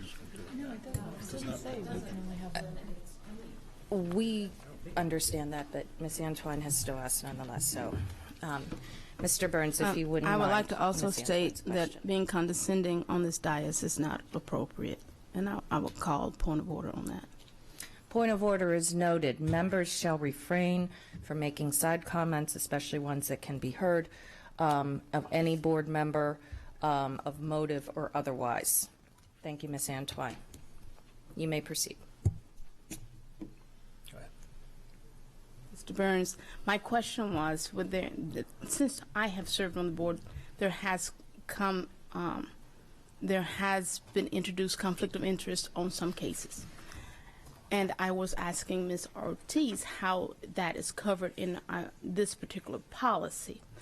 She referred, she shared that she was not aware of circumstances and would request that you possibly address that. So that's what this is for. What happens is, first of all, the reason you have this policy is because there's a statute that authorizes the appointment of board counsel. So in other words, this isn't just this particular Board of Education, this is boards of education across the state. So, and you're supposed to appoint counsel on a routine, regular basis so the public's aware that you've done so. And in all my experience, which is coming on 25 years, in various roles as counsel, I have seen the boards do that. Now, you also enter into contracts with your outside counsel, and those are vetted by you and whoever else you wish to vet it. And they're, you look at the pluses and minuses of counsel services, you make those decisions. But the appointment is a statutory requirement. In the course of providing services, there is always the possibility that a firm or an individual attorney in a firm have a conflict of interest under their professional ethical obligations. That's up to the attorney to make sure you know that. And I think there's been at least a case I can think of where that's occurred. And in that stand, you have the ability as a board to contract with, on whatever basis you wish, or use inside counsel, if you in-house counsel, to perform the services you need performed. And that's not necessarily in conflict with anything that the statute authorizes or this policy that comes from that statute. You're basically filling a need and filling a gap. Excellent. Thank you. Thank you, Ms. Ortiz. Ms. Van, did you have any further questions? Not at this time. Thank you. Thank you very much. Okay, we have Ms. Ellis and Ms. Hummer. Okay, we're closing out, and we're closing out. Excellent. Thank you very much, Mr. Burns, Ms. Ortiz. Any other items relevant to 6.06, including public comment? Seeing none, this is a second reader, and the third reader will be held as appropriate. In accordance with our consensus to move item .701 of the EEE presentation, Sparking Creativity and Broadening Horizons, we will now entertain our guests for their presentation. Thank you so very much.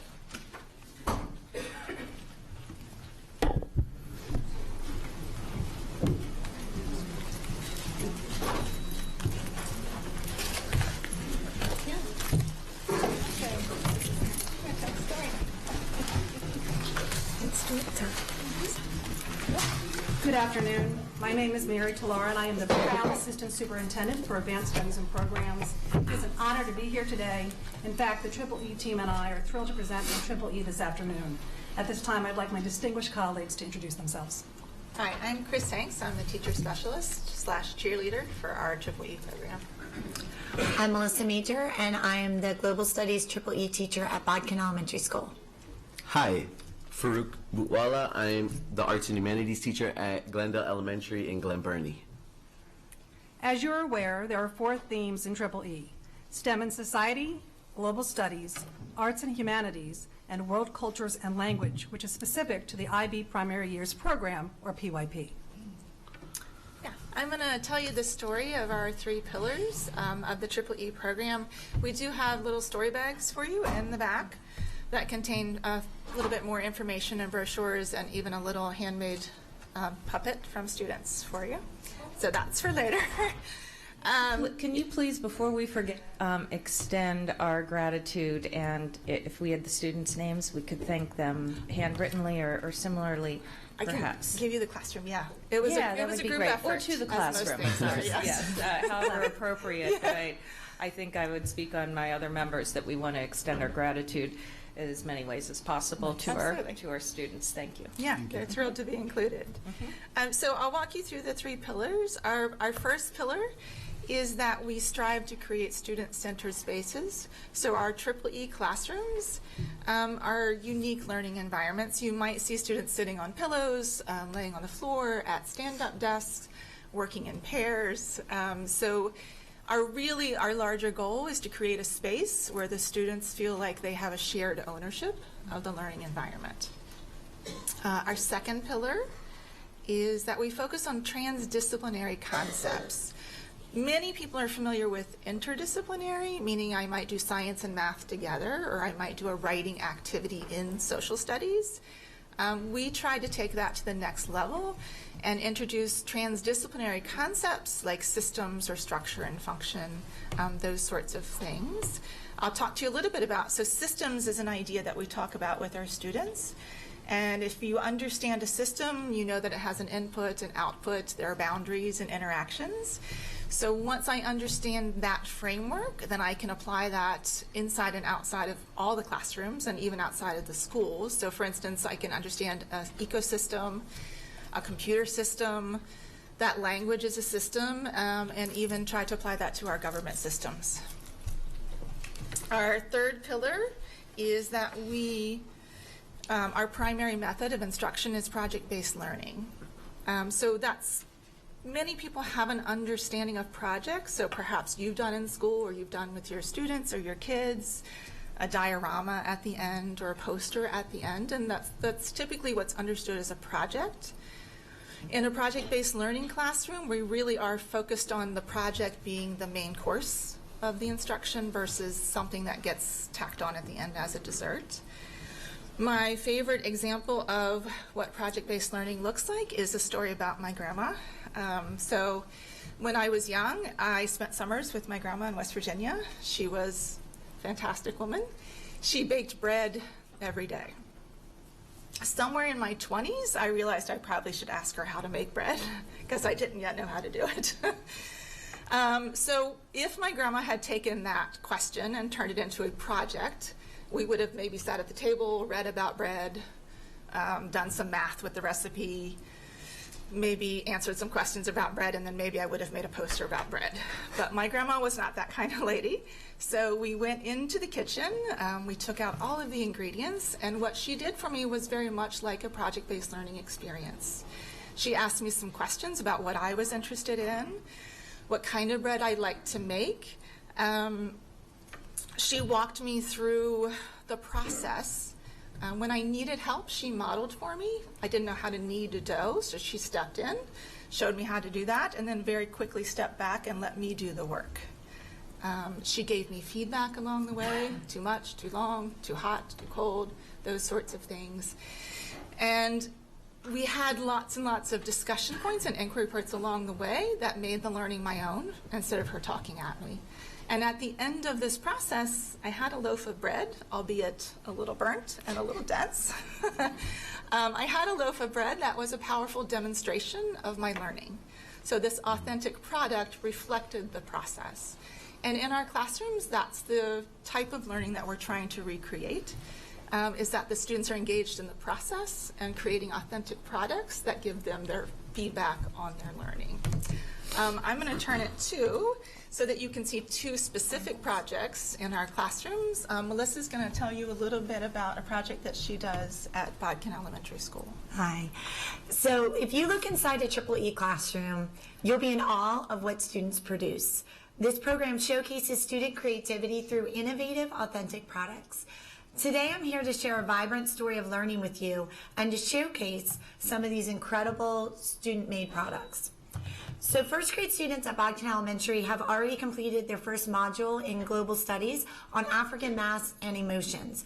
They began by generating compelling questions that drove a sustained inquiry of African mass. They explored authentic African mass and worked with experts to uncover the cultural characteristics of these mass. They discovered the way shapes and textures are used to make distinct expressions.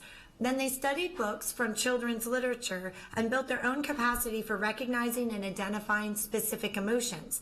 Next, they created their own version of an African mask to photograph and feature in a published book, a class book on emotions.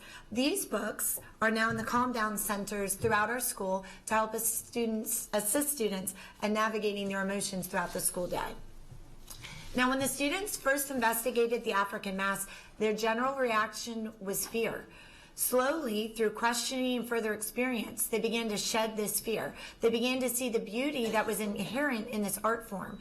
And it wasn't long before they themselves were using age-old African mask designs to create their own original masks.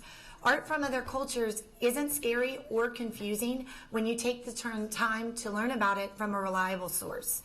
The students went home talking about African masks, creating additional masks in their spare time, asking to see African art exhibits. Through global studies, their horizons were broadened in a direction they never considered pursuing. Children also became more aware of their emotions and the role they play in connecting with others.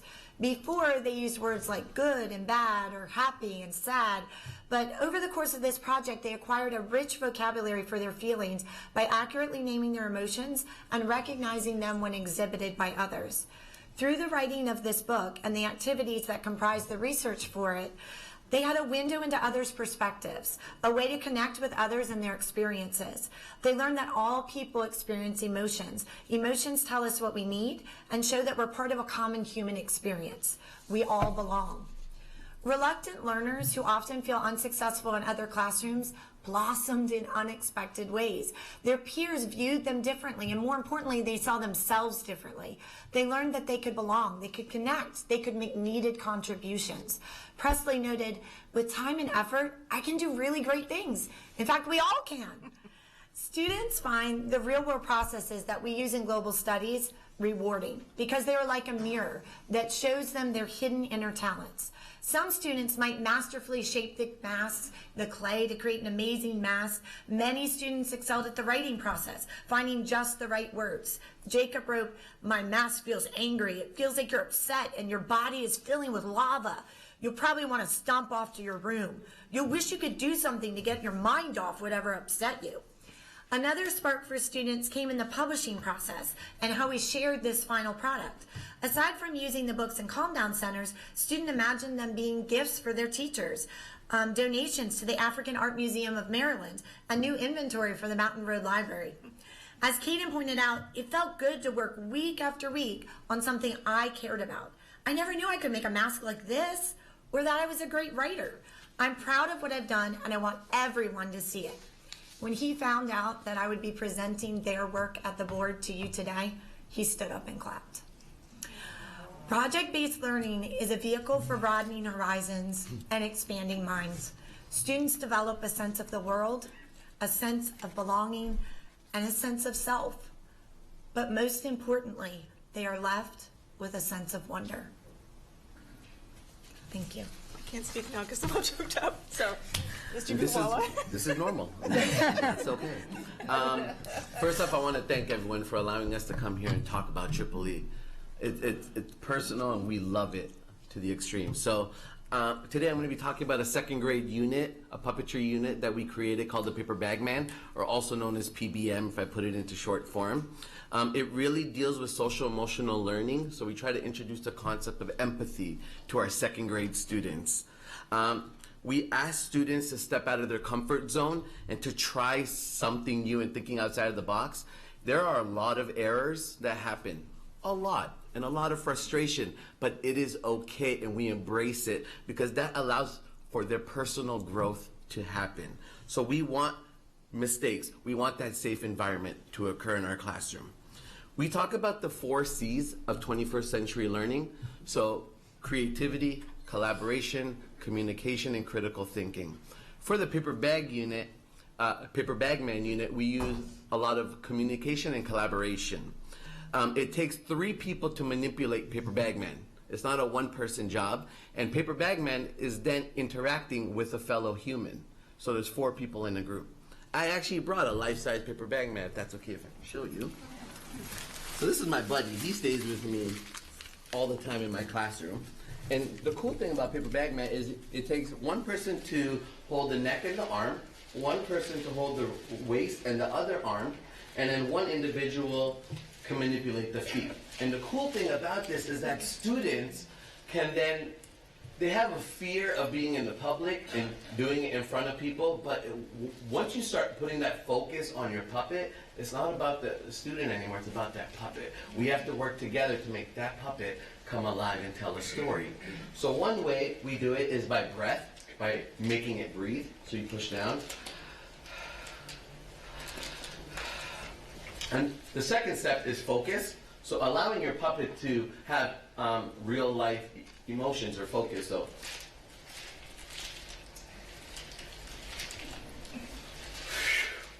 So a lot of students love the opportunity to become someone else. It's not them anymore, it's someone else. And weight is allowing your puppet to have gravity. So it's walking. Right now we don't have a 3rd person, but we have a 3rd person. And allowing it to give it walking features when they move. So the great thing about the collaboration aspect is at the end, they have to create a play that deals with empathy. So a lot of students have a collaborative piece where they have to think about a time in their life where they had an opportunity that happened at recess or at the cafeteria, or something happened in the classroom that they didn't know how to deal with. So they work together to create a play where paper bag man has to interact with the human, and what could they do differently to make the situation better or different for a certain individual. So once they did that, it just broadened their horizons, and they were able to talk and communicate and just learn different skills throughout the 8-week unit. It's not a one and done kind of thing. I even had a student, a 2nd grade student at lunch, who came to me and told me that they ended up moving. They asked the teacher if they can move seats in the cafeteria so they can sit beside a certain individual. I said, okay. And I said, why did you do that? It's like, I noticed through body language that that individual was not having a good day or a good experience. I was like, okay. They ended up asking the teacher, they moved. And I said, why did you do that? And they said, I would like someone to do that for me if I was in that spot. And I was like, okay, you're 7 and 8 years old, and this is what you were saying. So it really allows a lot to happen, because in Paper Bag Man, in the presentation, I kind of twisted it on them. They're not allowed to speak during the presentation. So it's a lot of communication through body language. A lot of times we want to talk, but we don't listen. So I wanted to see if you can see body language and interpret what's happening. So in the end, students learn rules of puppetry, the techniques needed to develop communication and collaboration skills, learning to communicate via body language, empathy through social and emotional learning, that it's okay to make mistakes, embrace it, and performing a play for an audience. Because we want to teach this to younger students as well, if it's their turn. So Paper Bag Man and Triple E broadens horizons, and it truly, truly sparks creativity amongst our scholars that they will take from 2nd grade to 3rd grade to middle school to high school and into their everyday lives when they become adults. Thank you. Triple E teaches students to approach problems with open mind, as you heard, using their creativity. This program also provides elementary teachers with precious and much needed additional planning time.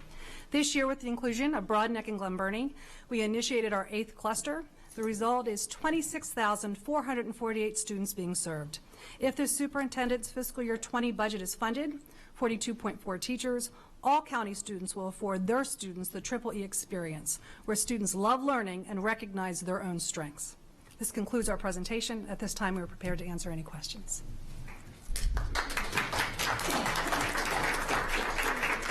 Thank you so much for a wonderful presentation.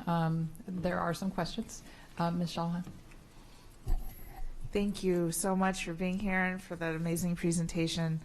I just want this in every cluster. I'm grateful that Dr. Arlotto put it in his recommended budget. Obviously, I'm from the Severna Park cluster. We don't have this, and it creates an inequity between those who can reap the benefits of this wonderful programming and those who can, as well as the teachers who get the extra planning time and those that don't. And you should give the same presentation to the county council. Keep this in the budget. I'm just saying, with that loud voice. Yeah. And I just thank you for your work, and I'm grateful that this exists, and I just want to see it everywhere. So thank you for being here. You're welcome. Thank you for having us. Thank you. I'm going to get a little philosophical with you for a moment. If you ever hear me questioning Triple E, it is not the value in what you do whatsoever. My question is, okay, let's go back to the project-based learning that you were describing. When students are focused on a project, you all made it very clear they're gaining multiple skills that include writing, probably reading, you mentioned research, math, social emotional, and really just a deeper learning than a skills-focused classroom session. So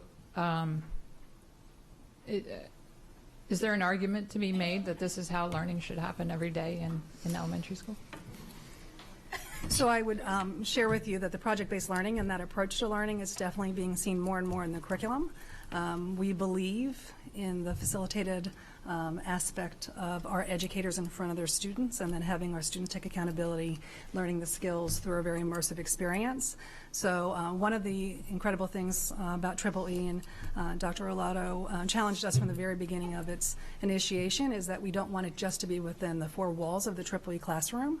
So our teachers are regularly working with their colleagues within their school, showing the tenets of the program and the incredible impact that it's having with intentionality. So we are looking at that through the curriculum in partnership with Ms. Batten, as well as throughout the Triple E setting of the school itself. So we agree with PBL as being an incredible instructional delivery model.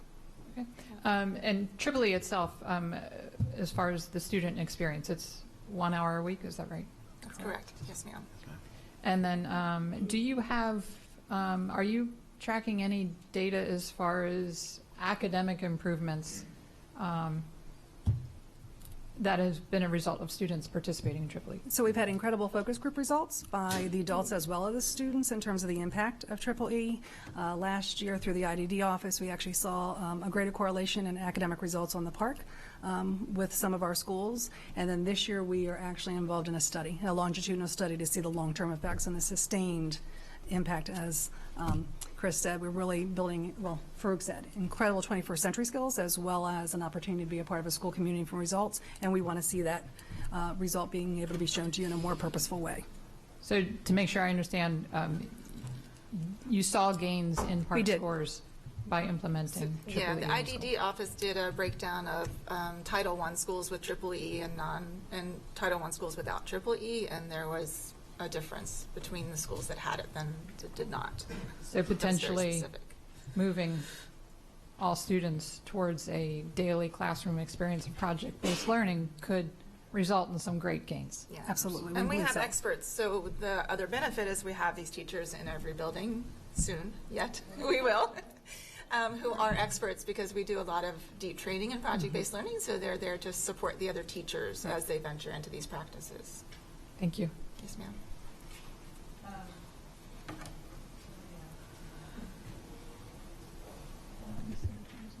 Okay, we have Ms. Antwine, then Ms. Hummer. Ms. Antwine? Thank you, Madam President. I loved it, and I have been blessed to actually witness Triple E in action. I'm a huge advocate for it. I have a question about sustainment, though, because as we develop and introduce this into our curriculum, more needs will come about. I'm very sure more paper bag men, maybe. But overall, we want to be able to introduce a funding request that covers not only implementation but sustainment as well. So could you all talk about the needs after implementation just a little bit, please? So let Chris speak to this as well, but one of the things we've ensured is the ongoing professional learning or professional development. What's incredible about Triple E for the first 2 years, we really do focus on a purposeful onboarding sequence. It's actually 6 weeks for the first year teachers and 4 weeks for the second, because we want them to be experts in the tenets and understand their influence in that classroom setting as a facilitator of knowledge. And so what we have done is we've ensured, as we've had rehires, we've had some promotions, and some of our teachers have left us over the years. We ensure that then the new teachers come a part of the onboarding process. Right. And then throughout the course of the year, there's targeted professional development happening. The project slices, which are the project-based learning activities, instructional lessons, are constantly being evaluated based on actual feedback from the teachers, based on the response of the students in the interaction of the lessons themselves. So we are updating and looking at that. We do have a budget that's been established and that will continue to be looked at as new clusters come on board. So we believe that we have a model in place that will ensure that we can sustain and at the same time continue to create experiences in and out of the Triple E classroom because of the expertise of the teachers and the model that's been forged. Wonderful, thank you. I have just 2 more questions / comments. So, Bagman, did you name Bagman? This one? This is, I named him Frank. Just Frank. He looks like Frank, right? So my first name is Farouk, and everyone's like, no. I'm like, Frank. This is Frank, not Farouk. So, yeah. Well, thank you for that. My comment would be, I appreciate not only the learning environment that has been optimized through Triple E, but I hear a lot of trust and love and emotion from your team, and I've seen it personally from the students, so I really appreciate that. Thank you.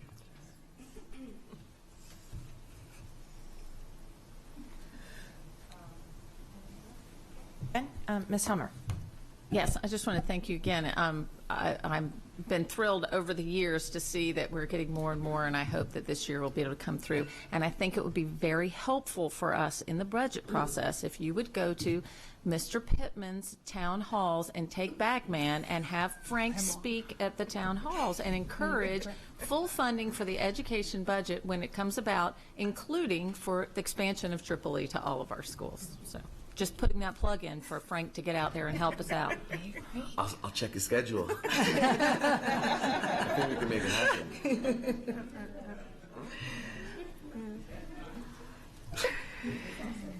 Mr. Lott. Thank you, Madam President. Being a fan of oldies hits and everything, I just thought while you're doing this with Paper Bag Man, you got to put him to music with Rubber Band Man by the Spinners. Just an idea. That's a great extension piece. Thank you.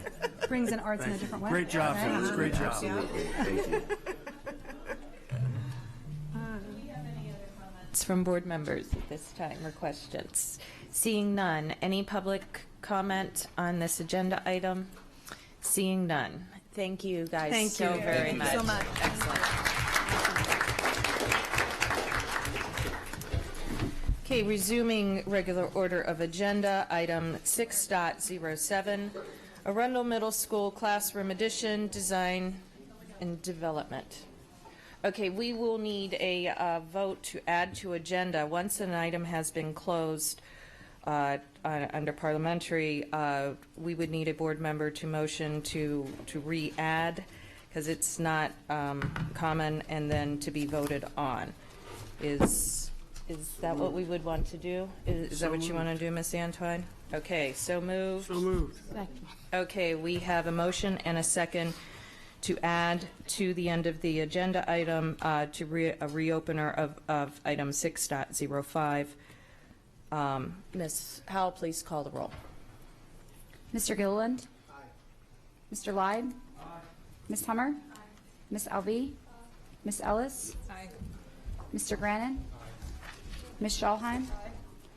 Aye. Ms. Antwine? Aye. And Ms. Corkadell? Aye. Motion passes 9-0. Item 6.05, policy setting of policy BF will now be heard out of its regular order and reopened for additional discussion. Ms. Antoine. Thank you for that, and thank you for the thank you to the board for reopening. If I misheard, my apologies.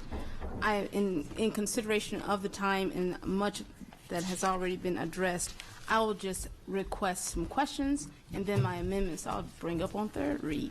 But I wanted to understand, there was a comment.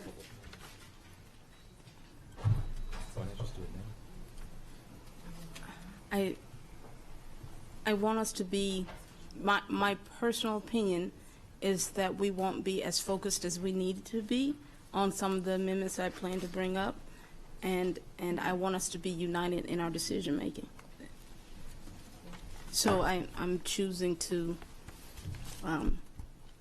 just request some clarification from the experts.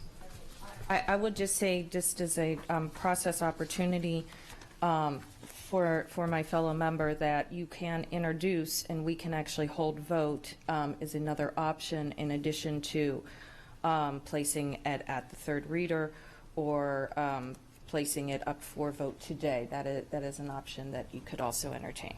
I appreciate that. Ms. Ortiz, on page 3 of 5,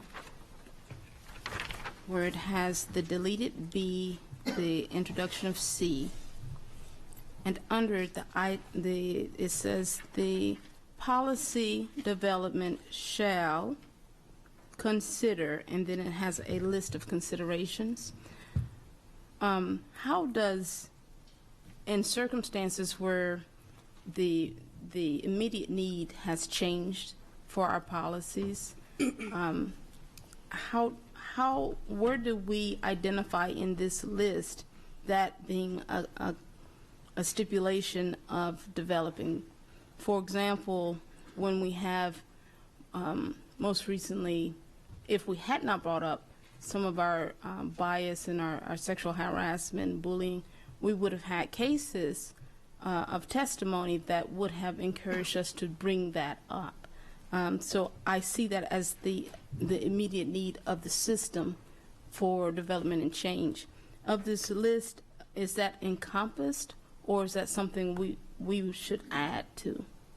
So I want to make sure I understand your question. So you're asking where the need for a change, if that's covered in the list, like how we determine whether or not to develop policy? Well, for example, the county council recommended that we update our policies on hate bias, for example. We had already done that. However, had we not done that, we would have had a circumstance of immediate need because of what was going on in our environment. Gotcha. Okay. So with this list, in terms of what to consider, is that kind of circumstance included in this list? So I think so. So this list is really looking at a variety of things into the development of policy and how we develop policy. I don't know if it's really looking at whether or not we should develop policy. This list is really addressing when we choose to develop policy or amend a policy, these are the considerations that should be considered. And so this list doesn't necessarily is what dictates whether or not we should develop policy. This is sort of like we've decided we want to move forward with a new policy or amend a policy, so now we should look at this list. Thank you for that. And then there was a statement at the end on page 5 of 5 where it was added administrative regulations. And it says administrative regulations which serve to provide guidance and procedures regarding the implementation of board policies are the purview of the superintendent. I'm trying to understand why that was added when it's understood that once we adopt a policy, we direct that regulations be made how does that addition have significance? So that was added for transparency's purposes. I know there have been lots of questions early on, in the last year or so about policy and policy versus regulation and board purview and superintendent purview, and that language is found, I believe, in at least one other policy and maybe in the handbook as well. And so that was just there for transparency purposes and to be consistent where it's mentioned in other areas. And so since this is the policy setting policy, there's really no mention of regulations, and knowing that regulations are a key part of policy as far as implementation goes, it was important to have that language and some reference to administrative regulations. Excellent. I figured as much. So with that, I will make one of my several motions that I was planning to make today. Could I offer a friendly, I want to motion an amendment to this particular one where it says everything but, so it will read as follows. Administrative regulations which serve to provide guidance and procedures regarding the implementation of board policies are the purview of the superintendent with board oversight.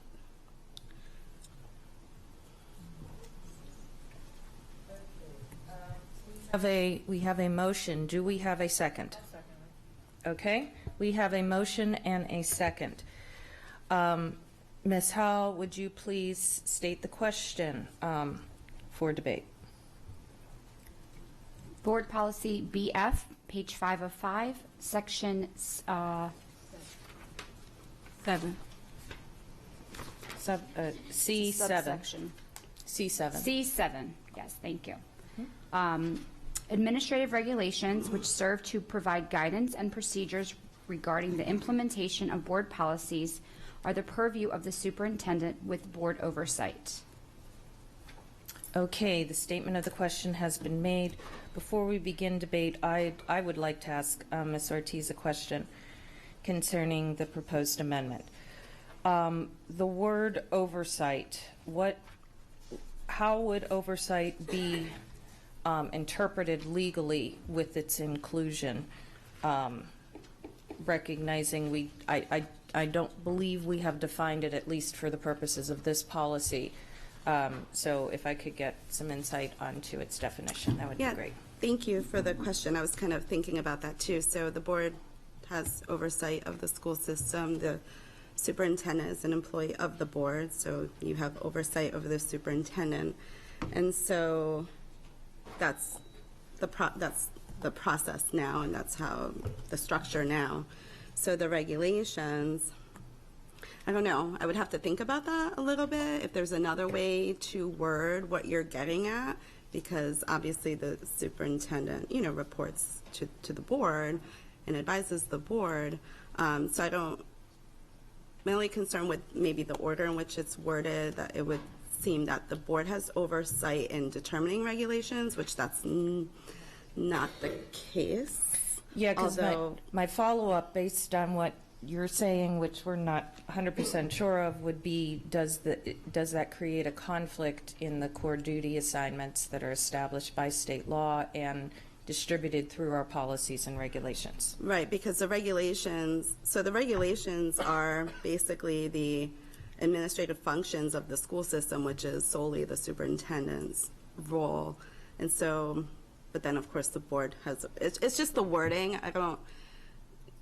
I have a little bit of concern of whether that would, if someone reading it would have a different impression of what you're intending it to mean.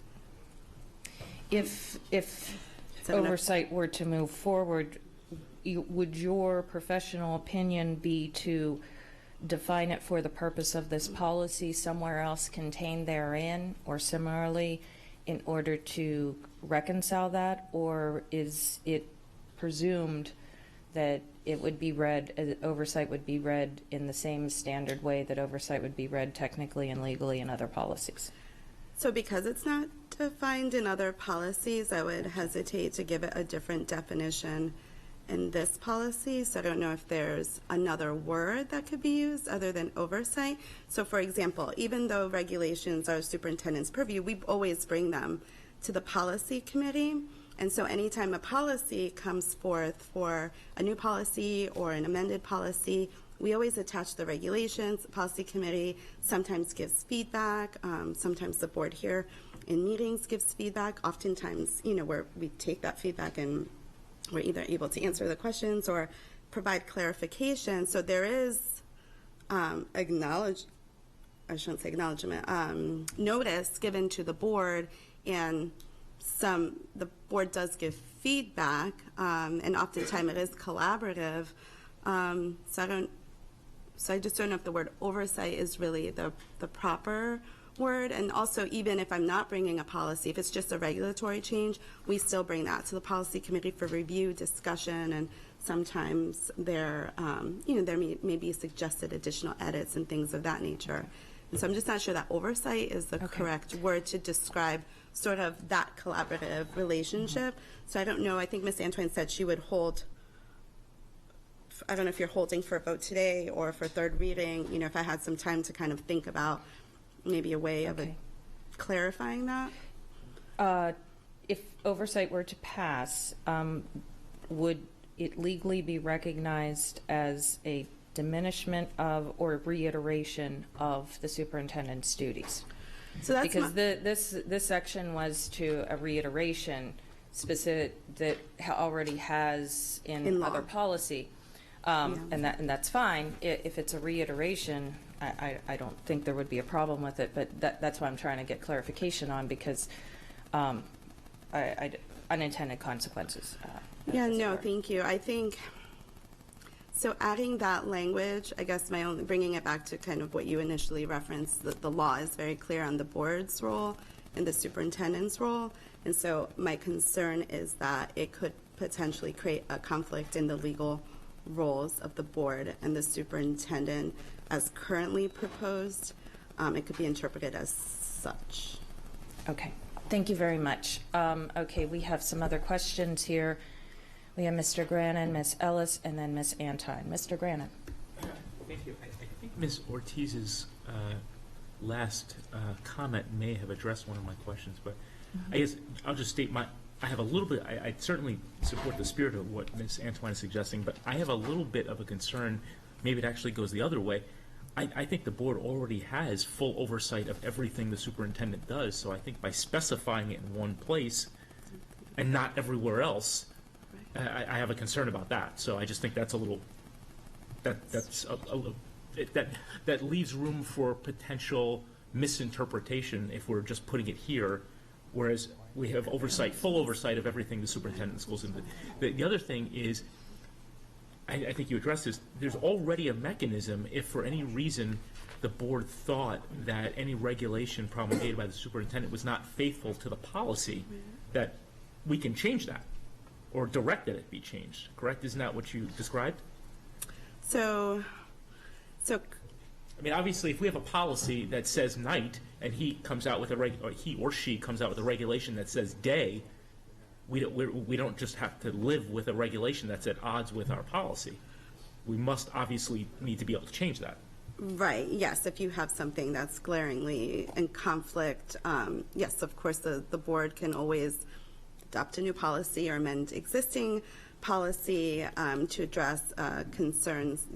My only hesitation was just in the fact because regulatory and implementation and sort of the normal operations of the school system fall under the superintendent, the sort of everyday, minutia of running the school system is not the board's purview. So then, while you could certainly address that in a policy, it wouldn't go down to the details of like implementation procedures per se. But yes, because I think there have been instances where the board wanted, where this board has wanted to, not that there was an inconsistency, but just wanted to be clear about certain things that maybe traditionally would have gone in regulation. And so it was worded in a fashion which was appropriate for policy, but just made it clear that, future regulations would be consistent with what's stated in the policy. So there's a way to address issues with regulations through policy. Thank you. Thank you. Ms. Ellis? Okay, I just want to piggyback on that a little bit to make sure I understand, because I think we're all looking for the same thing, but I'm not totally clear on the mechanism. So if the board were to vote and pass a policy, and then the regulations are created or amended around the new or amended policy, and the regulations don't sit well with the board because they don't feel like it fits the spirit, and this is nothing disparaging against our superintendent. This has nothing to do with history. This is just going forward, trying to understand what the mechanism would be to correct if a regulation was written that didn't seem to fit with the intention or the spirit of the policy. The fix for that would be to reopen the policy and for the board to address it. That am I correct about that? So the direct, like most direct actionable way for the board would be to open the policy and either clarify or be more direct. There have been instances where there was maybe a lot of questions or not full or some concerns raised in policy committee about a regulation, and we just hold it until we can answer the questions.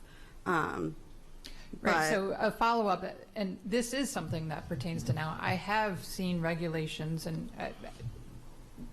not even sure, by which superintendent they were written. Hopefully not under my watch. So let's say I look at a policy and a regulation, right? And then I see a regulation, like I'm okay with this policy, but I don't like the way it's implemented in this regulation.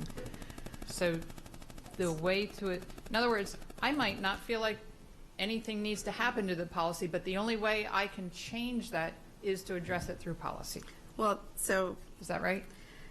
Yes, and I just want to be careful with how I word it, because I don't want to say, like, yes, you can just, do all of the sort of functioning of the school system through policy, because that's not legally the board's power or authority. So I think there are ways, if the board is looking to make something, to clarify something in policy without stepping into the role of the superintendent to run the school system, just like the superintendent in regulations implements procedures in order to implement board policy without stepping on the toes of the board, right? So it's a two-way street. So I don't want to give like a blanket statement of, yes, you could just move the regulation into the policy, because that's not, the board doesn't run the school system. You have the oversight of the school system. So I just want to be careful with that. But I think there are ways in which, if something needed to be clarified, it could be clarified in policy. I think my colleagues and I and the superintendent work really diligently to make sure we do our research, and most of our policies, quite frankly, are in accordance with state law and regulations or federal requirements. So there's not a whole lot that's just, or even the regulations, right? The procedural aspects of them are dictated by the state oftentimes.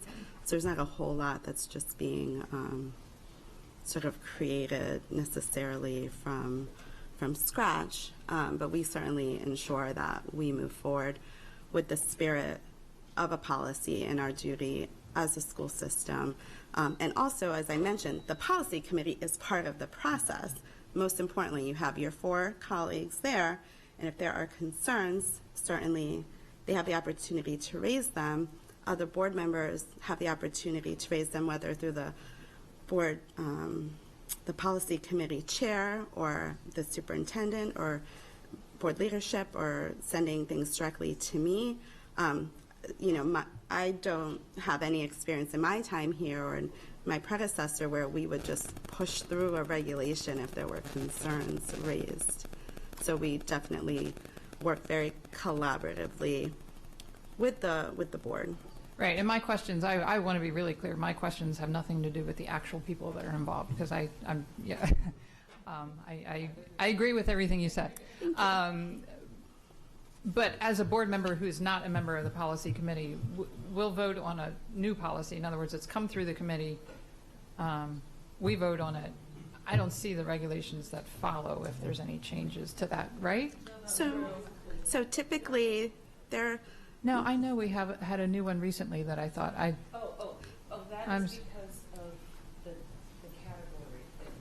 So the vast majority of the time, if we're amending a policy that has a regulation, we'll also bring the regulation. With this one, we didn't bring the regulation because there were so many changes, and we figured folks would have ideas, and there was no point in going through and amending the regulation without first having a final product. But again, like I said, because so much of our policies and regulations are pursuant to law and state regulations and other requirements, it makes sense to do it at the same time, or they're already existing, or they're not, such major changes. And so yes, like for GC, for example, today had 3 or 4 regulations that went along with it, and we brought all of them, and we received feedback from the policy committee and others, and we made adjustments as a result of that, because sometimes, kind of being in it every day, something might seem clear to me, but someone from the outside looking in might see some language and view it differently. And then BBB, for example, doesn't have a regulation and wouldn't, because that's really the board's purview. The superintendent's not involved in the hiring of the attorney. Thank you. You're welcome. I just want to follow up to clarify for purposes of Ms. Ellis. There are occasions where a policy is all of the board. It's all about the board, and so regulations would not be provided. Is that not correct? Yes, that's correct, and I don't even include that language in those, just so that there's no confusion. So the format of our policy is like a national format, in which you have the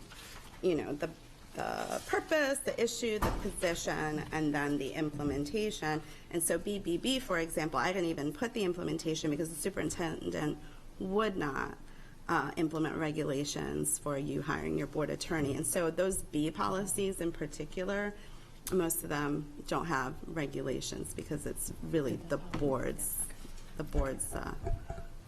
responsibility. Thank you, Ms. Ortiz.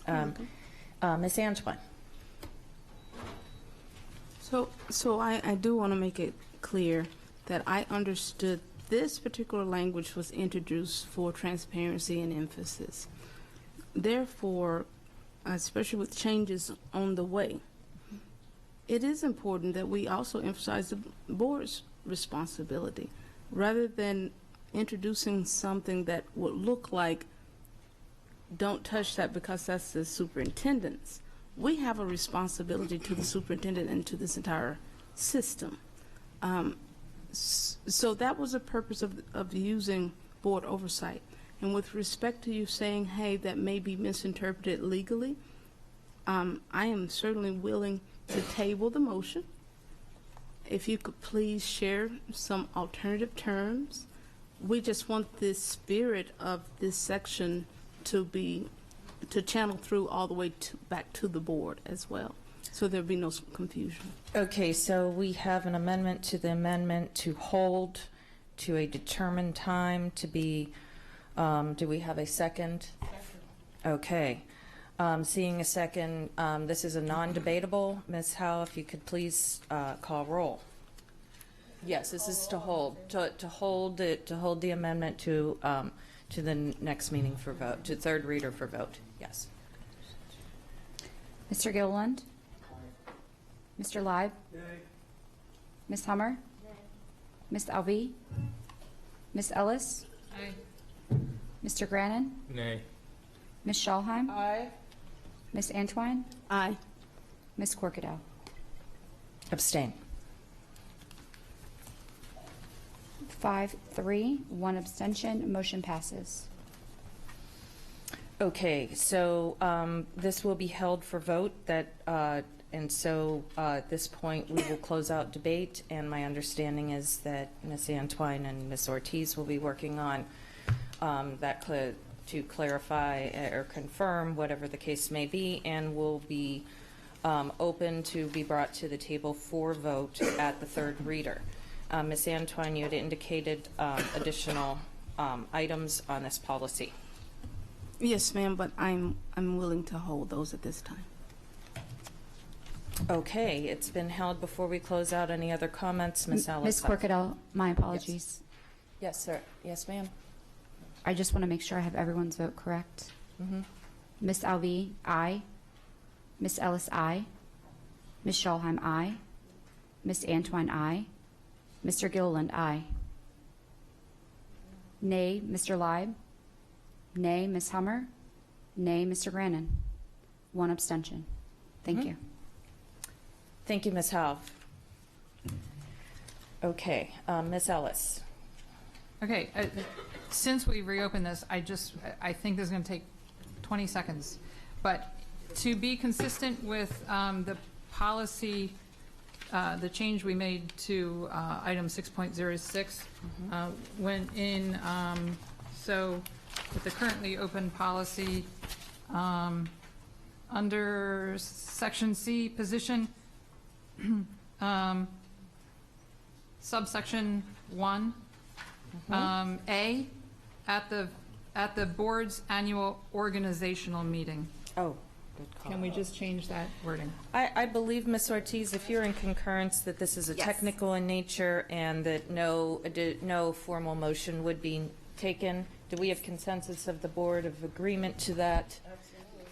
Thank you. Seeing nothing to the contrary, that will be added as a technical and included with the motion that was made to for public upload with the approved amendments as such. Do we have any other public comment to this policy? This policy, this particular agenda item is now closed. Moving on, section C, item 6.07, Arundel Middle School Classroom Edition, Design and Development. Dr. Olato.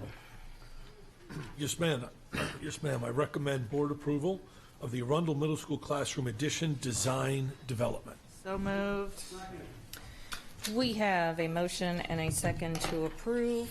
I believe there's a presentation? There is no presentation. No presentation today.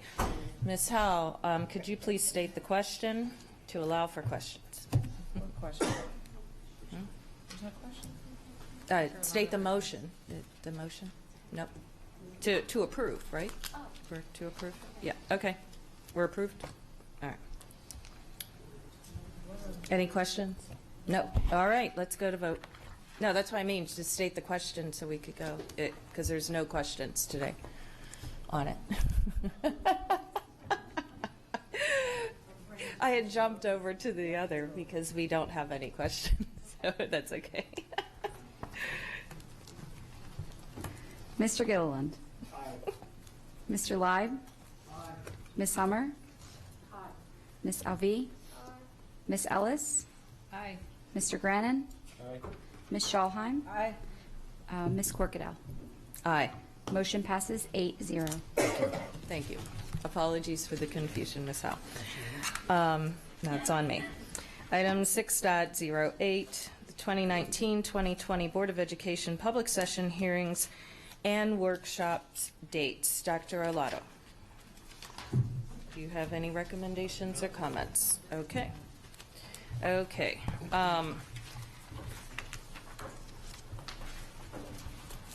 Do we have, yeah. Yep. Okay. Do we have a motion or comments? Anything? Okay, looks like we do have a couple comments. Ms. Hummer, then Ms. Ellis. I was going to go ahead and make a motion. I move that the board add an additional meeting on June 24th, 2020 for continued deliberations on the council-approved budget. If the, I'm sorry, I'm phrasing that wrong. Okay. To the addition of a meeting on June 24th, 2020, in the event more deliberations on the council-approved budget are required. That's my motion. Okay. We have a motion to amend the existing for the purposes of, on June 24th. Ms. Howe, could you please read the statement of the question, of the motion? For the fiscal year 2020 budget as adopted by the County Council, the motion is to add a meeting to the June 24th, 2020 calendar for board sessions, hearings, and workshops in the event more deliberations on the council-approved budget are required. Okay, looks like we do have comment. Ms. Ellis? Yes, thank you, Ms. Hummers. So this was actually a recommendation that came up in the Budget Committee because when we do receive the budget back from the county, there's very little time to consider any changes that the board would like to make. So this, again, is an as-needed meeting should the board decide that more time is needed to consider any changes. Mr. Lott? I understand and fully support that. However, rather than say it's going to be Wednesday, June 24th, but what day will the county council strike the budget? Perhaps we just put a TBD that we are going to meet after the county council strikes the budget in order to do this. Rather than say it's going to be June 24th, when's the council have to adopt the budget by? The 15th. The 15th. I've forgotten that. Yeah. Well, that'll work then. Just making sure. I just wanted to be sure we didn't get locked out. Okay. Any other questions or comments from board members? Seeing none, Ms. Howell, please call the roll. Mr. Gilliland? Aye. Mr. Live? Aye. Ms. Hummer? Aye. Ms. Alvey? Aye. Ms. Ellis? Aye. Mr. Grannon? Aye. Ms. Schallheim? Aye. Ms. Corkadell? Aye. Motion passes 8-0. Thank you. Next on the agenda item, reminder that 7.01 has already been heard. Moving on to 7.02, the Minority Small Business Enterprise Report.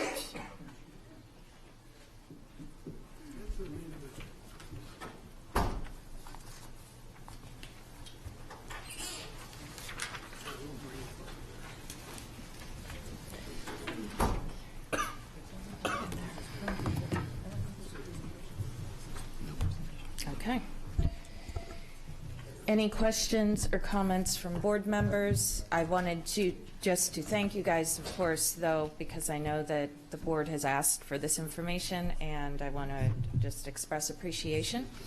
And I'm not seeing any questions, so it looks like we're good to go.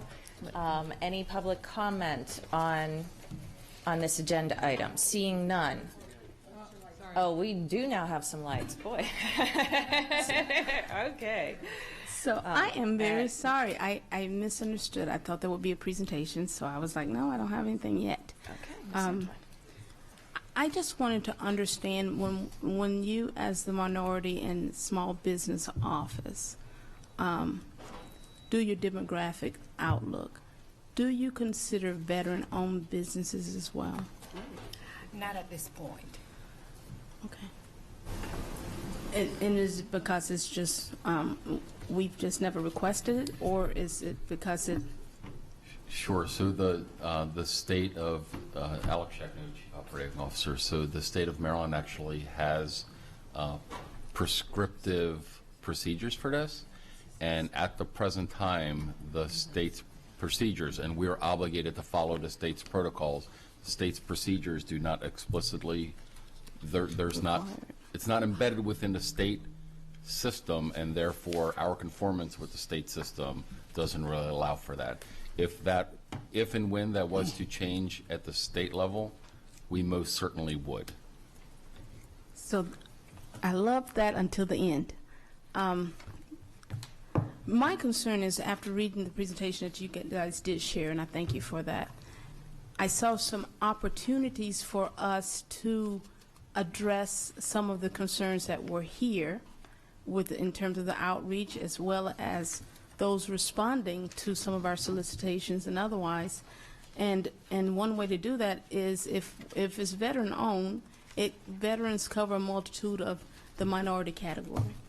If we were to focus on that and do those variables, and at the same time, we're giving opportunities to the veterans, which if we are we're in the title of a small business office, then we are aligning ourselves with what the SBA is focused on as well. And that's the reason I wanted to ask the question before making motions. Sure. So again, so veterans are considered as part of our outreach. let me back up and readdress this. But if you're a veteran that qualifies as a small business entity, or if you're a veteran that qualifies as a Asian-owned business under MDOT or whatever, your classification for documentation purposes isn't veteran-owned. It's Asian American owned or small business owned. So again, in the states, you'll see all the categorizations and the breakdowns that are on these pages, and these categorizations and breakdowns are the ones prescribed to us at the state. I mean, we clearly would welcome any and all opportunities to work with veterans or veteran-owned businesses, but to be documented into this report, they would have to be certified by MDOT and conform with the GOMA regulations as one of these other categories that are enumerated on these pages. Does that help clarify it a little bit? It does some. So just to top off what you just shared as a top off clarification, right? So if we were to start putting a block on our forms, are you veteran owned, and start collecting that data, that would be against what the state has required of us? Yes, because the form, the actual form that we utilize is a state of Maryland form. It's not an Anne Arundel County form. It's a state form that we have to utilize. That form gets sent to the state. It gets audited by the state. We do not have the liberty.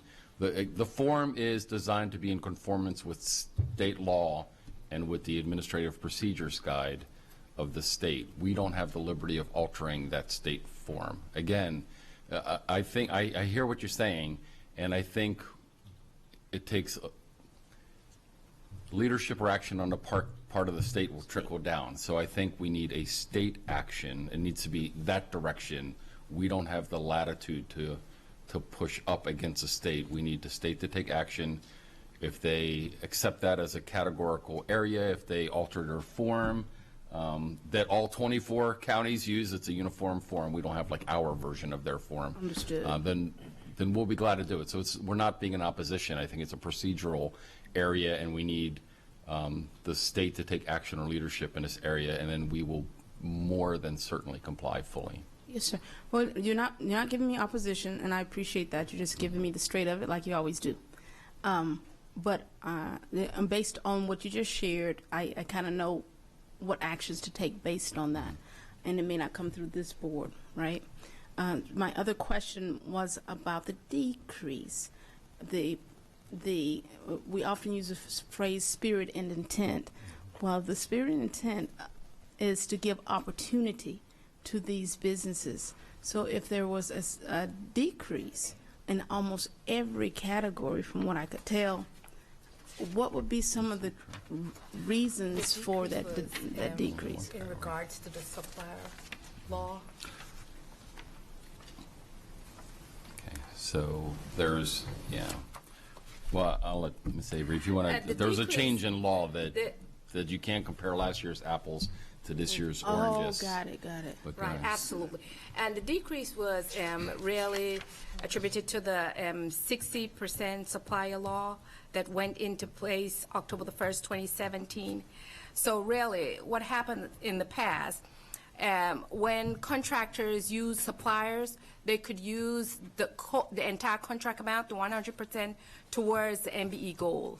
Since that law went into place, they could only use 60%. So really, if you didn't take that into consideration, it increased. So as noted in the report, there was in the final conclusion of the report, it said that if you did not take that law into consideration, the achievement would be 29.7%, which would be an increase from the previous year. And the code citation, if you go to the bottom of page 3 on the report, it's Senate Bill 309 that drove that structural change, and it was a change statewide. So it's almost like a one-time accounting adjustment. So statewide, not just here in Anne Arundel, upon the effect of this law, there's a one-time accounting adjustment statewide, and then going forward, next year's apples can be counted compared to this year's apples. But this year, because of this structural change driven by Senate Bill 309. You can't do a year-to-year comparison in that regard. But Thank this you. is a one-time phenomenon. You won't see this Excellent. Thank again.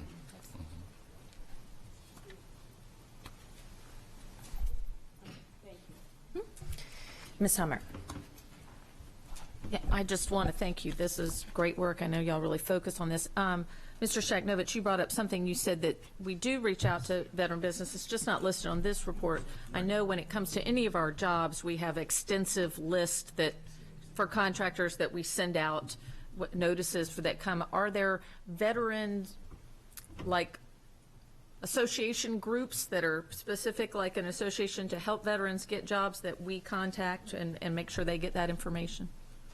That, I know that wouldn't be under this, but I'm just So we essentially do that across the board. I mean, and you're from that area, so you know that up at Fort Meade, they annually, twice a year, now have large recruitment fairs, and we send personnel up there to try to recruit either military or military dependents, et cetera. So the military is a huge presence here, Ms. Hummer. We're keenly aware between, you know, the naval operations, NSA, and Fort Meade. So honestly, our survivalship as an organization largely depends on our ability to continue to outreach, because it is such a tremendous resource of human capital, of business acumen, et cetera. So we do it, and then we welcome any opportunities to continue to make inroads and outreach to veteran, not just veteran-owned, but military-dependent-owned as well. Great.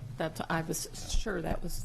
And the reason I picked the HR side, because that's really where we've seen the most fertile ground. I mean, you know, there's so many military individuals that come here, that are stationed here, and maybe their spouse or an extended family member is looking for employment because they've been displaced as well.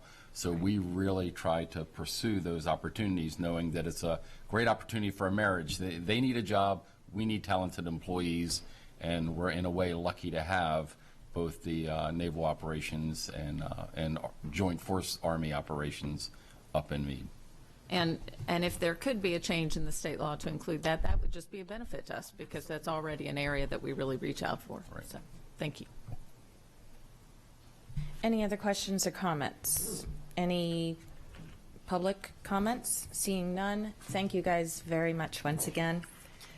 Okay, next item, 7.03, the monthly financial status report. And I believe you stay right where you're at. Okay, excellent.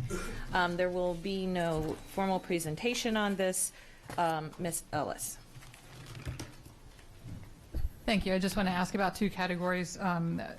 There seems to be a pretty significant decrease in the spending on the percent spent on instructional salaries and wages.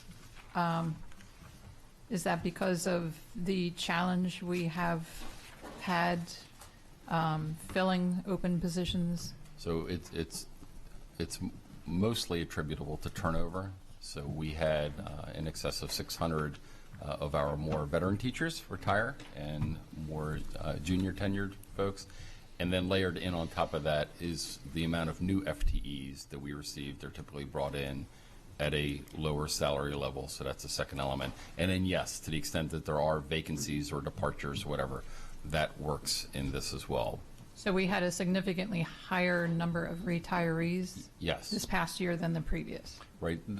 So some of the board members that have been here for a while have heard me use the word sticky feet. So, you know, when times were tougher, right, and, you know, people's retirements weren't going up, or maybe their deferred compensation or IRA, but now that things have sort of recovered, people are making personal decisions that they feel that they are more comfortable or in a better place. And so there's not that, again, that stickiness of hanging on. So folks did, in fact, to weather the downturns and then to recover from some of those economic downturns, folks stayed longer than maybe they initially had planned. But now that that turnaround has occurred, we are now seeing it. So it's a re-leveling in a way. So kind of coming back into calibration. We anticipate there's basically going to be a washout phenomenon And once we get through this transition, we'll go back to what used to be our normal So steady those state. numbers were low for a period of time, and now Very low. people They are were very comfortable to low. retire. Got it. Yes, ma'am. And then the other category was community services. There's, do you have an explanation for that? Yeah, just for the record, Matt Stansky, Director of Financial Operations. So last year in fiscal 19, there was a much larger match requirement for our Judy Center program. And now that match requirement has sort of gone away, and the grant is picking up the cost of that for fiscal 20. So that is why you see in fiscal 19 a much more larger expenditure through November in FY19, because there was in the general fund a match requirement because the Judy Center grant was reduced, and then now this current year it's been restored, and so now we don't need those general fund expenditures. So is that going to be a savings for us at the end? In other words? Oh, no, we had built that into the budget in fiscal 20. Oh, okay, because I thought it was % of the funds spent as well. It is, and so, but the match had to be expended early in the year. So that's why you saw a 60% bump right up front. Yeah, so the Judy Center program is really a federal program, and a lot of the federal matches have to be expended typically before October, because the federal government kind of works on an October cycle. So. Thank you. Okay. Any other questions or comments on item 3.7.03? Seeing none. Any public comment? Seeing none. Item 7.04, the award of contracts. Any comments, questions, or concerns of the board? Seeing none. Next item. Oh, we do have one. Oh, okay, well, we haven't called the next item yet. Hold on, everybody. Okay, next item is 7.05, the Shadyside Elementary School Telecommunications and Transmissions Facility. This was placed on the agenda to provide, in the interest of transparency, an update, a public update on this in very brief, because of recent activity that constituents and others have made us aware of. So in the interest of that, if I can pull, I just had it up, of course, if I can pull this back up again, let me find it. Great. So in brief, the permit is still with the county pending approval, and review and comments have been made. And to that effort, I wanted to share, at the request of the county executive staff, a correspondence that we received yesterday evening from them. And so this is coming from Mr. Kitchen, who is a senior staff member of the county executive. I want to take a moment and provide to you in writing the county's positions we discussed earlier. The request was to share this with the board. I made him aware of a desire to share this publicly because we have been discussing this publicly. So that being stated, the email reads as follows, and a copy of this has been provided to all board members this morning. Recently, we have been hearing again from constituents who are concerned over the potential siting of a cell tower at Shadyside Elementary School. We received many comments on this issue when the county executive first took office, both from constituents opposed to placing the tower at the elementary school and from constituents advocating for increased cellular service in the area. However, those comments subsided after the Board of Education voted in December of 2018 to pause this project until further direction came from the board. When a recent modification request was made to the Office of Planning and Zoning related to this project, the county's position was that our permitting agencies would not move forward with reviewing the application until the board's position on the project is clarified. We took this stance because we both acknowledge and respect the fact that the decision of whether or not to place a cell tower on property owned by the Board of Education is the board's to make.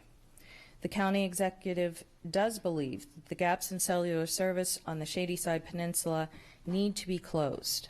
The county executive wanted me to pass on to you that if the Board of Education shares the concerns that some of the community members have expressed about the elementary school site, that the county would be willing to see if we can identify a nearby site that is both available and appropriate for the placement of a cell tower.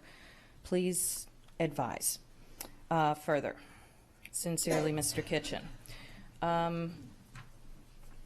That was the conclusion of mine. We have a couple comments. Mr. Leib, then Ms. Schalheim. Thank you, Madam President. In view of the county's expressed desire to work with the Anne Arundel County Public Schools, as indicated in the email we received, to reach a resolution to the cell tower challenge at Shadyside Elementary, and to increase cell phone coverage in southern parts of our county, I move that the board rescind its direction to the superintendent to pause the Shadyside cell tower and authorize the superintendent to work with the county and Milestone, consistent with the existing contract, to address the goal that's been so stated. Okay, we have a motion and we have a second. Before we proceed, Ms. Howe, could you please state the question?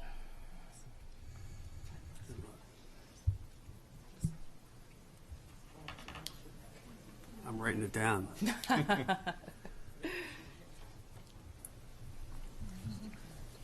Can I make a point of order? And because I believe I pressed the button first. So. Okay, I was reading and I was not seeing who hit the button first. I hit my button first. Well, appreciated. I do not believe that there is a handbook assignment associated with that, and it is duly noted and respected. We do have currently a motion on the table. Very much rehearsed. Got it. Please refrain from personal motive comments to the President and other members of the board, as stated earlier. Thank you. Ms. Howe, if you may proceed. In view of the county's expressed desire to work with Anne Arundel County Public Schools to reach an acceptable resolution to the cell tower challenge at Shadyside Elementary School while increasing cell coverage in South County, I move that the board rescind its direction to the superintendent to pause the Shadyside cell phone tower and authorize the superintendent to work with the county and Milestone, consistent with the existing contract, in support of the goal that has been stated in the county's communication. I have a point of clarification, Madam President. Point recognized. Mr. Granum. Thank you for that, Mr. Leib. Eloquent as usual. The one thing my kind of slow brain couldn't get is, do you mean to look for sites other than Shadyside? Right. Because that would be material to my vote. I'd be happy. I'm going to say it right now. I'd be happy to vote today to rescind the pause for sites, any site other than Shadyside. But if you're saying to include Shadyside as a potential continued option, then I can't vote for that. I would say the inclusion of Shadyside as a potential option should be there in conjunction with the entire picture. The result of the study and the work by the county and us could end up somewhere else, and I support that as well. But I think we need to have everything on the table as the superintendent and the county embark on finding this resolution. Then the follow-up point of clarification is that means that it will come back to the board again for a vote before any final determination. Yes, sir. Okay, thank you. Okay. Well, the statement of the question has been made, so amendments, hard amendments can be made if desired. And upon that clarification, we are now open to debate. Ms. Schalheim. I have a bunch of comments, but material to your motion. It seems clear from the statement read by Ms. Corkadell that the county is now openly saying in public out loud that they are willing to work with us to look at alternative sites. And so I'd like to amend your motion to include formal direction for the county to work with us, or the converse, for Dr. Arlotto to work with the county to fully vet alternative sites that include the ball field and Discovery Village. We have an amendment to the proposed motion. Do we have a second? Second. Okay, we now may discuss the proposed amendment by Ms. Schalheim. Yes, Mr. Lett. I would be amenable to that to a point, in that the inclusion of alternate sites, I believe, is appropriate. But to lay out what alternate sites there may be, I would leave that to the experts in the field, to the people that do this, to come up with that, and not pre-designate what those alternate sites would be. Fair enough, so long as they're vetted. Okay, Ms. Schalheim, are you proposing an amendment to your amendment? Sure, okay. that the pause be lifted pending that Dr. Arlotto work formally with the county to vet all alternative sites. Is the word, I may need a legal on this, is the word pending actually give the staff the ability to work? Because pending would imply a post. All right, and. Okay, okay. Okay. Of the state, of the technicality of the statement. We're not in, yeah. Of this amendment. Okay, yes, you may address Ms. Schalheim. I do. I have a clarification that maybe it says, yours says for Dr. Arlotto to work with the county to vet the other things. I don't think that it is, I don't think the school system has the authority to vet properties that we don't own. I'm looking at that, like, I'm with you that every possible site should be vetted. I'm just saying from a legal standpoint, I don't know that we can direct and say that the wording on it is what I'm concerned about, that it wouldn't, that it's making it sound like Dr. Arlotto will be vetting those properties, and we can't do that because they're not our properties. For Dr. Arlotto to enter into conversations that about the discussion of alternative sites, I mean, we've heard from the county executive's office that they are willing to, if asked formally, to engage in conversations that involve looking at alternative sites, and I want those conversations to occur, and so I'm formally asking that they do. Okay, we have a couple I can respond comments for there, but I do believe response may be in order here, and I'm going to start with the Dr. Arlotto. Thank you, Madam President. So that I can seek clarification and give advice. This was none of these motions weren't discussed with me in advance, so I've not had discussions with my legal counsel about what my obligations are and or how far I can reach. I know that the board, we have a contract with Milestone that allows us to enter into negotiations with the Milestone Communications with regard to school-owned properties. I don't have any reach, I believe, and again, I need to consult with my legal counsel, that I can enter into negotiations with the county government regarding their property and what they choose to do or not do. They are certainly open to do that today. Right now, they could reach out to various companies, I would guess Milestone included, to say we would like to seek options for telecommunications towers in the Shadyside area.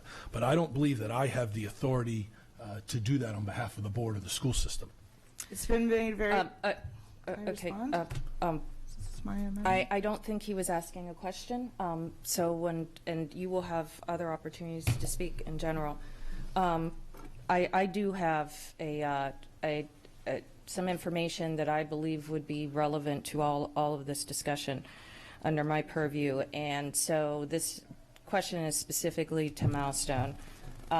So we're talking about vetting land, and I'm just a little confused because I was under the impression that in the course post-motion that Milestone and the Office of Planning and Zoning had been having conversations to the effect of vetting in the spirit and interest of the motion based on testimonies that Ms. Schallheim and others had made that last December of 2018.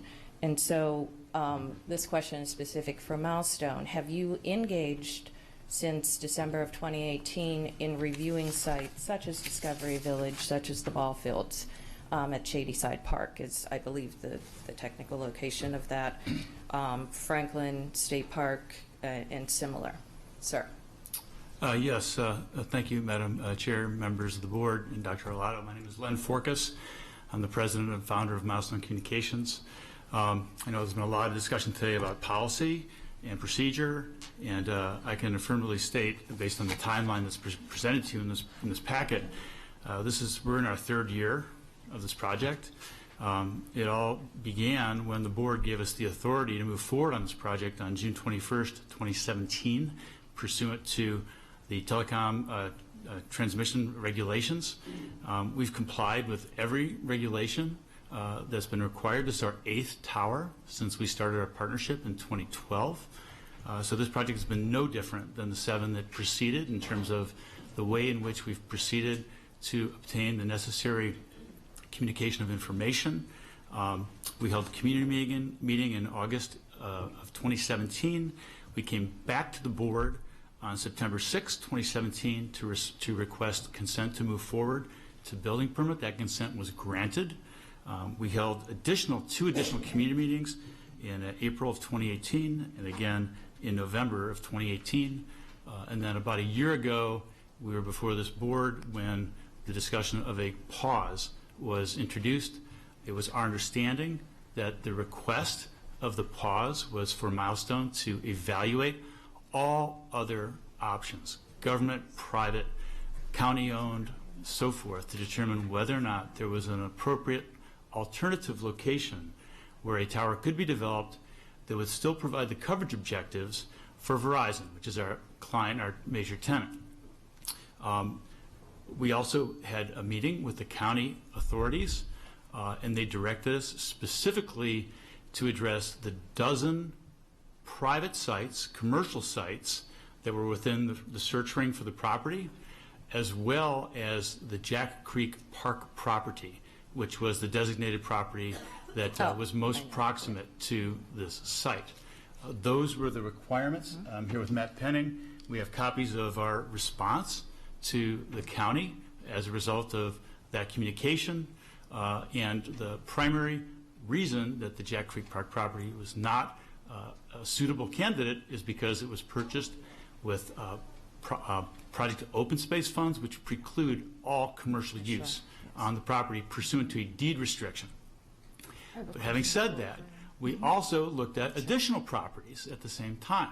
We looked at the baseball field, the Shadyside baseball field property.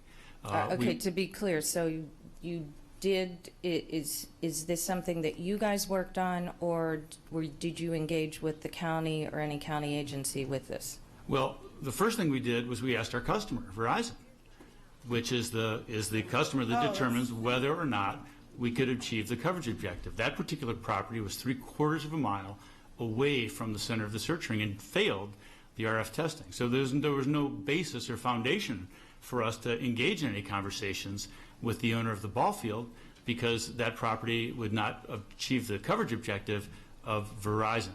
The alternative property was the property that's contiguous to us, which is owned by the county government, which is used as a dredging facility, which has uncontrolled fill on the property. And also because of the setback requirement, even if there were controlled fill dead in the center of the property, we'd have to put it in the middle of the property. It's not physically feasible.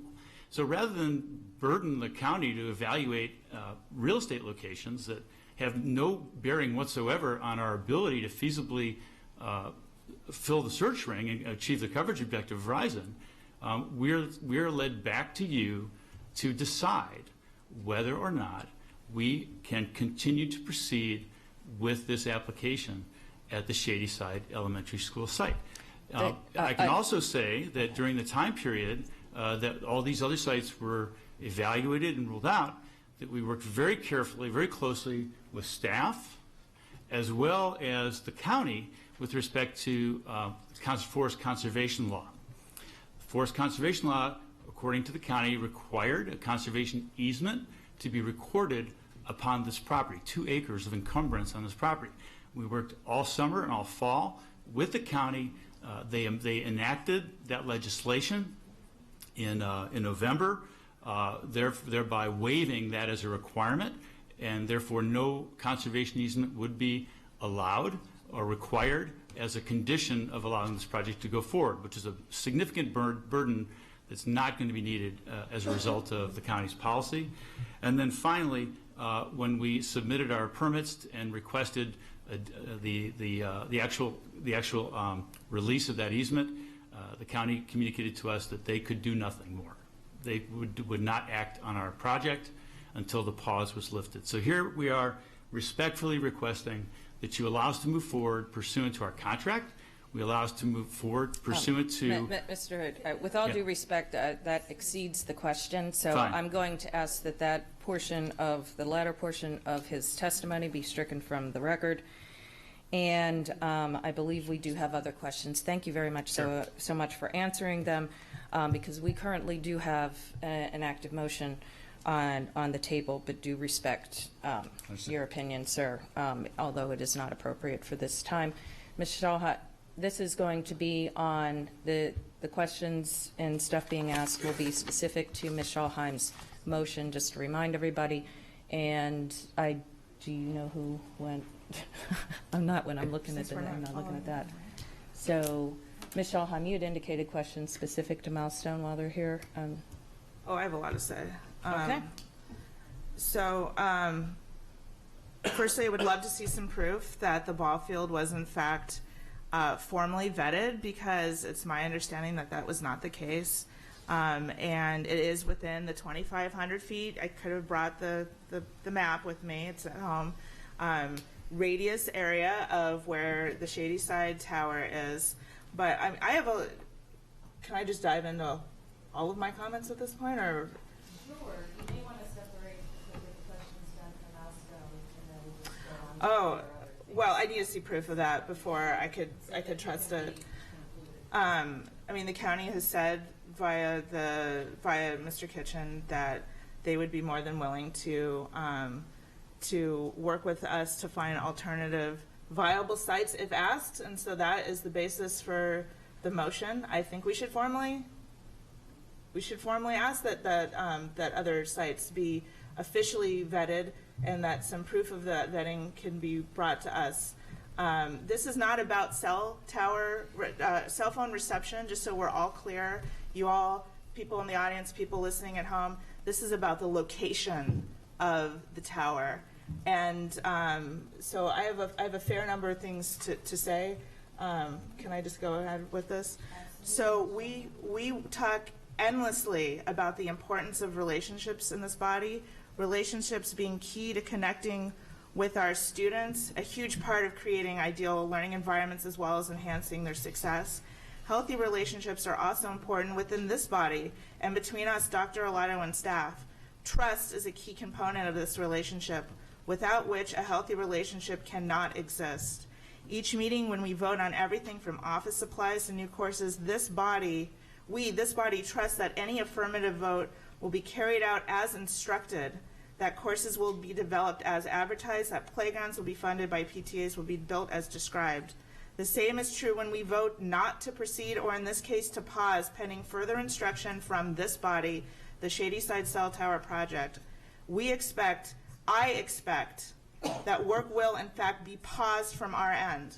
So I can't explain my reaction to learning that our wishes were not followed when we voted nearly 13 months ago to, and I quote, move that Dr. Arlotto take all actions necessary to pause the placement of the cell tower at Shady Side until further direction of this board otherwise, unquote. My interpretation of our motion, which incidentally passed 6-3, including affirmative votes from myself, Ms. Ellis, Ms. Urea, Ms. Antwine, Mr. Grennan, and Mr. Gillenland, was to stop work on this project pending further direction from the board. This motion did not, in my humble opinion, mean that staff should continue to work with Milestone on this particular project, including working with them on various aspects of the planning and zoning process and lobbying others for support of the project. This work, despite our vote, did continue according to roughly 200 pages of emails sent to all members gathered as a result of a PIA request to the school system. AACPS staff worked with Milestone on the Shadyside Cell Tower project over the last year, despite our vote not to, as evidenced by the following. Page 37, February 14th, 2019, an AACPS staffer emailing with a county employee about the Shadyside project, indicating that Milestone didn't want to pursue alternative sites and stating, quote, all Milestone is trying to do is rule out your parks, unquote. Page 38, August 6, 2019, an AACPS staffer emailing with Milestone about documents the county has regarding the Shadyside Cell Tower project. Milestone asking an AACPS staffer or legal to look into documents related to the project. Pages 41 and 42, August 7th, 2019. An AACPS staffer writing to Milestone about missing deed reference on lot consolidation and that new planning and zoning officer name is needed, and to sign and seal both description and plat, as well as asking for Mark's schedule. All of this specific to the Shadyside project. Page 49, February 15th, 2019, an AACPS staffer lobbying for the Shadyside project, writing to a Mr. Magorka to garner support from fire, police, or EOC. Page 53, September 10th, 2019, an AACPS staffer emailing in Mr. Matt Johnson about the landscape plan for the Shadyside Cell Tower project. Pardon me, Ms. Scholheim, before we continue, just as a point of order, if all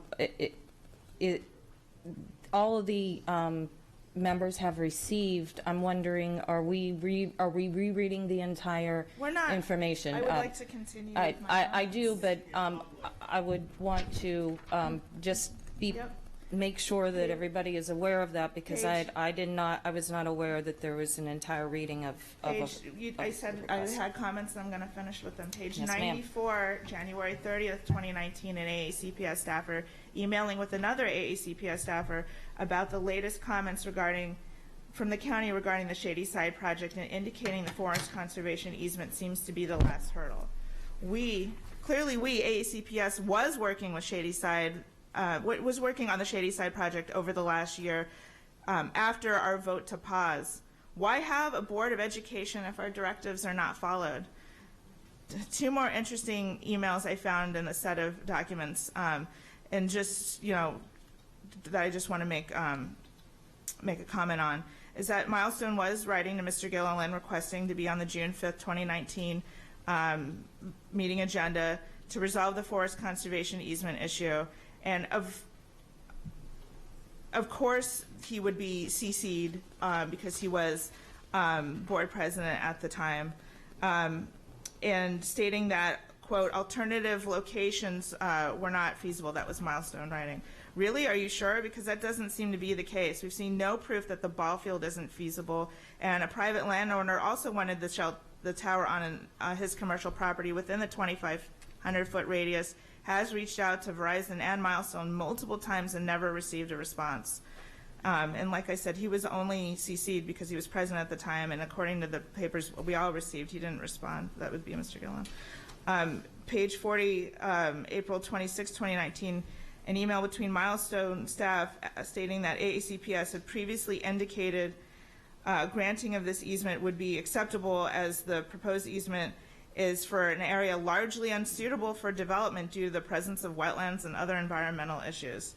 Hardly surprising that to make this project work, it would have previously needed a forest easement and some maneuvering to fit a cell tower, which is on land largely on wetlands. What about an outdoor ed space instead? Don't we have to rule out educational uses before entertaining a non-educational purpose for this land? The information sent to all board members also included revenue information from our contracts with Milestone. As of the end of May 2019, these projects have only generated $576,383.62 after seven 7 years of working with Milestone, and this figure does not include our staff's time and expenses, taxpayer dollars. If we consider that, the net revenue would be far less. Let me remind my colleagues, everyone in the audience and those watching from home, $576,384. What we've earned in revenue over the last 7 years is 0.0453% of this year's current annual budget. In other words, a minuscule amount. Why are we in the telecommunications business? And how does this relationship align with our strategic plan? We've spent far too long discussing this project when we should be focusing on our students. Nowhere in state or federal law says that the school system has to bear the burden of communications alone, nor does it mandate which companies we work with. PG County severed their contract with Milestone back in 2017, and Roanoke, Virginia very recently did the same, December 2019. I challenged us to work more with the county and step up our efforts to look for sites other than the proposed site on the Shadyside Elementary School grounds, so we can keep them off school property. And let's see here. And again, this is about establishing solid service in the area, and I know that we need this. However, for me, this is all about the location. And of course, we don't have cell phone coverage within that building, nor do we at Folger or Severna Park Middle, Severna Park High School, Annapolis. It's because of the building envelope, and that won't change with a cell tower right outside the door, wedged between wetlands. I am angry that our directive to pause wasn't followed. I'm angry that we are having this discussion on a controversial topic in the middle of budget hearings week and during a daytime meeting when fewer members of the public on either side are able to weigh in. It's my understanding also that the Ombudsman is still involved with this PIA request, and that any decisions made today are hardly appropriate when we should be focusing on our budget. So yeah, I move that we work formally with the county to formally, and for the purposes of this body, to rule out other viable sites that can give the cell tower reception needed in that part of the county, and if not, then I definitely move that we table this and all other discussions on all other Milestone projects until after the Ombudsman has weighed in and our budget session. Okay, we actually had a motion already. Ms. Schallheim, order, please. I was speaking. Thank you. We actually already had a motion. Now, you made the word motion assigned to 3 things at the very end. Are you proposing to amend your existing motion to reflect the new language, or was that just a simple expletive of part of your prepared statement? Initially, it was part of my prepared statement, but if we can't work formally with the county to vet all viable sites so we don't have to down trees and drain wetlands, then I'm willing to move forward. If not, we should table this discussion until a nighttime meeting where more members of the public on both sides can be present and for transparency purposes. Instead, we're conveniently doing this during budget hearings week in the middle of our budget session and season, and I'm not okay with that. Okay.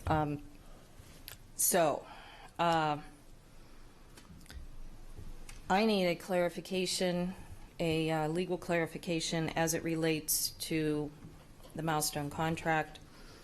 And so I am going to request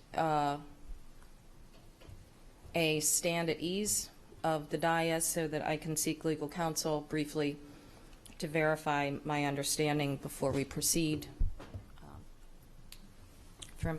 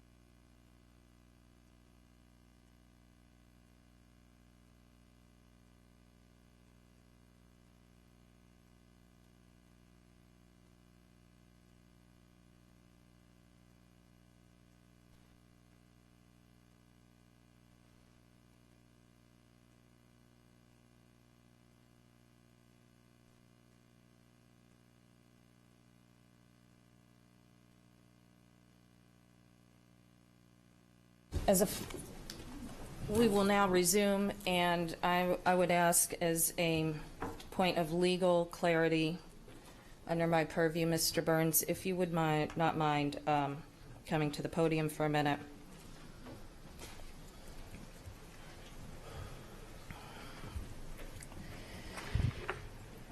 I just want to make sure that our motions are not in contradiction with anything legal, whether it be contractual or the law itself.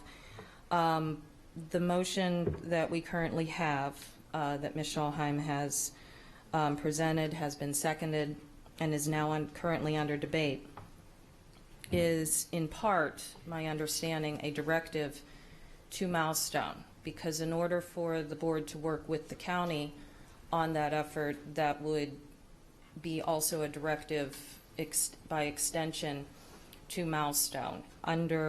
Is that something that our existing relationship with Milestone affords, or does that trigger something different? If you wouldn't mind. Madam President, Ms. Ellis, Dr. Arlotto, members of the board, Darren Burns, board counsel for the record. First of all,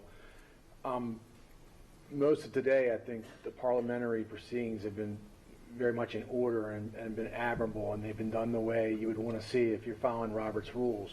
I need to make sure I'm clear, because I've just in the last 7 minutes sort of lost a little bit where you are, and I don't want to give advice in a vacuum. Mr. Lime had a motion, which I believe was seconded, and then there was an entertaining of technical and or friendly amendments, which that has happened through the course of your day.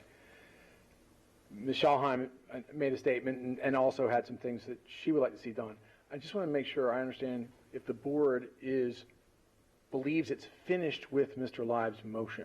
No, actually, Ms. Schalheim had asked for an amendment. She had made an amendment to his main motion. So we are now debating Ms. Schalheim's amendment. Thank you. Mr. Live's motion would be resumed either as amendment, or if the amendment failed, we would redivert. This is relevant specific to Ms. Schalheim's motion as it relates to our ability to direct or not under our existing relationship. The reason I ask that question is, again, at the time the board began going in this direction, what was asked for was friendly or technical amendments. I don't believe that part was ever exhausted. If this is a friendly or technical amendment, you're still at Mr. Live deciding whether or not he... Actually, we actually stated Mr. Live's question, and Ms. Schalheim, when she said friendly, I did correct that, I believe, or intended to, that it was an actual amendment. Okay, my interpretation, it was because the statement of the question had been made that it was an amendment to his, not a technical. An actual secondary. Because it has substance, it would not fall under the technical definition, because that is a couple words typically. Well, the reason I'm asking that is, if it were still in the realm of, and I didn't hear Mr. Live speak to it, who is the proponent of the primary amendment, if it were something he considered somehow within the realm of technical, or I would need to know that, because it would be premature to advise on that question, because he may not have finished with his motion. Yes. I agree with the chair's interpretation that everything that Ms. Schalheim has said has been derivative of Mr. Live's original motion. However, I believe I have reason to think that Mr. Live is going to withdraw that original motion. And if that happens, all of this is just done. Mr. Live, that would be my point. Yes, because the amendment that Ms. Schalheim had made was germane to the main motion, it would not stand by itself, correct? Mr. Live. If Mr. Live is willing to withdraw his motion, I would like to briefly address the board after that. Thank you, Madam President. That's why I was flashing. I do intend, for a couple reasons, not one that I don't support what I'm trying to do, but this item is scheduled as a review item here. And I believe last year when we made the same sort of approach to things, it was also a review item, and we changed it to an action item. Well, today it's a review item, and we don't have a lot of representation from the community here. We have some, but nothing compared to what we had last year. And this obviously opens up a lot of issues and a lot of concerns. Therefore, My reasoning is to withdraw the amendment, the motion. I'd like to withdraw the motion, but have a consensus by the board that we will have this as an action item to have a final, fish or cut bait, something in the future. I'm looking at the first meeting in February. I know it's a day meeting, but the second one is our budget meeting, and that's always contentious.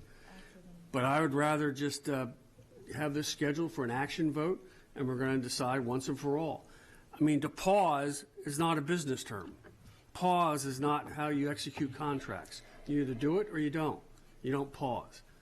Just as a continuing point of order, Madam President, I made that point of order to provide Mr. Leib an opportunity to withdraw his motion. He's done that, and I did say that I had a point to make after that. Well, he is contingent, right now we are contingent upon a consensus was his. He didn't say contingent. He didn't say contingent. I said I would seek. Right, so he's withdrawn his motion, and all I want to say, I don't think it behooves any of us to now get it, obviously, the motion that was passed by the board, passed 6-3, to get into basically debating the merits of that. If you disagreed with it, that's fine. The thing that was brought to this body today and to the public was a letter from a designee of the county executive that said, please provide some direction as to whether the board is interested in vetting other sites. That was what was in the letter.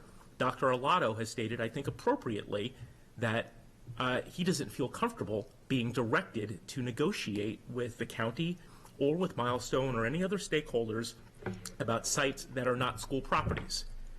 I think the call of the question before this body today is to answer the county executive, not through Dr. Arlotto, but through us as the board, and we can do that right now by a vote that says, yes, county, go explore other sites. Yes. And then we are not a part of that process. Second.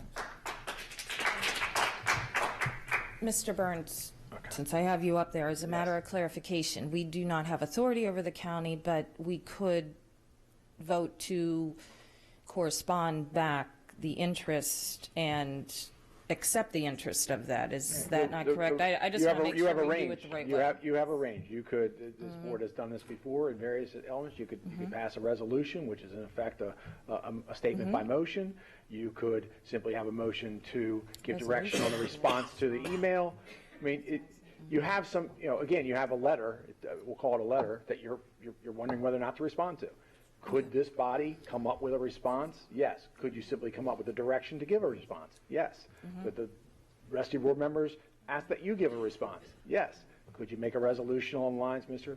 Grant just mentioned? Yes. Okay, so we could entertain then a motion to either for a resolution or a formal correspondence of the board at this time, or we could also close this matter out. We do have a couple based on Mr. Grannon. Would you like to proceed or concede your time, sir? No, I guess so that we actually take action on this and don't debate this all day long. Thank you. The county executive, through his designee, sent a letter saying, Board of Education, I need some direction as to whether you are interested in us looking at other sites.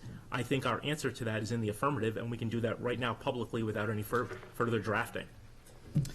So yes, yes, I move that the board vote now, that the sense of the board, that the answer to that is yes, to the county executive. Second. Okay, Ms. Howell, can you please state the question? Mr. Grannon moves to respond to the county executive regarding the Shady Side cell phone tower. Okay. With an answer being affirmative, yes, explore other sites. To explore other sites. Okay. As read, we are now open to debate. I had some lights dangling from the previous items, so if you wish to continue to speak, fine. I'm going to go in order, however, Ms. Ellis and then Ms. Antwine. On the motion that Mr. Grannon has made, all other motions have been cleared from the table and are no longer debatable. Okay, so I just want to be really clear on what the question is. As I heard it read just now, it feels a little weak, and I like the idea, if we're able to do a resolution, that's the way to go, so that basically, I guess it would be a friendly amendment. This board resolves That's fine. Call it a resolution. I'm fine with that. I accept. To Okay, would Ms. Ellis like to stand at ease for a minute or two to prepare that for Ms. Howell, or would you just, or you already know what you want the resolution? Do you want a minute, or? I think you just changed my word sense to resolution. It's the same thing. Resolved. Substantively. Yes. Okay.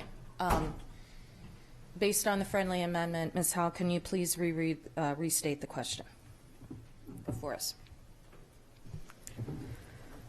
Mr. Grannon moves to resolve the county executive regarding the Shadyside cell phone tower to explore other sites.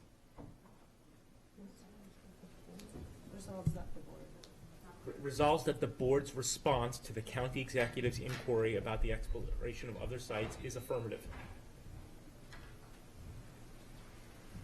Does that work? That makes sense to me.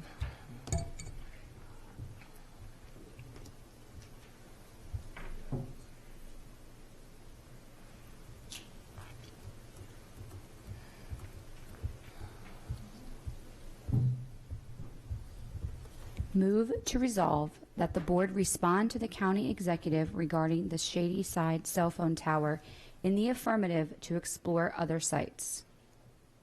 I believe that's properly stated. Okay, based on the fact that it was a substantive friendly amendment, changing its category, do we have a second? Second. Okay. Question as stated, debate. I have Ms. Antwine. Thank you, President Corkadell. So I have a question about the letter that you read, Ms. Corkadell. Could you read specifically what concerning the researching of other sites? I understood what the county is saying they're ready to do that for us, but I just want it reread so I can understand it for sure. Yeah, and don't forget too, you do have a copy in your email as well. Understood. I'm for the record mostly. Thank Absolutely. Okay.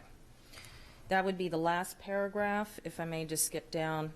The county executive does believe that the gaps in cellular service on the Shadyside Peninsula need to be closed.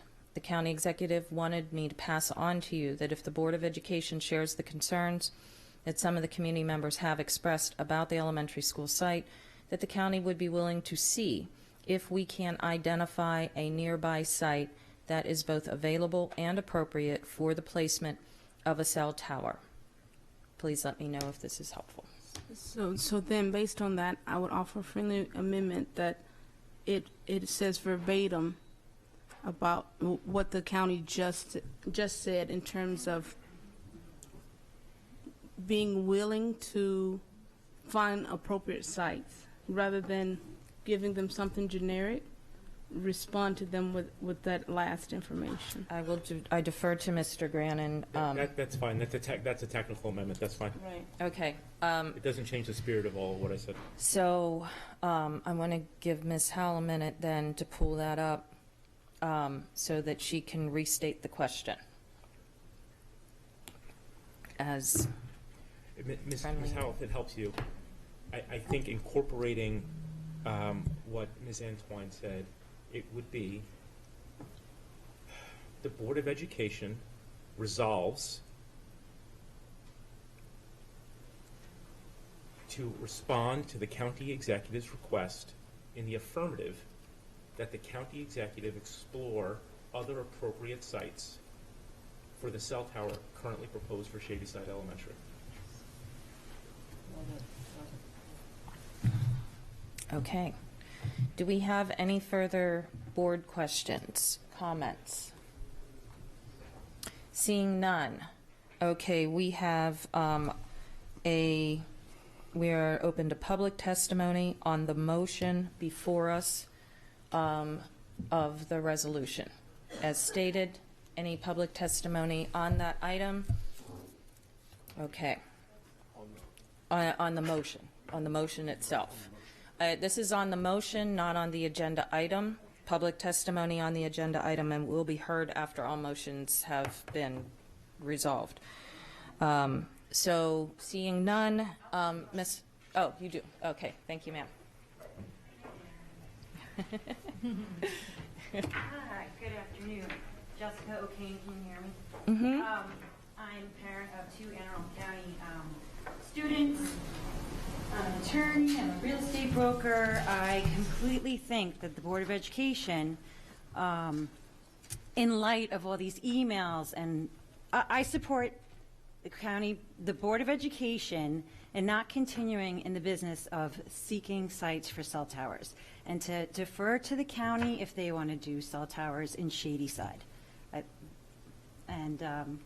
I am just absolutely flabbergasted in light of all the emails that have come out about all the goings-on after this board voted on September 18th to pause in this matter of county employees consulting with Milestone and working to consolidate the deed. It's really disgusting and disgraceful. And I think that the board should consider in the future ceasing their lease, the master lease agreement with Milestone, because it's just, they're very deceptive and they've done a lot of, they've done work behind your backs with county employees, and it's just, they're not to be trusted. And PG County bailed out of their master lease agreement for the very exact reasons. Thank you very much. Thank you, ma'am.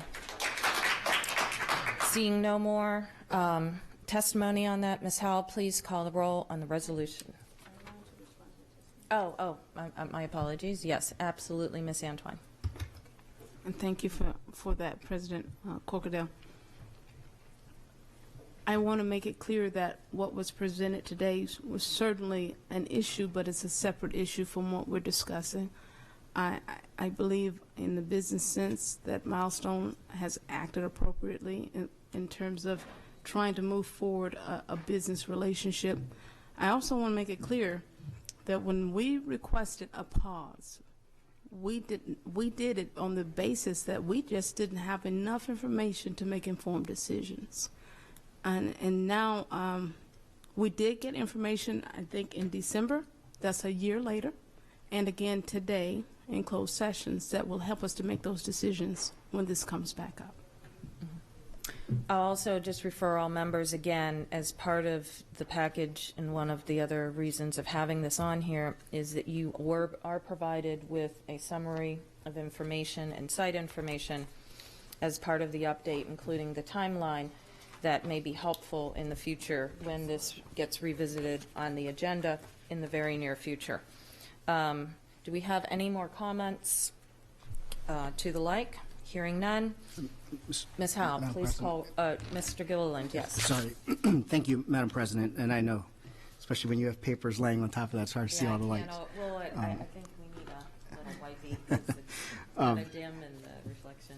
I guess the question then is, assuming this motion carries, at what point is it revisited? Because naturally there's still a contract that has to be determined whether this board wants to proceed with it or negate it. And I think if this continues into perpetuity, the county can continue to punt again, as I believe it already has, for about a year. So my concern, and I don't know if this is a question for you, Madam President, just as chair of the meeting or the maker of the motion, I guess the question is, at what point do we revisit? We can't stipulate to the county, because it's not within our purview, that they have a designated time frame to respond to us. It would be a polite thing, but I just don't want to be sitting here in June dealing with this still. I believe that what would be available, well, he referenced myself first, so I'd like to, and then absolutely, you can add. From my perspective, the resolution can be amended at this point by technicality, by formal amendment to the motion, because we have not gone to vote yet. It could also be, and there could also be a new motion presented on the dais immediately following the resolve of this one, to take any further action or to instruct as ways to dispose. They could be handled either way, and either way would be appropriate. Whether or not it would be embraced, I have no idea. None of this has been fully vetted, as Mr. Lai pointed out, starting off as a review item. So that would be the two choices that the board could make to reconcile your concerns. from a parliamentary perspective. As the maker of the motion, if I could just respond to Mr. Gilliland's question, I think in all of this we need to set aside questioning motivations, right? So I don't think you meant it pejoratively, Mr. Gilliland, when you said punt about the county executive. All we have is a piece of correspondence from the county executive's designee asking us for some direction. We're providing that direction. For whatever reason, they decided to initiate that correspondence with us.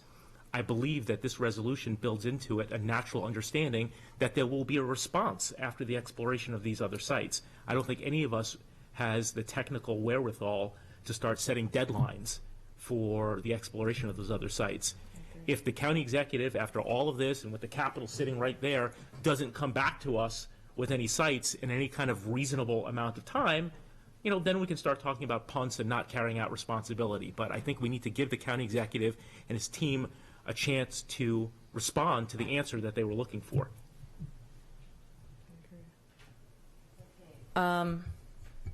Comment include Ms. Schalheim? Anything further? Okay, we are good. One last call. Because see, when I looked up and then you hit like that, I went to Ms. Howe. Are we good? Okay. Ms. Howe, please call roll on the resolution. Mr. Gilliland? No. Mr. Leib? Aye. Ms. Hummer? Aye. Ms. Alvey? Aye. Ms. Ellis? Aye. Mr. Grannon? Aye. Ms. Schalheim? Aye. Ms. Antwine? Yes. Ms. Corkadow? I'm going to abstain. Motion passes 7-1, one abstention. Now, we are still on item 7.05 and Ms. Schalheim. No, I'm gonna hold my peace for a second. I think we should hear from the public. They've been sitting here all day. Mr. Grannon? Hey, I'm going to say something briefly about that, and I'm saying this with utmost respect to every member of the public. You have the right to talk about whatever you want, and we will sit here and listen to it. All I'm going to say is, as we've seen with other issues in the very recent past, and there's not a lot of people here today, sometimes it's best to take yes for an answer and leave it at that. Because if you don't do that, that is going to cause endless debate, endless responses to allegations that are being made. If I were sitting in a company's shoes and folks started saying something about my company that were negative in a public forum, I might well feel compelled to respond to them. And we're not going to advance this any more than we have right now. If your objective is to have other options to the cell phone tower at Shadyside, you've gotten that today. I respectfully request that you take yes for an answer and that we move on. Thank you, Mr. Grannon. We cannot address members of the dais, but we do Written have testimony people. would be great. Okay. You okay with that? Okay. Thank you very much, sir. I am going to call the people who have signed up, and under Mr. Grannon's advisement, if we have no more statements about this review item from anyone? Okay. Hearing none. I have for public comment, I believe there's not going to be any more questions today, and we do have some public comment for those seats. Thank you guys very much. Thank you, gentlemen, very much for your time. Okay, I have 4 people who signed up in advance for public comment. Lisa Taylor Soriero, Tracy De Leon, Randi Williams, Robert Anderson. Oh, Rob. Okay.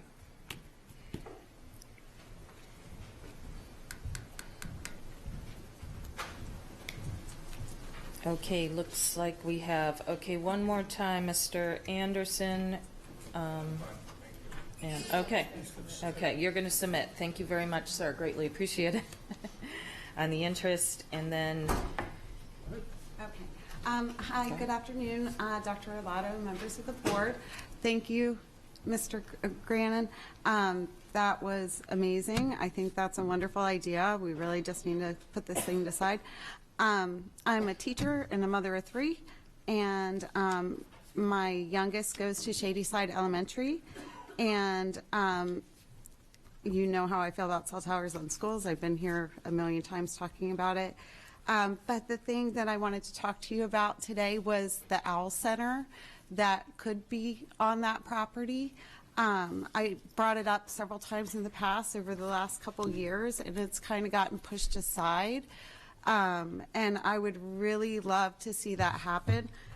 For those of you who haven't heard me talk about that, the OWL Center was something that we had proposed. OWL stands for Outdoor Wetlands Learning Center. So I just wanted to briefly go over what that would entail. It would create a structured outdoor classroom and nature walk. It would extend the trail system to connect the peninsula, provide a STEM opportunity based on the natural setting that exists and on site and in our community in its heritage as the Great Swamp. Teach the children about the local environment and ecology by providing learning opportunities based on biology, chemistry, and environmental studies. Preserve and enhance the wetlands and natural ecology present within the school site. The project would be fully planned, funded, and constructed through private means and to be donated to the Shadyside Elementary School. The project would include a natural trail system that is ADA compliant, elevated walkway in the sensitive environmental areas with integrated teaching and sampling stations, structured outdoor classroom for the students, digital cameras, microscopes, insect nets, collection containers, age-appropriate monitoring equipment, water testing equipment, pH strips, trash cans, etc.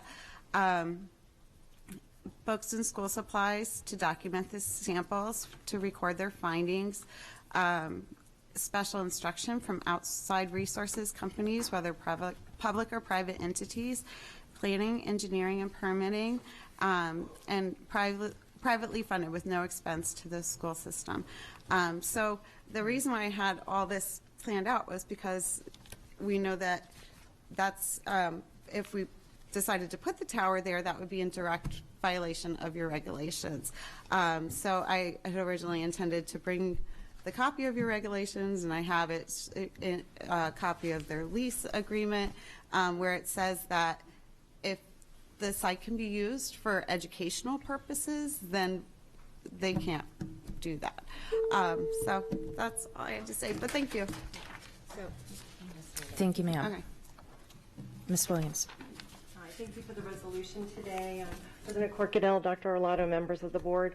I'm Randy Williams. I'm a registered nurse. I'm the mother of a senior at Southern High School, and I'm a resident on Idlewild Road, fairly close to the location of the proposed cell tower.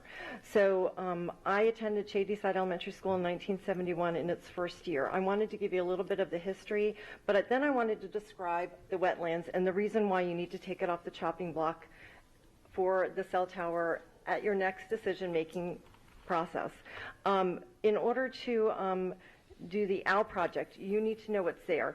Shadyside Elementary School and Discovery Village, between those two locations and our new Shadyside Trail, have everything that's available at Arlington Echo. And you would save lots of money by not having to rent that property. Let's see where, okay. So just north of the actual site is the Shadyside Trails. Right now it's flooded, so it needs some raised little walkways. It has a beautiful pond adjacent to the ball field, which Miss Ellis in the past addressed that forest conservation, she didn't want to get rid of the ball fields. It's surrounded by beautiful grassland, the wetlands grass, and it's just it's like a magical little pond. The wetlands itself in the forest area, I have spent a lot of time there because I've been running my dog there for years. So I've been on that property since I was a kid, and I spend a lot of time there on the weekends walking through the forest. And the actual wetlands forest there has little areas of streams, some dry area with some trees, and the area that's to the east of the property is bogs, wetland streams, alive with cattails and all types of wetlands creatures that the kids would just love to explore. And then to the south, we have a large amount of surveyed wetlands, little streams. And to the that's to the east. To the west, we have a contiguous stream that runs between the site and the elementary school. And recently, the kindergarten wing was put in. And when they did the kindergarten wing, they put in a fire road. And when they diverted the water kind of away from where it should have gone, they created a new wetlands, which is right next to the playground. I'm not really crazy about that because it constantly floods the road and the old path that we used to use on the sidewalk. We don't have sidewalks, so we just kind of walk on the grass when you're taking a walk. Maybe you all need to look at that, but it's a beautiful wetland that's now created on the site additionally to what we already have. We have remained wet since September of last year. We have not dried up, and all the surrounding neighbors are flooding. So we've got a beautiful property that needs to be established as an outdoor learning center for the kids. Thank you. Thank you, Ms. Williams. We do have one additional testimony. Ms. Howes?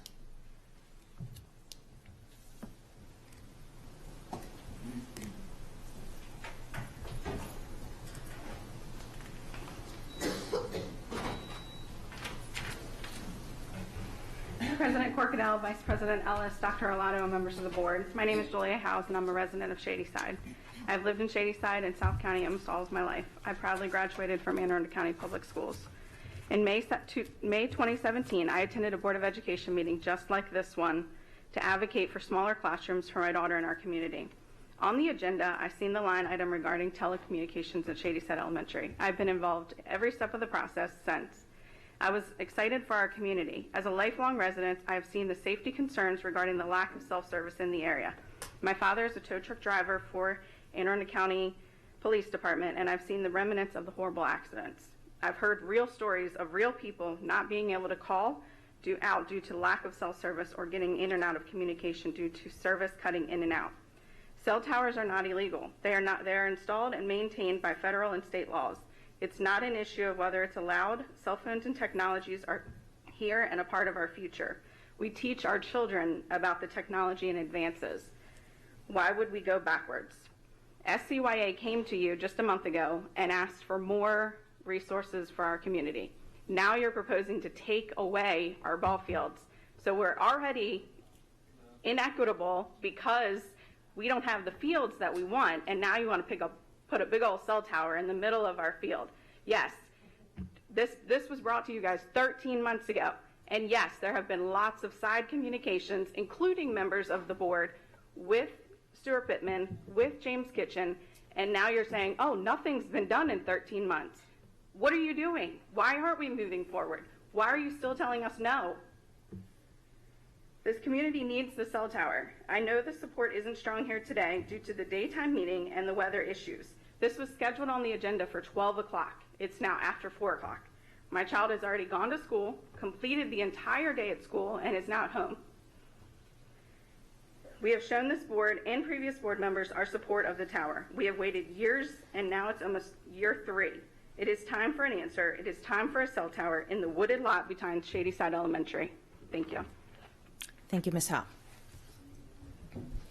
Okay, do we have any other public comment? Ms. Oakes? Up here.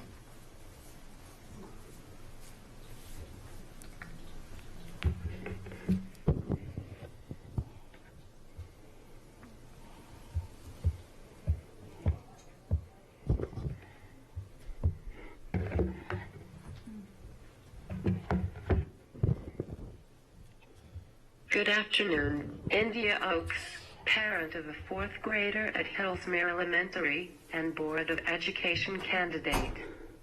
I feel like I am on repeat with all the testimony I have given over the last 3 years on the placement of cell towers on school property, but I will never stop speaking out when it comes to protecting the health and safety of all our students and teachers.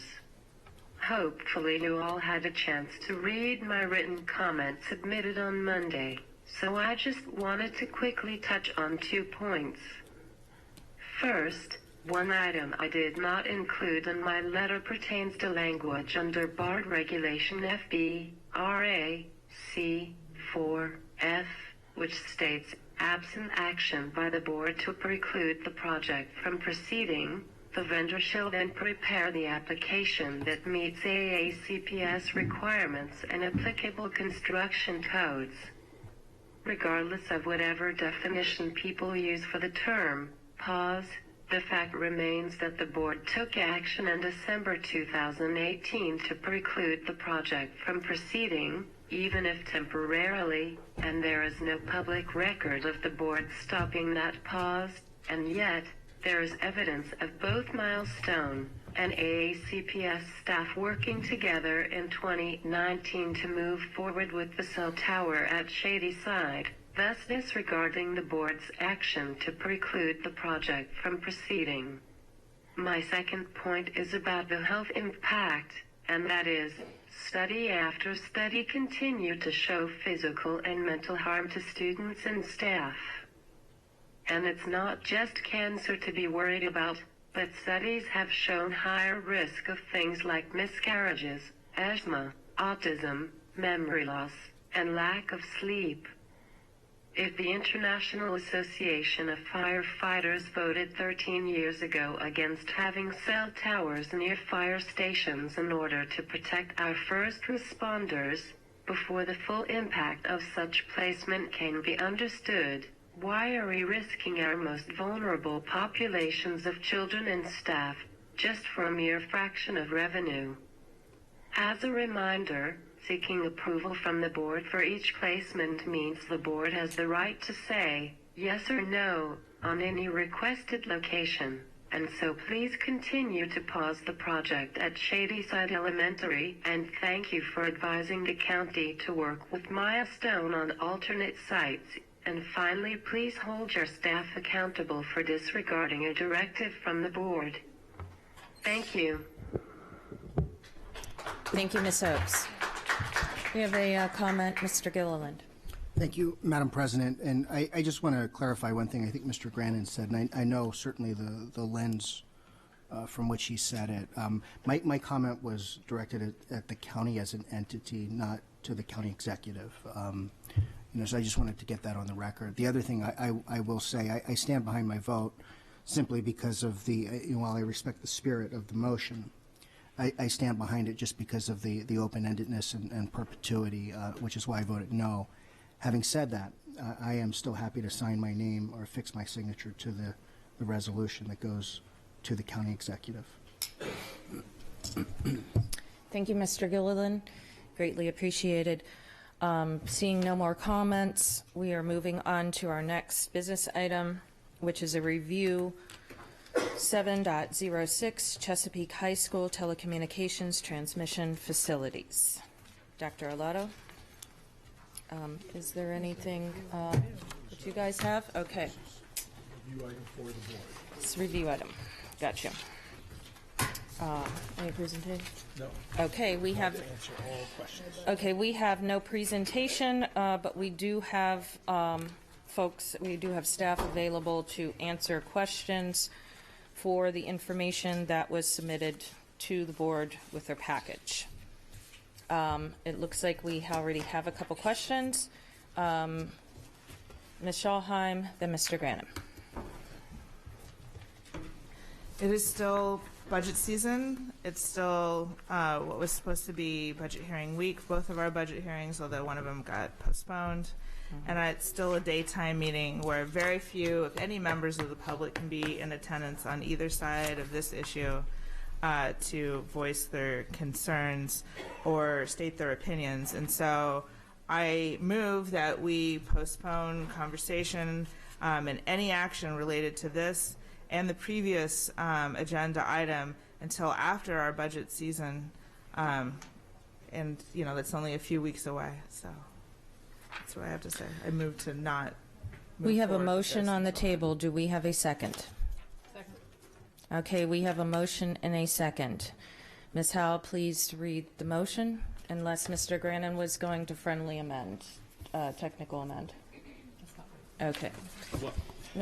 I'd just make a point of information in terms of whether the maker of the motion wants to consider, the attachment here calls for an express timeline for the public to weigh in on this project. The public voices its concerns or support for these cell towers at the community meetings that are called for under the contract. And so this is not the primary forum for members of the community to talk about specific cell phone towers. So all I'm going to say is if we don't let this go forward with these proposed dates, the next proposed date is February 3rd, the community meeting. I actually think we could actually be thwarting the public's opportunity to comment on this. Does Ms. Schalheim accept Mr. Grannon's suggestion? Yeah, I want to amend my amendment to state that this body won't have further conversation about this or any other milestone project until after our budget season. That does not get in the way at all in any way of any other entity wanting to hold a community meeting. I just don't want this body to make any decisions, yay, nay, or otherwise. I need to get a clarification because your restatement says is instructing other members that they are to do nothing, and I don't know that No, would. you don't misunderstand okay, me. Can you please then restate? Yeah, I will. So my amendment was to not have further conversation, this body in a formal meeting up or down on this particular project until after our budget season. That does not get in the way in any way of other entities like Milestone holding their community meetings on February 3rd. Thank you for pointing that out. I do agree. I have a further point of information then for Ms. Schalheim.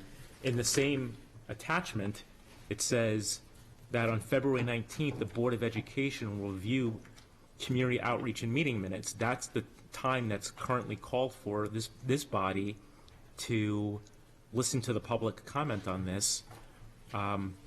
Moving that until after June 24th would be a material change to the timeline here. It could very well be that there's no community opposition to this, and postponing that from February until June may not be necessary. I just want to note on the record, nothing that has gone down with regard to this proposed cell phone tower for Shadyside reflects at all that this body has completely honored its contract with Milestone. I think this one here at Chesapeake High School is the 9th proposed cell phone tower under the contract. Only one of them has been stopped by this board, or at least paused by this board, in response to tremendous community concern. So we're living up to this contract entirely, and I have to say, if we postpone board review of the community comments on this project until after June, we could be stopping a project that the community has no problem with. So I never stated June. You said after budget season. Yes, to me, okay, so let me clarify what I mean by budget season. To me, budget season and the core work that we do includes our amendments and voting up or down and all those things. Those things happen in February. So let me clarify for my colleagues and for the general public that I just want to get through February and get, our part of the budget done and dusted before we take on these potentially contentious items. And so I think this is a proposed process and timeline. It is indeed proposed process and timeline. So let me be more specific. I think we should not have further conversation about whether or not to proceed or not on this or any other milestone project until the night meeting in March, so that we can give people, members of the community, not during a working day, opportunity to turn out and express their views, as some of them have been sitting all day waiting to do. Okay. And that's what I think we should do. Okay, since the amendment has changed, do we have a second to the motion? Rather, not the amendment, the motion. Well, second, but I have a friendly amendment. Okay, yeah, you can do the friendly amendment now that it's been seconded. The statement of the question has not formally been made. Ms. Ellis. Could we just amend it to change the, in other words, from reading this timeline, it looks like this becomes an agenda item again for us, February 19th, that we just indicate that that agenda item will occur in March rather than February. Yeah, I accept that so long as it's the night meeting in March, so that the public can turn out, the March 18th meeting. Okay, so. The concern is, I believe February 19th is our budget meeting, is that correct? And so Yes. I'm afraid we're talking, if there is concern from the community, and they wish to speak on that agenda item, that could create quite a meeting on February 19th. Okay. So, is Mr. Leib and Ms. Hummer, are these technical amendments to the motion being presented? Okay. What was the motion? Ms. Schalheim has made a motion, and if you could please restate your motion, Ms. Schalheim, so that Ms. Howell can then state the question, so that people can comment. Thank you. I move that we don't take this issue up, item 06. Item up on our agenda, both this and any other conversation about other projects in Milestone until March 18th, 2020, allowing the public to turn out if they want to, or email us between now and then to share their views. Is the latter part of the motion? No. To vote, okay. Okay, Ms. Howell, could you please state the question? Make sure we got this. So I have postponed conversation or any action with this body with regard to milestone projects until the March 18th meeting.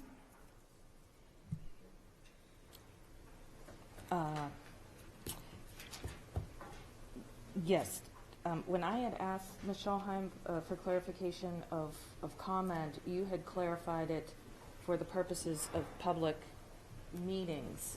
When you restated it, you said all comments. I don't believe our body has the power or authority to stop any individual member. Can we get that edit? No, I'm asking you to edit it to reflect that, because your reiteration had said, and what she just said comments. I would like to get a clarification. I don't want milestone projects, item 7.06, or any other milestone project to come before us as an official agenda item until March 18th, 2020. Could you clarify both public and closed, or just public? Does it matter? Yes, it does, ma'am. It does. I don't know. Open meeting. What we discussed, I don't have purview over what we discussed in closed session, so I don't know what you mean by closed. Okay, clarified. I think that would be important. Regularly scheduled meeting, March 18th. I think that would be important. Yes. Okay. All right. So we now have a statement made. Ms. Howell, could you please read it one more time with the clarification? Move to postpone conversation or any action with regard to milestone projects with this body until the March 18th public meeting. No, that was not right. Move to any comments, all right, in other words, it's not just for, it is confined to our public meetings. The restriction of the comments are confined to are confined to our public meetings. Can I offer a? Sorry. Because I don't believe we have. Just based on what Ms. Howell said, I didn't hear in your wording agenda item. I believe that the motion was not to have this come up as a general agenda item. Yes. In a meeting before, in an open meeting before March 18th, 2020. Is that correct? Mm-hmm. Okay. Okay. I think we all got that. Does everybody get it? Okay, good. Now we are open to discussion. I had Move to call the question. Okay, we now have a motion to call the question. Ms. Howe, can you please call roll to call the question? Mr. Gilliland?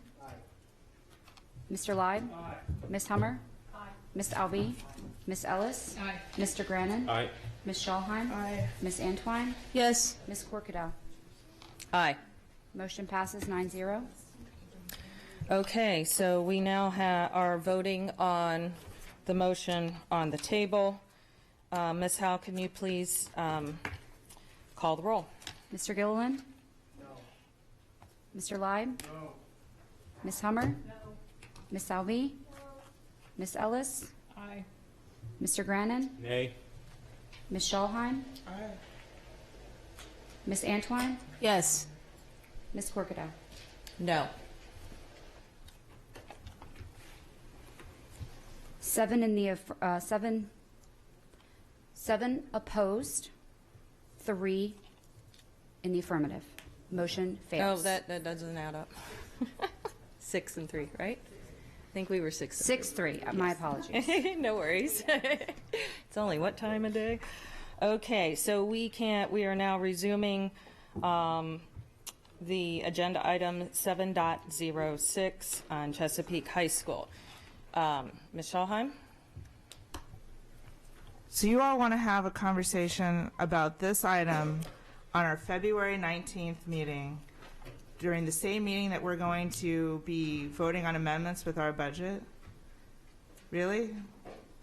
2 contentious or possibly very lengthy conversations in the same night meeting? I have a point of order, Madam President. Yes, I was going to. I'll let you do that, Mr. Grannon. What kind, was that a motion? What are you doing?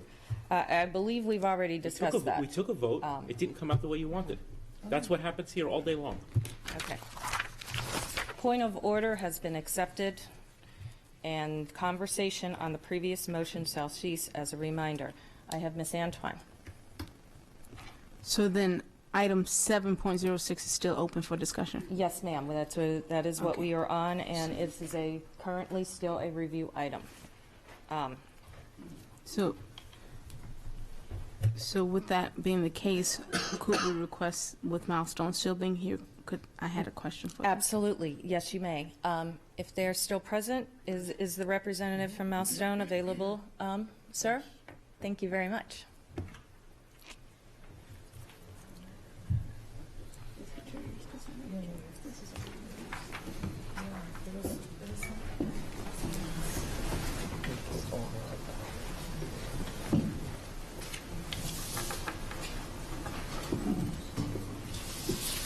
Mr. Forkas, thank you all for being here and for your diligence in our school system and the work that you've done thus far.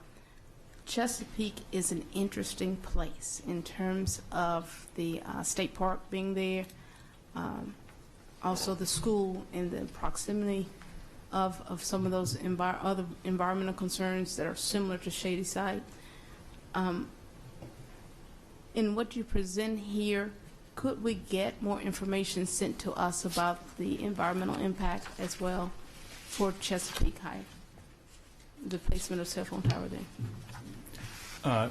Yes, Ms. Antwine, we'd be happy to do that, but at this point, it's a little early. It's very early in the process. Okay. Typically what we ask for, the purpose to bring this before the board tonight, and the board doesn't have to vote. Effectively, all we're asking is for no objection to allowing us to continue the process to engage the community. Yes, sir. So the reason I'm requesting that is because I know the Chesapeake area a little bit better than I did, say, Shadyside until I took my tour down there. And so I know the concerns from both sides as well. But what was shared with us didn't expand on that. And even in a review, I would like to be able to review that information. Okay. And I believe the board deserves the opportunity to review that. But if it's too early, I'm willing to wait until the presentation on the 19th.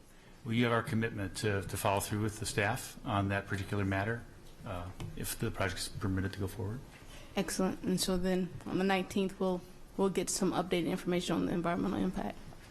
Well, for the record, Greg Stewart, Senior Manager Planning. Just to if I can, lay out the way the process typically works on these. Sure. We're bringing, basically, this item is brought before you.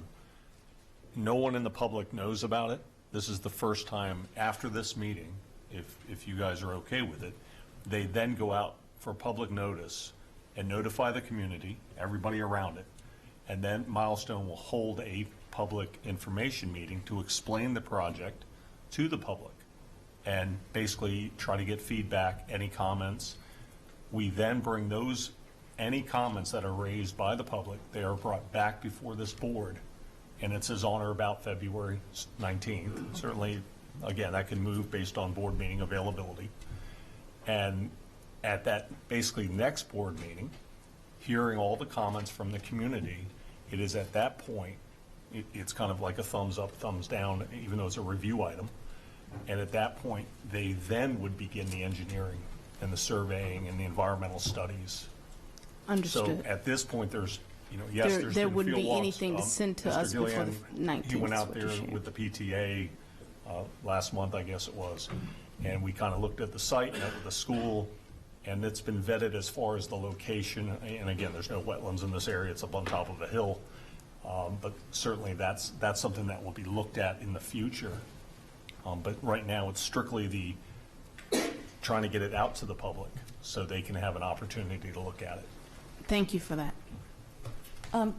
As a follow-up to Ms. Antoine's question, I believe there would be perhaps another opportunity for board members, if they chose, to perhaps visit the site with you guys for more interaction. Is that, my understanding the process was we weren't quite ready to the final call for that, but that would be, that's part of the process and would be an opportunity. Is that not correct? Well, part of the policy, the way it's the regulation reads, basically the first meeting they have is with myself and the school. We then have a follow-up meeting after that, and we invite the board, one of the members, and Mr. Gillian did attend, along with the PTA president showed up, and we go over, and the principal again, and we go over the whole process, basically the whole project. We actually walked out to the site location, and based on that meeting, that's why we're here today. I didn't hear, there were no objections based from that small group to say, let's bring it to the board, the full board. Okay. And that's what we are. But yes, absolutely. There's Okay, zero yeah, I issues just with wanted to, site yeah, visits, it arranging things. seemed like it would be a good, friendly thing to do. Easy. Let us know. Everybody's amicable, regardless of that. Okay, thank you very much. Okay, we have Ms. Ellis and Ms. Shulhan. Thank you. So the meeting in which, the board meeting in which Board of Education reviews community outreach and meeting minutes. So who's providing us with those meeting minutes? Milestone. Milestone. So in interest of fairness and full transparency, if there were concerns raised by the public, how can the public feel assured that their concerns are being fairly represented to the board by the party interested who has a business interest?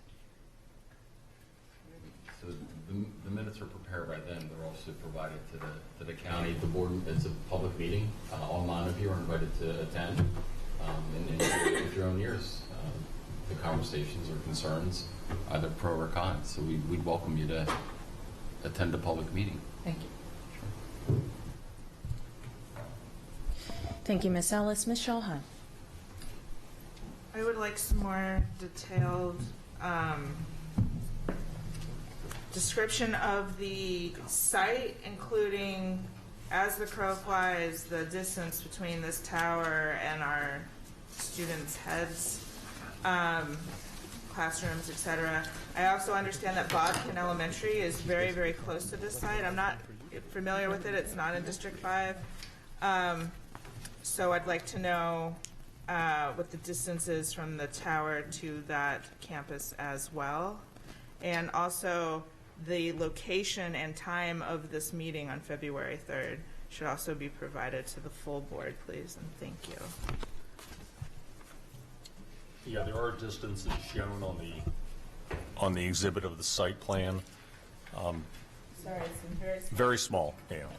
And online, We'll assemble that for you. It's Yeah. easy to do. So to all campuses, Sure. since I know there are several of them there, and It's- as well as the location and time of that February 3rd meeting, the whole board, please. Thank you. Sorry, I have a follow-up to my previous question. So this public meeting occurs, and thank you for clarifying that board members are invited. However, what AECPS staff are there? And I'm wondering if we should get agreement, like their signature on the minutes to, in other words, indicate that this is indeed what occurred and what the comments were at this meeting. So what AECPS staff would be at this public meeting? Typically, it's Mr. Sorter, project manager and the principal of the facility. Okay. Yeah, and then we look at, when they send the minutes in, we certainly review them and see if it basically encompasses the gist of the meeting. Certainly, they're not doing itemized verbatim, but you might have, 5 people say the same thing, and they may just say, 5 people, don't want to sell towers. So the public hearing process, I mean, I know we keep talking about cell towers. The county government actually regulates public hearings on any planning and zoning item, any subdivision activity, whatever. So we have to follow the exact same requirements of the county regulatory agents as we do on other projects that have nothing to do with cell towers, or a private developer or private corporation or whatever. So the notification, the distances, the means, the methods, all of that is prescriptively outlined within the county code, and is a requirement that any applicant, set aside cell towers, that any applicant has to. So can I just simply, so. I don't think it requires a motion. Can I just request that the ACPS staff, when you have looked at those minutes provided by Milestone, that you take a look and say, yes, this is, or, Certainly. Easily done. Or Yeah, and again, the clarification county is does, like Alex said, the county does require that as part of the permit process going through it, they have to submit that they've had a public meeting. And those minutes and everything else actually have Public to record. go to the county as well. So, and the records in terms of who was notified, the Even the sign-in sheets are provided. If people do sign in, they do provide that during the meeting. Just as a point of information, though, I think what Ms. Ellis is saying is, and I get what you're saying about the county's hearing process, we don't need to change that internally. What she's saying is the board is directing Dr. Arlato or his designee to certify their agreement with the content of the minutes that comes out of that. Right, and That's not we've currently. agreed with that. We're fine Okay, with that. good. That's fine. Okay, all right. Easy. Just as a follow-up, I think it might be helpful, Alex, if perhaps we could get over to Ms. Howell to share with the board on the private site the link to the instructions of how the county operates. That may be helpful to some of our new board members as to the public meeting requirements. And because it spells out on the county's website on there very specifically. And I think that might not be a bad resource for our members as they move forward, perhaps for the first time through a permitting process like this. Because it's hard for me to remember, I know personally, where, that I should, because I already know it, whether or not it would be factual information. So thank you if that's agreed upon. And then we still have some more comments here. I have Ms. Schalheim and then Mr. Leib. Are these meetings ever recorded? Do you ever Facebook Live them or stream them? Because that would be a way to prove the accuracy of anything that comes We don't, out of it. but Shady Side was filmed. It was filmed? Yes. So why won't this one Not be by filmed? us. Not by us, but by Okay. the citizens. Okay. All right, just a question. It just, that would solve all of it, right? So.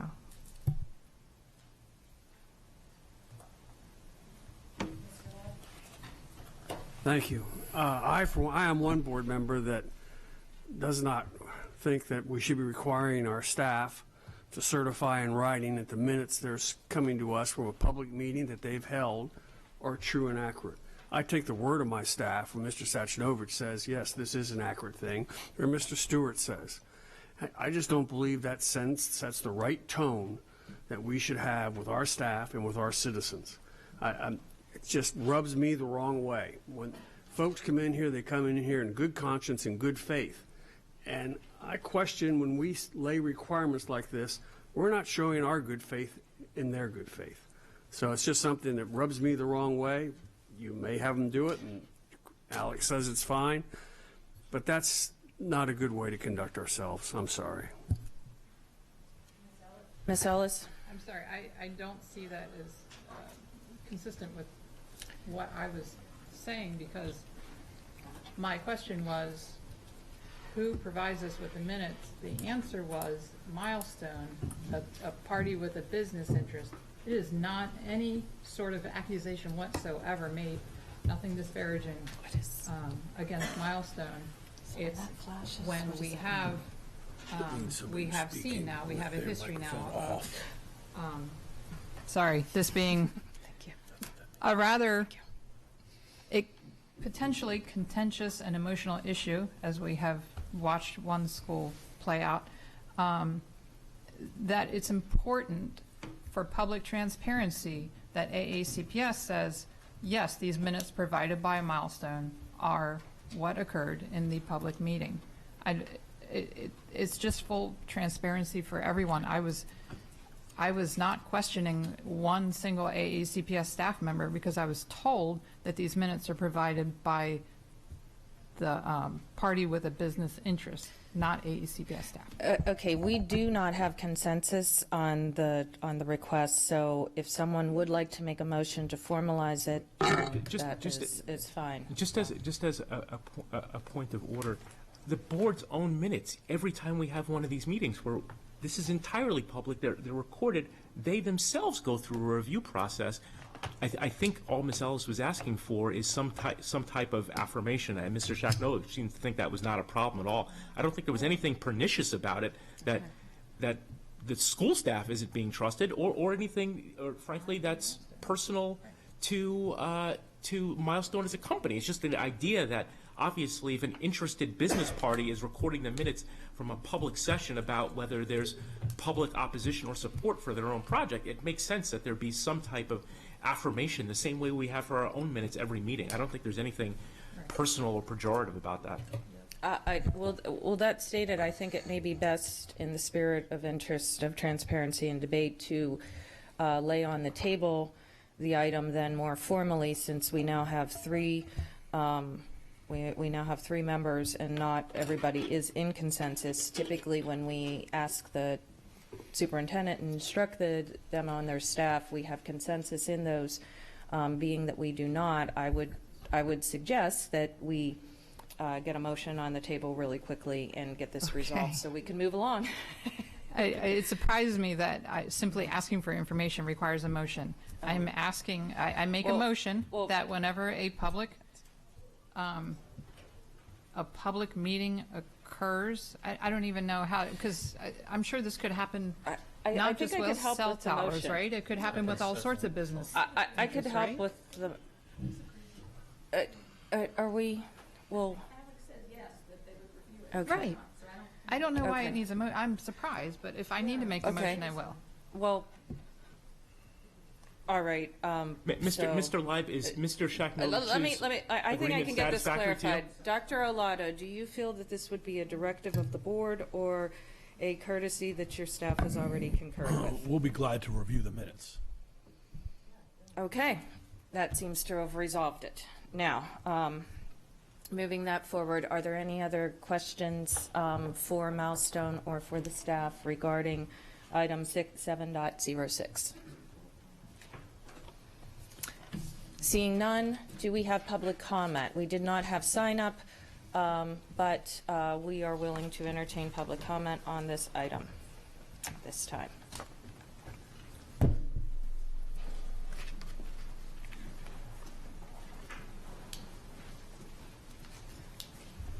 Good afternoon, members of the board. As you know, my name is Jessica O'Kane. I am for cell towers at Ann Public County Schools. What I would like to get feedback for right now, and I think that you all need clarification, is what notification does Anne Arundel Public Schools provide to their stakeholders with respect to this project?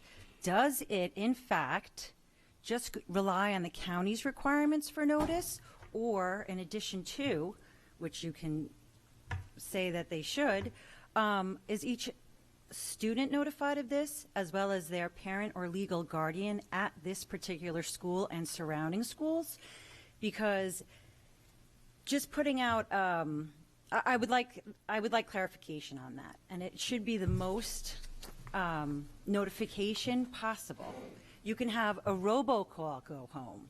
You can have, there are various and many ways in which this very important and sensitive subject on people's school grounds should be notified, and I'd like clarification for that.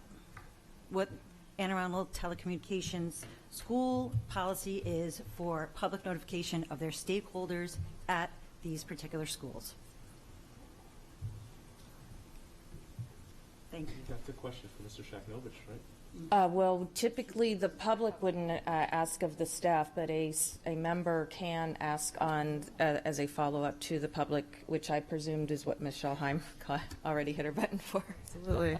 Dr. Arlato or Mr. Shaknovich, can you please provide us clarification as to how stakeholders are notified and when? It's in the board policy regarding telecommunications towers. I don't have it in front of me.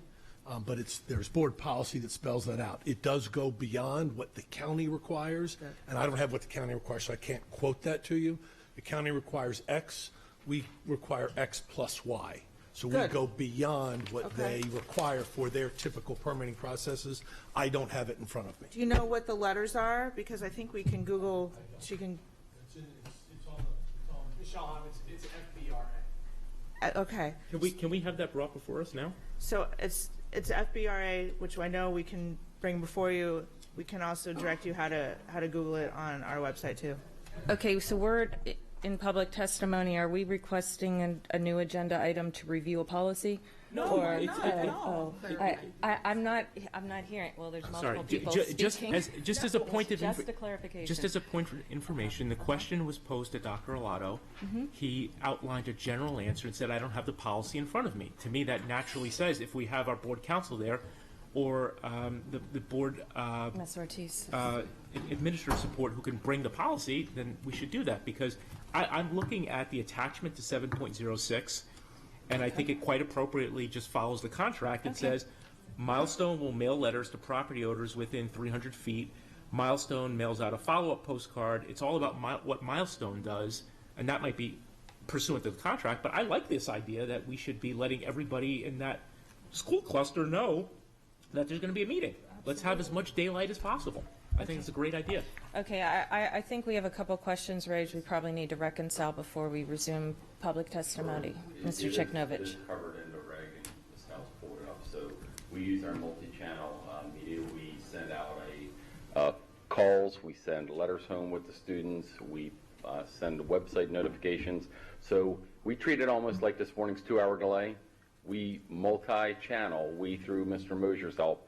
So Milestone's the applicant, has got to do notification in accordance with the county planning and zoning requirements. That is where their requirements end. This board, when reviewing the policy and regs governing this when they were last updated, clearly indicated that they wanted a broader outreach, a more robust outreach than what the county government simply requires. In recognition of that, the board's policy committee at that time worked with the superintendent, with the staff. It was Tyson Bennett, was board counsel at that time, and we broadened and enhanced and made more robust using the mechanisms that Mr. Mosier and Public Information has to send out, again, robocalls, flyers, email notifications. It goes on the school's website. Milestone also creates a website. Links for those websites are provided from us to their site so that parents can take a look at the drawings. All of the, like we do redistricting, all of the breadcrumbs are pretty much put up on a website, so drawings, meeting minutes, things like that are all put up there as well. Thank you, Mr. Checkno. Just for crystal clarity then, so everybody heard that, robocalls are already included. Yes, Okay. that's standard practice. There we go. Just for Randy Williams, Shady Side, just for some clarification, I attended all of the community meetings that were done in Shady Side. I would like you to review the minutes that were presented by a Milestone from the first community meeting. I think Ms. Corkadall was there. So for the record, I did not attend, but yes, I had reviewed all of the meeting minutes and was interactive with planning and zoning in part of those on that reviews as part of my employment job with the county, which is former. Now, thank you. Got it. In reviewing the minutes that went to the Board of Education that you all received, as opposed to the actual video of what occurred during our meeting, we had approximately 2.5 hours of testimony from community members who were opposed to the tower. There was one community member who was not sure. And the minutes did not reflect that at all. They totally contradict that. So I highly recommend you review those in your relationship with Milestone moving into the future. The next thing I just wanted to let you know, on record from 2018, probably from 2017, December 18th, I did submit the second copy of our petitions from Shady Side Elementary School. But in our petitions from December 18th, 2019, you will have over 200 signatures for people that wanted to discontinue cell towers at all schools in Anne Arundel County. These are the originals, so you have the copies. I just wanted to let you know that we've already got to start going, because this is bigger than just Shady Side. This is schools from all over the county. I just don't feel that Milestone represented our true interests. The only notification from the family that lives the closest to the tower with that has testified here several times, they found a little letter in the mail actually it wasn't certified. It should have been certified because they live within 250 feet of the site. It was laying in the ditch in the rain, and the family found it, and that's how they notified all the neighbors that walk. So that needs to be a certified letter to those properties that are that close. That should have been. And then the other thing was the community was not notified properly. They said robocalls went out. They did go out. However, it was in July of 2017 when the majority of families in Shady Side and all over the county were on vacation. So the timing was not great, and we had a lot of families that did not know about the site. So we informed them afterwards. So I just wanted to clarify a couple of those issues. Thank you. Thank you, Ms. Williams. Ma'am? Peggy Williams. I'm a parent of two Anne Arundel County students in Severna Park. And I'm an environmental scientist, so I brought a meter today. I wanted to remind you all of the cell tower that was pulled down in California from the Ripon Elementary School because people were getting cancer, children were getting cancer. This is the amount of microwave radiation we're being exposed to right now. You can hear it. You got routers above your heads. You got a cell tower right here. These children who sit in these classrooms may have routers very much closer than that to their heads as they sit at their desk hour after hour, day after day. These levels are with us all day and all night unless we actively take steps to reduce our exposure. As far as our children in school settings, with this ever-increasing microwave radiation in our environment, we should be actively reducing their exposure to microwave radiation. They have the routers, a multitude of wireless devices in the classrooms. It's everywhere. Doesn't matter if it's 2G, 3G, 4G, 5G, that's all marketing. It's all marketing language. Big money. Just watch the TV commercials, okay? It doesn't matter. It's all microwaves. And we should not be adding to what these children are already exposed to by putting cell towers up at their schools. Thank you. Thank you. Looks like we do have a follow-up. Mr. Granum. I have a question. I'm sorry, what did you say your background is? I'm an environmental scientist. Okay, and can you be more specific? I work with the Department of the Environment, but I'm not here in that capacity. And what about educationally? I have a geology degree from Virginia Tech. But that includes physics, biology, chemistry. When you take out that meter, one thing I want to understand is just the science behind this. The natural question I would have then is a cell phone tower is not going to change that because there's already exposure from all kinds of other elements that are in the building. So is what you're saying scientifically a cell phone tower would make that worse? Yes, because you not only have all the radiation coming from the devices in the room and the routers, then you have another layer of radiation coming from the cell towers. And then if you want to add the 5G, then you're going to have another set of frequencies that are carrying data, massive amounts of data. And it's just, you're in a soup of electrosmog that have an effect on us biologically, even though it's not thermal. It's not a thermal kind of exposure. It's a non-thermal kind of radiation, but it has biological effects. And you can look at all the studies. EHTrust.org is one of the sources that has all the peer-reviewed science there. Thank you. Thank you very much, Ms. Williams. Any further testimony on item 7.06? Okay. Before we conclude, just a general reminder that our next general board meeting will be held here on Wednesday, January the 22nd, with the public part of the business starting at 7 p.m.